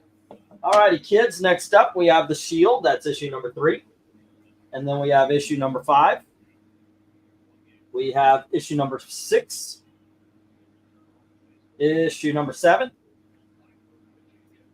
And here is issue number 9. Then we have issue number 10. Issue number 11. And then we have issue number 12, 13, and issue number 14. All righty, bidding begins at $1 each as soon as Hold on. It says most of actually I build on silver. Silver heels. Okay, Yeah. I'll fix that, but for right now, I gotta go hit the hit. Are you talking about Roger Waters' anti-Israel stance? Yeah. He's had that for 40 years. Eric Clapton just revealed his anti-Semitism. But I mean, like everybody's getting on De Niro and all sorts for and all his stuff, like saying like not gonna put out the De Niro. I'm just curious, if anybody really cares about, I don't know, Pink Floyd guy. No, If anything, I don't care for Pink Floyd, so it doesn't really bother me as much. I don't dislike Pink Floyd, but they're not my go-to band by any stretch. It's not a must-have for me, like their records and stuff like that. There you It's go. Like I like a few of their songs, like Money, It's a Gas and stuff, I but mean, like that's a good album. But God, it was like how many years ago? when you were if you were my age, Yeah. and actually even a few years older because that album came out in the earlier part of the 70s. Yeah, my mom's got the album. But I mean, And like it was like you had to have. It's like 20 years later, every or 10 years later, everybody needed to have Metallica. You had to have Pink Floyd, or you weren't cool. Yeah, my mom, she collected Pink Floyd. My dad was more into like my dad liked rock stuff. So he had like the Rolling Stones, the Doors, and all that stuff. Then he had the Kinks and stuff. Well, Pink Floyd fit in with them. I mean, there's Yeah, a lot of Deep, crossover. Deep Purple was the other one. Yeah, Yeah, and Cream was the other one. 202. love that. Yeah, Cream. Eric Clapton. yep. They It was in the Yardbirds. Cream. Yep. Oh God, was it I'm Blind thinking Faith? One Slick. What do Yeah. I have down for? Was that Zombies? And then, when he 49. went solo, and they did Derek and the Dominoes. So Yeah. So she has some Clapton stuff. They have Fleetwood Mac. They have all the. Actually, I've got you down here for 54. What's that? 24. My mom's. Go ahead. 29 and 6 is 35, 45, 55. It's what I got you down for. One Slick. Constantine at $1. Joker 1 at 2. Action 437 for 10. And then Gas 3 for 10. So that's 20. Oh, and then Dr. Solar for 6. So that's 29. And then Lone Ranger, the Silver special for 6. Batman Green Hornet for 10. And then the Green Hornet 1 through 10 for 10. That's that's 30, 35, right? 29, 35, 45, 55. My dad was 3 months older than my mom. He'd be 70 right now. My mom's going to be 70 in January. okay, I've got a question for you to ask your mom next time you talk to her. Sure. Okay. Rumors or the self-titled album that came right before Rumors? I've got a total of 70 on it here. Hmm. Miss Dr. Solar. Oh, okay. Okay. This is Pink Floyd, or it was No, because Pink or Fleetwood Mac Rumors is probably one of the top 10, okay, yeah. selling and charting albums of all time. I don't know. I mean, like for I me, like the album before it better. I don't know about her as far as like, I like just individual songs a lot of times. Like it's very rare where I come across an artist where I love the whole every song on that album. So, it's hard. Vincent, Bad Comic Reviews. I disagree. I like the one before it better. Little Yeah. White Lies. Rumors was more commercially successful. Yeah. Both were huge. I have to look up to see what's actually on the Rumors album. But Because you tell me an album name, I'm like, I don't know that. Fleetwood Mac is a greatest hits album band to me. All right. well, there's more than the original Fleetwood Mac bore no resemblance to the band that did Rumors Yeah. because it was Yeah, Peter Green and it was more of a blues band when they started. Yeah, Never Going Back Again, and Go Your Own Way, The Chain. You can go your own way. But self-titled had Monday Morning, which I loved. All right, Rhiannon. looks like no interest in the Shield, so let's wrap this puppy up. All right, and here we go. Let me get these. My mom's favorite band that was Heart, though. There we go. She was more into Heart. But you'd be Art. hard pressed to find two albums back to back that were better from like an artist or a band. I think I got my daughters into rock and roll. I mean, I played Styx for them a lot, of course, being a big Styx fan. Aerosmith, they love Aerosmith. But when I took them to see Heart in concert, because they were both showing interest in playing instruments and stuff, and I said, well, there's a band out there. They're coming in concert. They were at Universal Studios, so I could get in for free. And I said, there's a band. I'm going to show you. They rock out so hard. And you got one of the best rock and roll guitarists is a woman, and one of the best rock and roll singers is a woman. They loved them. They kicked ass live too. That is a true fact. You're talking Art? Another 6. Thank you, sir. Thank you very much. Jackson's like, my eyes, because ugly. All right. Thank you for reminding me that every week. I appreciate that, guys. All right. This is what we got going on here today, kids.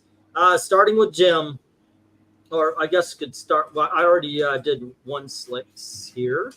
One slick dude, and he paid up. And if you can pay up, please tonight, please do. Let's see. Oh, and I'm going to try to get these out on Monday.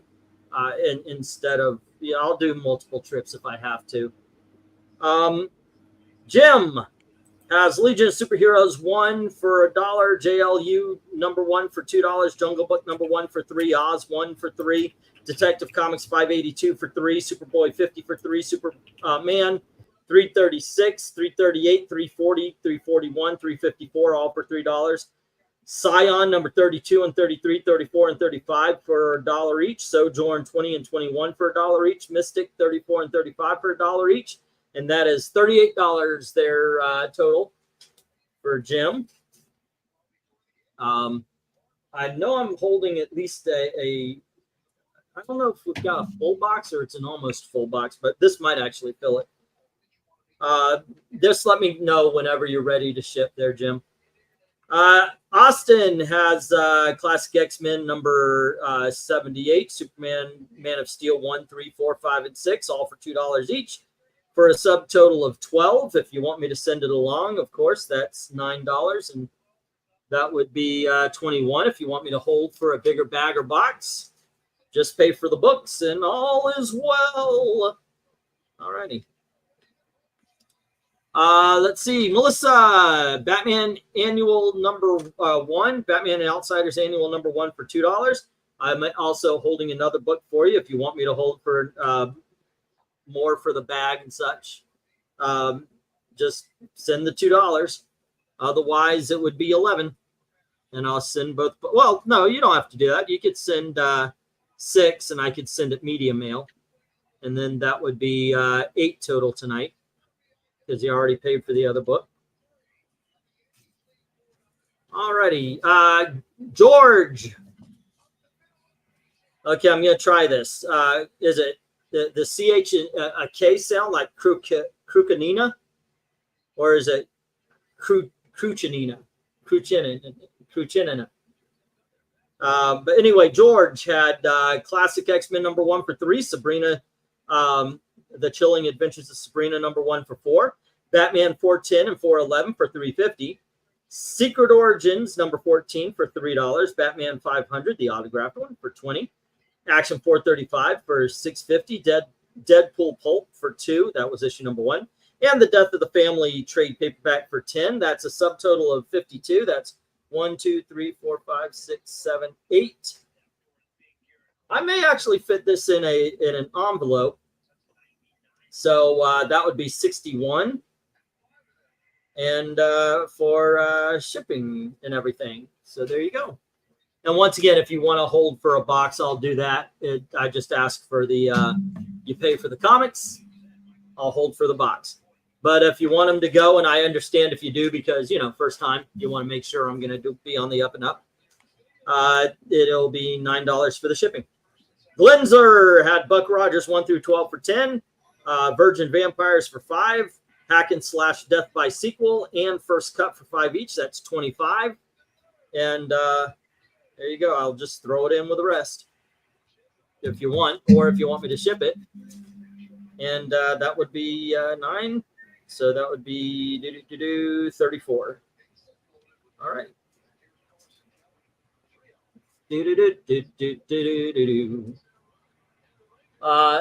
Axbad Comic Review says, Breen, can I combine my books with Amy so we could get our books shipped? Yeah, of course. That's what I was talking about. I think she has like one book, and if you have one book, sure. And if you both want to hold them for more, that's fine too. It's up to you guys, however you want. But I kind of assumed y'all were going to do that since it's going to the same place. Alrighty, LK had Spider-Woman 37 for 15. I know he left, and RDV had Hawkman #3. Oh, he came back. Nice. No, Spider Guy, Spider who? Black Spider.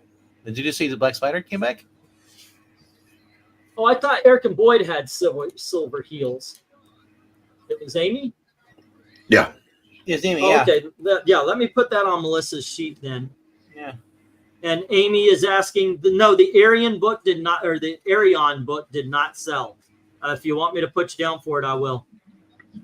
I was saying because I thought you said the name Black Spider. Yeah. Zach wanted to bid on it, but then he heard the correct pronunciation. Right. Okay. So Black Spider came back, or am I just misheard? Not that we're aware of. Oh. So if you get the silver heels and the Arion, it would be $4 today. 10 if you wanted me to ship them all today. All right. You took them to Vixen. Oh, Heart. That's good too, I guess. I actually like Crew Chinina. Okie doke. I will try, but more than likely I'm just gonna stick with George or GK. Now, because you said Silver Heels, I think of Silverhawks. I love comics. You might want to Hate his put cartoons. up the payment and shipping sticker. Oh, thank you, sir. Yes, good reminder. There we go. PayPal address, MediaMadmen1@gmail.com. Shipping is 1 to 8 comics for $6 media, 9 to 18, $9 priority, flat rate priority padded envelope. 19 to 50s regular size comics is flat rate 16 for priority box. 51 and up, $20. Or 51 comics and up, $20, and I find the best and safest thing to ship it in.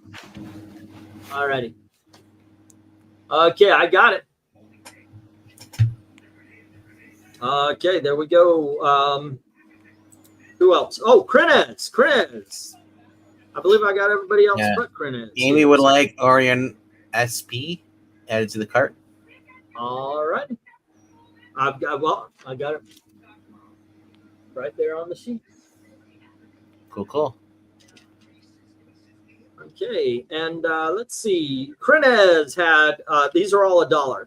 Run, and they're all number ones. Run, Kill, Run, Love, Kill, Sons of Anarchy, Lords of Mars, Hawk and Dove, Mr. Terrific, Demon Knight, excuse me, Birds of Prey, Cato Annual, Cato Annual was 6. Dead Man number 1 was $1.50. Justice Machine number 1 is 2. Executive Assistant Iris 2. Soulfire 2, Overtaken for $2. Screwed for 3. Marvel Premiere number 42 for 5. Brave and the Bold 98 for 8. What If 31 for 10. Anthro for 5. That was Anthro number 6. Amory 1 through 5 for 5. True Believers Venom for 2. The first issue number 26, 27, 28, 29, 30, all for $1. And Cato 2, 4, 5, 6, 7, 8, 9, 10, 11, and 13 for $1 each for a subtotal of 75. All right. And yeah. That is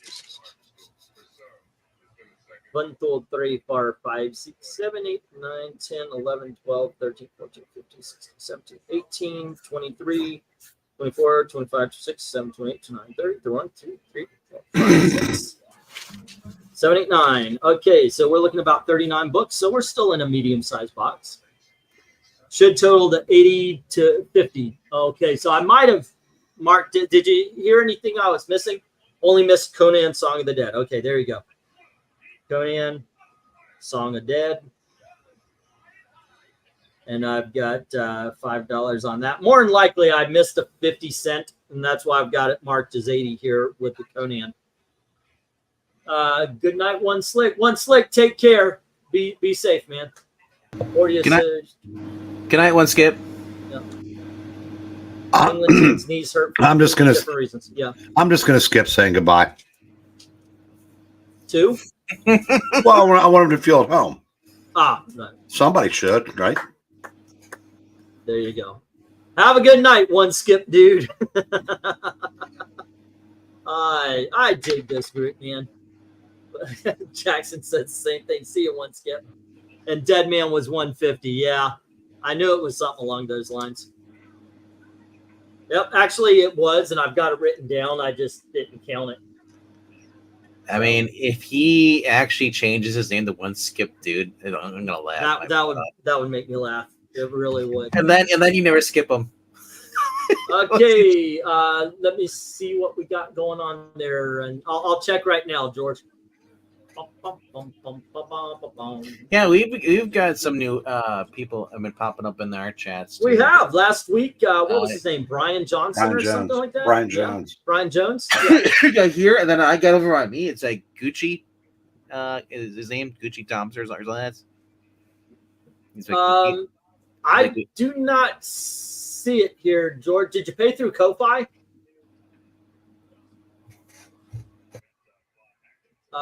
Got Jim, but nope. Actually, I don't see it there, George. Let's see. Oh, emailed. You emailed me. Okay. Did you email me at Englentine or Media Madmen?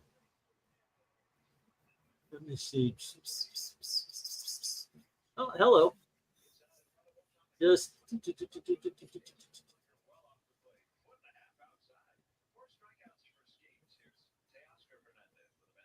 okay. Let me get that for you there, George.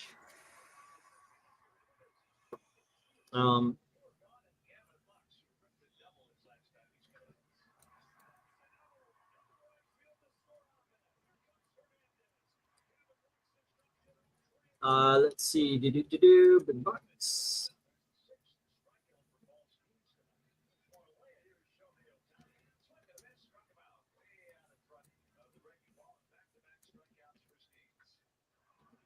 Alrighty. And I'm sending the reply back there, George. There you go. Did it? All right. And all is well. All is good.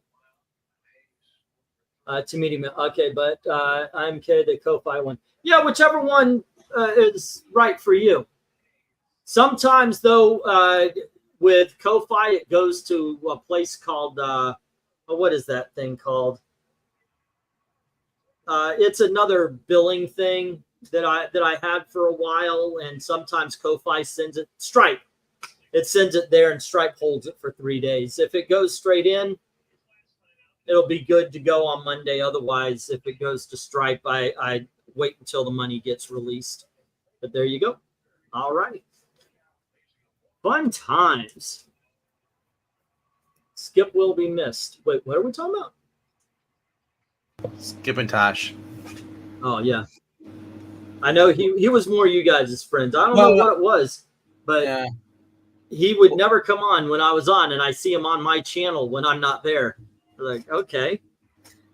And anytime I popped on, he would leave. I actually wondered if there was anything personal. No. It's just Skip had a thing where he had limited time because he was involved in a lot of stuff. He was involved in the basketball gaming community over on doing Twitch stuff. He had just with music stuff too. So he'd pop on, and then he's also kind of in the sense, Eric gets quiet when there's 6 people on here. Eric doesn't say as much. It's kind of he just kind of removes himself because he doesn't want to it gets too crowded. Yeah, I get that, and I also know that I'm loud, and maybe that just kind of rubs some people the wrong way, without their consent. I still like the time we did the reading and we had him read all the white parts. Oh my god! you do a Luke Cage and Skip reads all the white people. God, remember when what was it, Black Lightning, when Frugal got crap in the comments for doing a black voice when he didn't, just did a black character.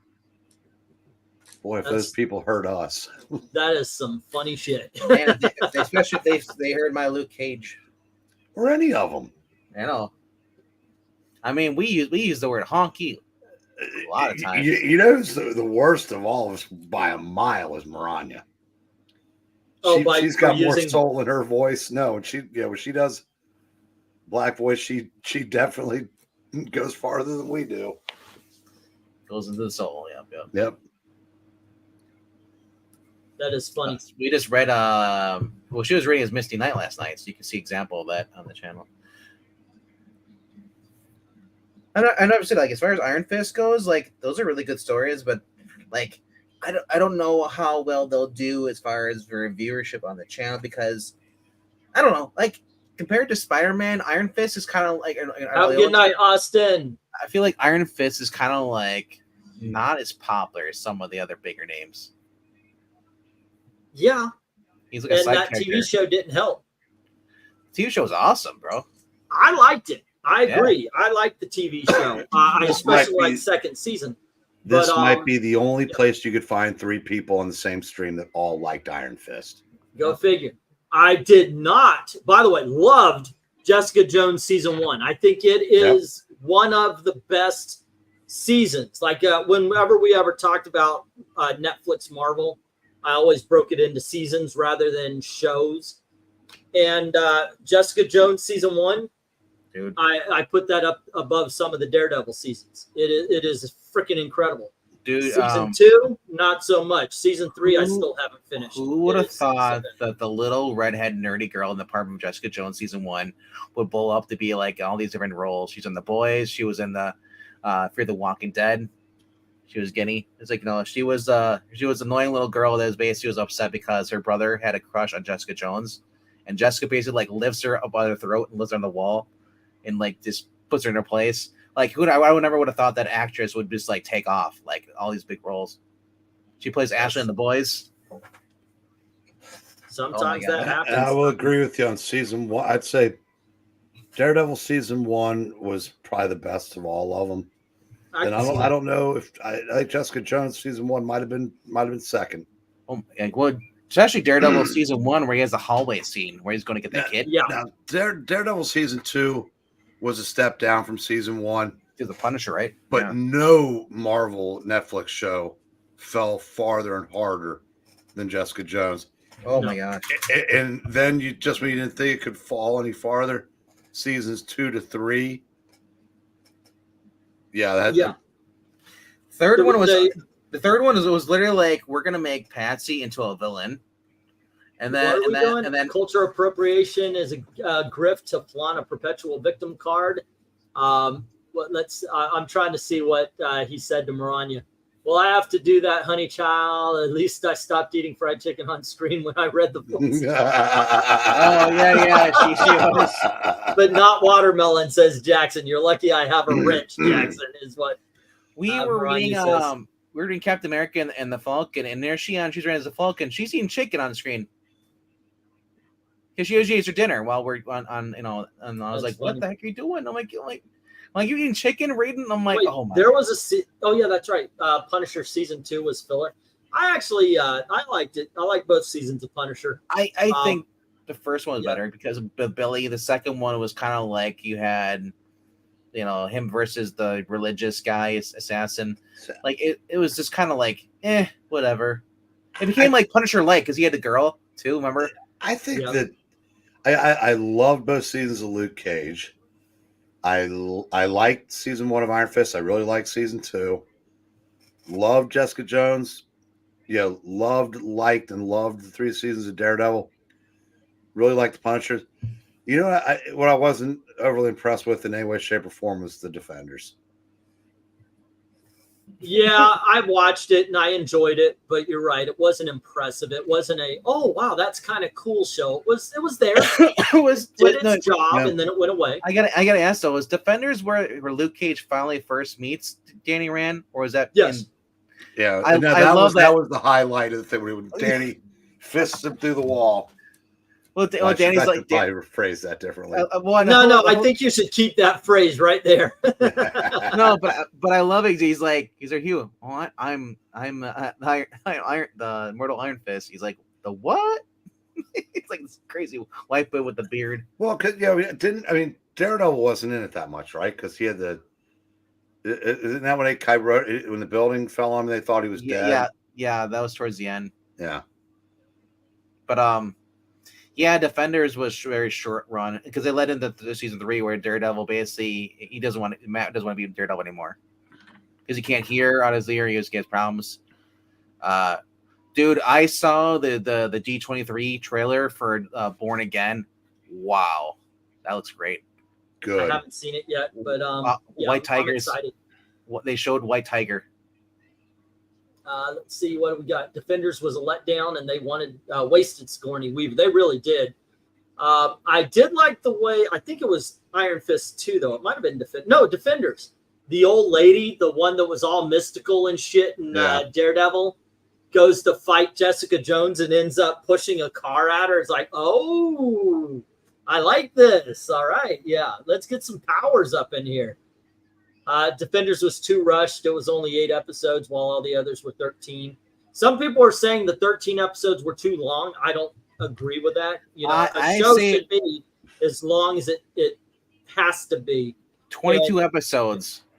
If it's a really good show, I want 22 episodes. Like Miami Vice, there were 22 episodes. Yeah, let's go back to the 1980s and 90s and get a 24 episode show. Yeah, Why not? it's hard to sustain a central plot even with subplots for a 22 episode season. That's why you never see that with the with this new form of doing seasons. Let's see. Sounds like a vast majority of shows start well. Luke Cage got better. I know a lot of people disagree with me, but I believe the first half of Luke Cage, where he's going up against Mahershala Ali, whatever his name is. Mahershala Ali. I thought that was like, okay, let's get to the point here, because the villain is a guy with guns. And you established in the first episode that he doesn't get affected by guns. So him going into the club and beating the shit out of everybody, okay, no big deal. The fight at the end of that was better. And then in the second season, when they had the bullets that I do believe came from Iron Man 2, when they showed that, that was awesome. But there's actually a lot of continuity. If you watch, there's a lot of continuity between the MCU proper and those shows. And that was one of them. I said I still wish we. So your Jose's checking in. Hey, Said Iron Fist was unwatchable. I said it's amazing how many people feel that way. Yeah, I said I know we're in the minority. yeah, but hey, you know what? I don't need you to like it in order for me to enjoy it. No, it's just the way it is. if that's what we needed, it would be a COVID vaccine. Yeah, there you go. But I've never held people to that standard. It's never been a case of if you don't have my opinion, get the No, I don't. I just think it's seriously. We all have the common denominator of being into comics. Yet, the opinions on that show range from unwatchable to really, really liked it. Mm-hmm. That's the thing. It's interesting. Yeah. Yeah. Well, see, I think, a bad comic review. I agree with you on that, but I think there was a 3-year plan at least. I would say 4 that they didn't get to do. I think season 3 would have brought, Danny would have gotten the fist back. Luke would have straightened out, would have left his, new gig as crime boss. And I think season 4, we were actually going to get a Power Man Iron Fist series. I'm convinced that's where they were going. Yeah, because it seemed that way. And man, with Meacham, Ward was like, I was talking to Trust about this last night. Trust's sidekick. We were talking about this after the reading. He's like, Ward really, at first he hated the guy, but then his such character development on that show, Ward became like one of the great most face turn. Wow. This guy actually decided before he was a dick and decided to actually change everything. And then and you saw the way his relationship was with his father. His father was just a jerk to him. And like the sister, she kind of had a face turn towards the end. It was just I liked it. I thought it was a really good show. It's funny. I hated Danny at first, but like I said, Danny grew on me too as well. Joy was playing this sexed up character. Yeah. And she wore all these slinky dresses and shit. But she had to wear flats because the actor she was working opposite was so short. Yep.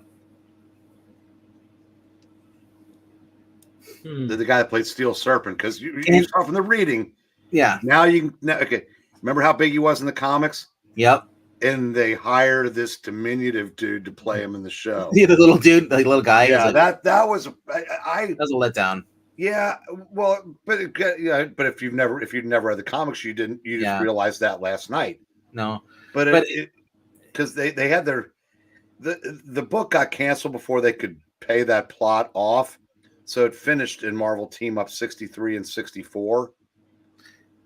Were they writing this right before X-Men or during X-Men?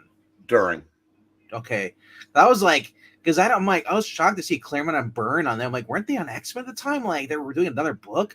That's just weird. It's no, Claremont was a workhorse in those days before he settled into X properties. I knew he was on X-Men for a while. I did not know he was on there for 16 years. And he also, he wrote New Mutants. Basically, he ran the mutant era until 86. Yep. Then he got some help from Louise Simonson, who had been an editor on X-Men.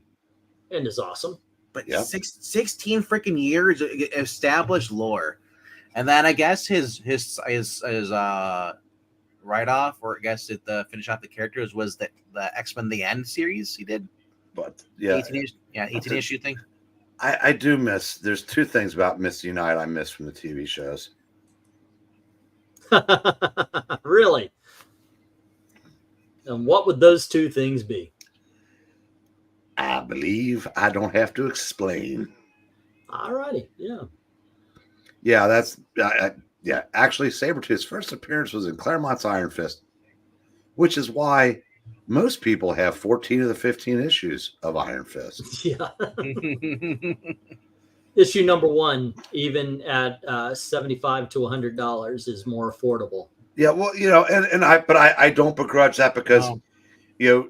Live action had nothing to do with that book's value. That is true. That popped up a long time ago. Yeah, I don't mind when it's organic, but when it's speculator driven due to. Oh my God, there's live-action going to property. be a movie and he's in the corner scene of it. I can't believe it. Let's make here we go. Let's make the Marvel team up at first appearance of White Rabbit, a $75 book, because we heard that she was going to be in Spider-Man No Way Home or whatever it was called.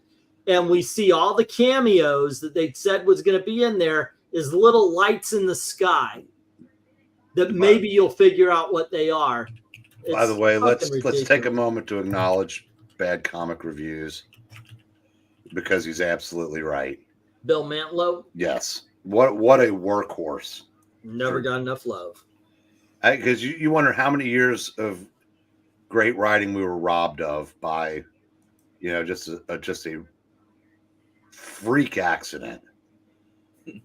Did you see that Doug Gaines posted his Mauricio does the comic and the food?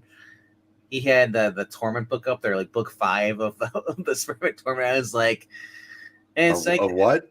Of the Spider-Man book. Yeah, Torment book 5. Craven's Last Hunt. Okay, no, it's one of the McFarlane Right. Spider-Mans. The McFarlane Spider-Man. So you had it on there, and I said he was on there praising the book, and I said he's like, oh, it's like fantastic art on this, and like I'm thinking like, I don't know, I thought his art was better with Michelin. On that book, I thought his art was worse. Oh, yeah. If Doug thinks it was better on his self-contained book, well, Doug is wrong. And I said, you know what that book is? If anything, that was the nail in the coffin for anybody who thought that McFarlane could write a book. Yeah. That's really what it was. Vegman, if you ever come down here, I'm going to introduce you to my brother because I just figured out what you two have in common. When you get going, the words may form in your mind, but half of them don't get to your mouth. No, they don't. Because when you said that about the McFarlane Torment, none of those words came out. it was like listening to a record on 78. And my brother does that. I mean, I probably understand more than most because I've had 60 years of listening to someone that does that. But man, I tell you what, when you get going, like I said, I have there's a lot of stuff in my mind, but it's trying to compute it into words. Like sometimes it's like you might have been a great auctioneer. I mean, you're real life. You're like really, hey, blah, blah, blah, blah. No. Hey, better. Well, my thing is also because I also have anxiety too. So a lot of times I don't want to say things because I second guess myself. Well, what if I'm wrong? Yeah, I've done that where you just kind of like pretend like you said the words and hope that nobody notices. Yeah, like I said, Grey Ghost. The other night we were reading the Batman Adventures and like it's the Grey Goose. I mean Grey Ghost. I told you not to say Grey Goose. Yeah, and I hope that the Guardians movies at least help pay for some of Mantlow's care. Yeah, because I imagine he probably got a little bit of cheddar for that. Although I said it's, I would have never imagined that character would get used again, let alone. Yeah, and Bill Mantlo, if he could, would have to thank Abnett and Lanning because they're the ones that brought him into that Guardians series that the movie was based on. Dude, every time someone says Bill, I'll go on ahead, finish. I was just gonna say, every time I hear the name Bill Mantlo, I think of Barry Manilow. Yeah, it does sound like that. So here's a case of Disney damned if you do, damned if you don't. They're being accused of racism because instead of going with the end of Kang, which nobody liked, comedian Godfrey calls out Robert Downey Jr. for having a criminal record, says white actors get chances to redeem themselves as he reacts to Marvel Disney replacing Jonathan Majors with Robert Downey as the new villain of the MCU. Yeah, here's the thing. We're going to form a lineup with 2 people. Okay. That guy and Robert Downey Jr. We're going to ask 100 normies to identify both of them. That's one of the big problems right there. He's been in a couple of movies that might make people recognize him, but it is a big difference. Well, here's the thing. Plus, Robert Downey Jr. passes the Nana test. That's how big he is now. here's the real thing that I think. Okay, all of Robert Downey Jr.'s stuff happened before cancel culture. And what's his name? Majors, whatever his name is, actually did everything during cancel culture. And so you've got Disney, who, by the way, has taken away Tinkerbell because some dumb bitches were saying that she's body conscious. And they destroyed the absolute favorite attraction in their busiest theme park because of dumbasses on Twitter saying it was racist. So they are not going to even risk pissing off anybody on Twitter. So they get rid of what's his name? They get rid of Kang. In comes Doom. My problem is it's Robert Downey Jr. and not actual Dr. Doom. It's Yeah, gonna be Iron- and also it's as far as Doom. like second chances, blah blah blah. If I don't recall Robert Downey Jr. hitting women. Weren't his problems basically drug addiction? It was all on him. Yeah, drug addiction. Yeah. Tinkerbell's body conscious in that outfit. Yes, in the movie Peter Pan, she stands on a mirror and she puts her hands on her hips and she does this and she like, like she's fat. So she's body conscious. Therefore, I shit you not, this is true. They take her away so kids cannot meet her. That's it. There's no more meet and greet at Disney because they started this DI section and they go, well, this is problematic. You got to remove it. And that's what happened to Song of the South, the Splash Mountain. The best, always rated the number one ride in the park. And they got rid of it and replaced talking it about- with Tiana. You talking about the one from Hook? That scene? No, it's actually in Peter Pan. I was gonna say in Hook, they really sexualized her up.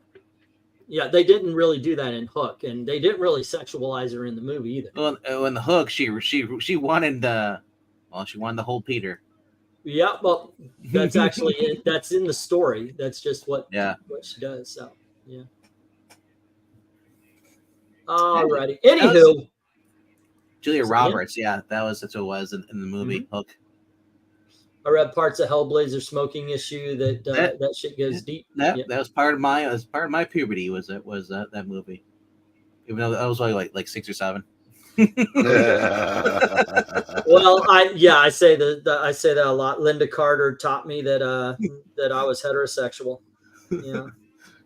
Linda Carter and the Charlie's Angels. Now Linda Carter, she came out with the Harris shit, and I'm like, you know what? So feel fucking lucky that you're rich enough to survive Biden America. I just want to know what you guys' thoughts on the episode where she twirls and then she has a skateboarding. Oh, that's awesome. And then she skateboards, got the guy in the car. Yeah, absolutely love it. Loved it. I saw that and I said, you know what? We can't fault new writers with comic books. Bad comic reviews were. I don't know if you were around back in the day when we used to build these auctions around Aaron Gray on Buck Rogers. Oh, yeah. Yep. She was an integral part of the early days of the auctions. What was she wearing? Because Eric could be The watching Wilma it. report. Yep. 11 o'clock. It would come on. Hey, why didn't Breen say anything? Waiting on the report. That's basically it. Yeah. That was fun times. Fun times, kids. That being said, what do we have going on tomorrow there, Vank? We're gonna do a Fantasy Four book, and then I don't know, probably another shorter book because I'm trying to do more of the Fantasy Fours in like the 70s, more later ones, so they're shorter. Because we could do 148 because we left off with 147. Yeah. So I was thinking if we haven't done 148, we'll do that one. All right. So join them for that, and I'm still waiting on Rob to give me back as far as what's going on Extreme Movie Show. okay, y'all should talk about Cuckoo, the new horror film. Cuckoo sounds like it's someone's gonna say Cocoa Puffs as they kill someone. Not even a little bit. I wish, but yeah. Actually, I watched that, and today I watched what movie did I watch? Bike Riders, which was a bit of a bomb in the theaters. It's okay. It was a good movie. Is that there's a new Tom Hardy film out. Is that the one talking about? Motorcycle game? Like Yeah. it's called Bike Riders? It's called Bike Riders. It's on Peacock right now. Okay. Because I remember like seeing a preview for that, and then that was it. It's like, nope. It was all right. Like I said, it is like you could probably, if you think about it for a little bit, you could probably write the script for it because it did not veer off. Cuckoo is that sequel to Disney's Coco. Yes, it is. Cuckoo sounds like it'd be like a horror movie where this person has a bunch of cuckoo clocks. Cuckoo birds, but okay. All right, kids. Thanks for hanging out with us. Thanks for making another successful auction. Once again, go on and join the cast and crew of the Geeky Puppet Show for their readings tomorrow. And if everything works out, we'll be here at 10:30 to do Marvel 80s. But I got to tell you, maybe not tomorrow because I'm always tired. Always tired on Sunday. Might wait until Monday for that. But I'll give a heads up. I'll make a show of it. And shout out to Common America. I was going to say, shout out to Common America, Tim and Mark, man. They're posting stuff over at there's a Comic-Con in Japan. They have a group over there actually running a booth there too. I never would have thought that I hear about Mark and Tim having Common America booths. Yeah, they were saying that they're going to make an anime about it. And more power to them. That's one of the things that drove the issue that we had on the auction last year. Yeah, that was one of the things that drove it to $2,000 is that they heard that he said that they're going to they're talking about making an anime, and so he donated to the auction the most rare copy of Common America, signed copy too, autographed by everybody. Threw in some posters and shit to go along with it. Even your bird autographed it. No, it's good. My bird, chewed on it. Yes. Yeah, it just is. Linda Carter was yours. Mm-hmm. I guess Jose might be close to my age because Barbara Eden was who told me that I was going to like girls. Yeah, Barbara Eden. I saw her in the reruns. Had I been the harem outfit was nice, but her dresses just kept getting skimpier and skimpier because it was getting later in the 60s. Mm-hmm. When the miniskirt first came into being, and unlike Elizabeth Montgomery, a beautiful woman in her own right, Barbara Eden. She had some she was thick with two C's. To be fair, mine was a bad girl on that animated series because they drew her with curves. Yvonne Craig on the animated series. Oh, the animated series. Okay. I was like the way they drew the women on there, like especially they drew they drew them like they're like 60s kind of counterparts. When it came to Poison Ivy, I guess he's not. Yeah, he just said he saw him on reruns too. We're probably around the same age. I'll tell you what, though, as far as the kids TV that got me excited, Isis. Anna and her sisters. Sadly she did not age well, but no. We'll always have Isis. Always have Isis. you ever hear of that? It was I forget what it's called, but it was like Goldie something. Like she was like she owned this company, like this it was a cartoon that came out in the 80s or 70s. It was Goldie something, and she had Action Jack was her with her, and they would basically go on adventures. And she was like a rich publisher, heiress. It was like really, it was like came out for like one season. But wow! Thank you that for being said, with that image bad comic. That being said, you kids have a great time. Don't forget to click like, share, subscribe, all that kind of stuff, and see us here tomorrow at 10:30 p.m. Eastern for Marvel 1980s. And have a good night. See you later. Good night, kids.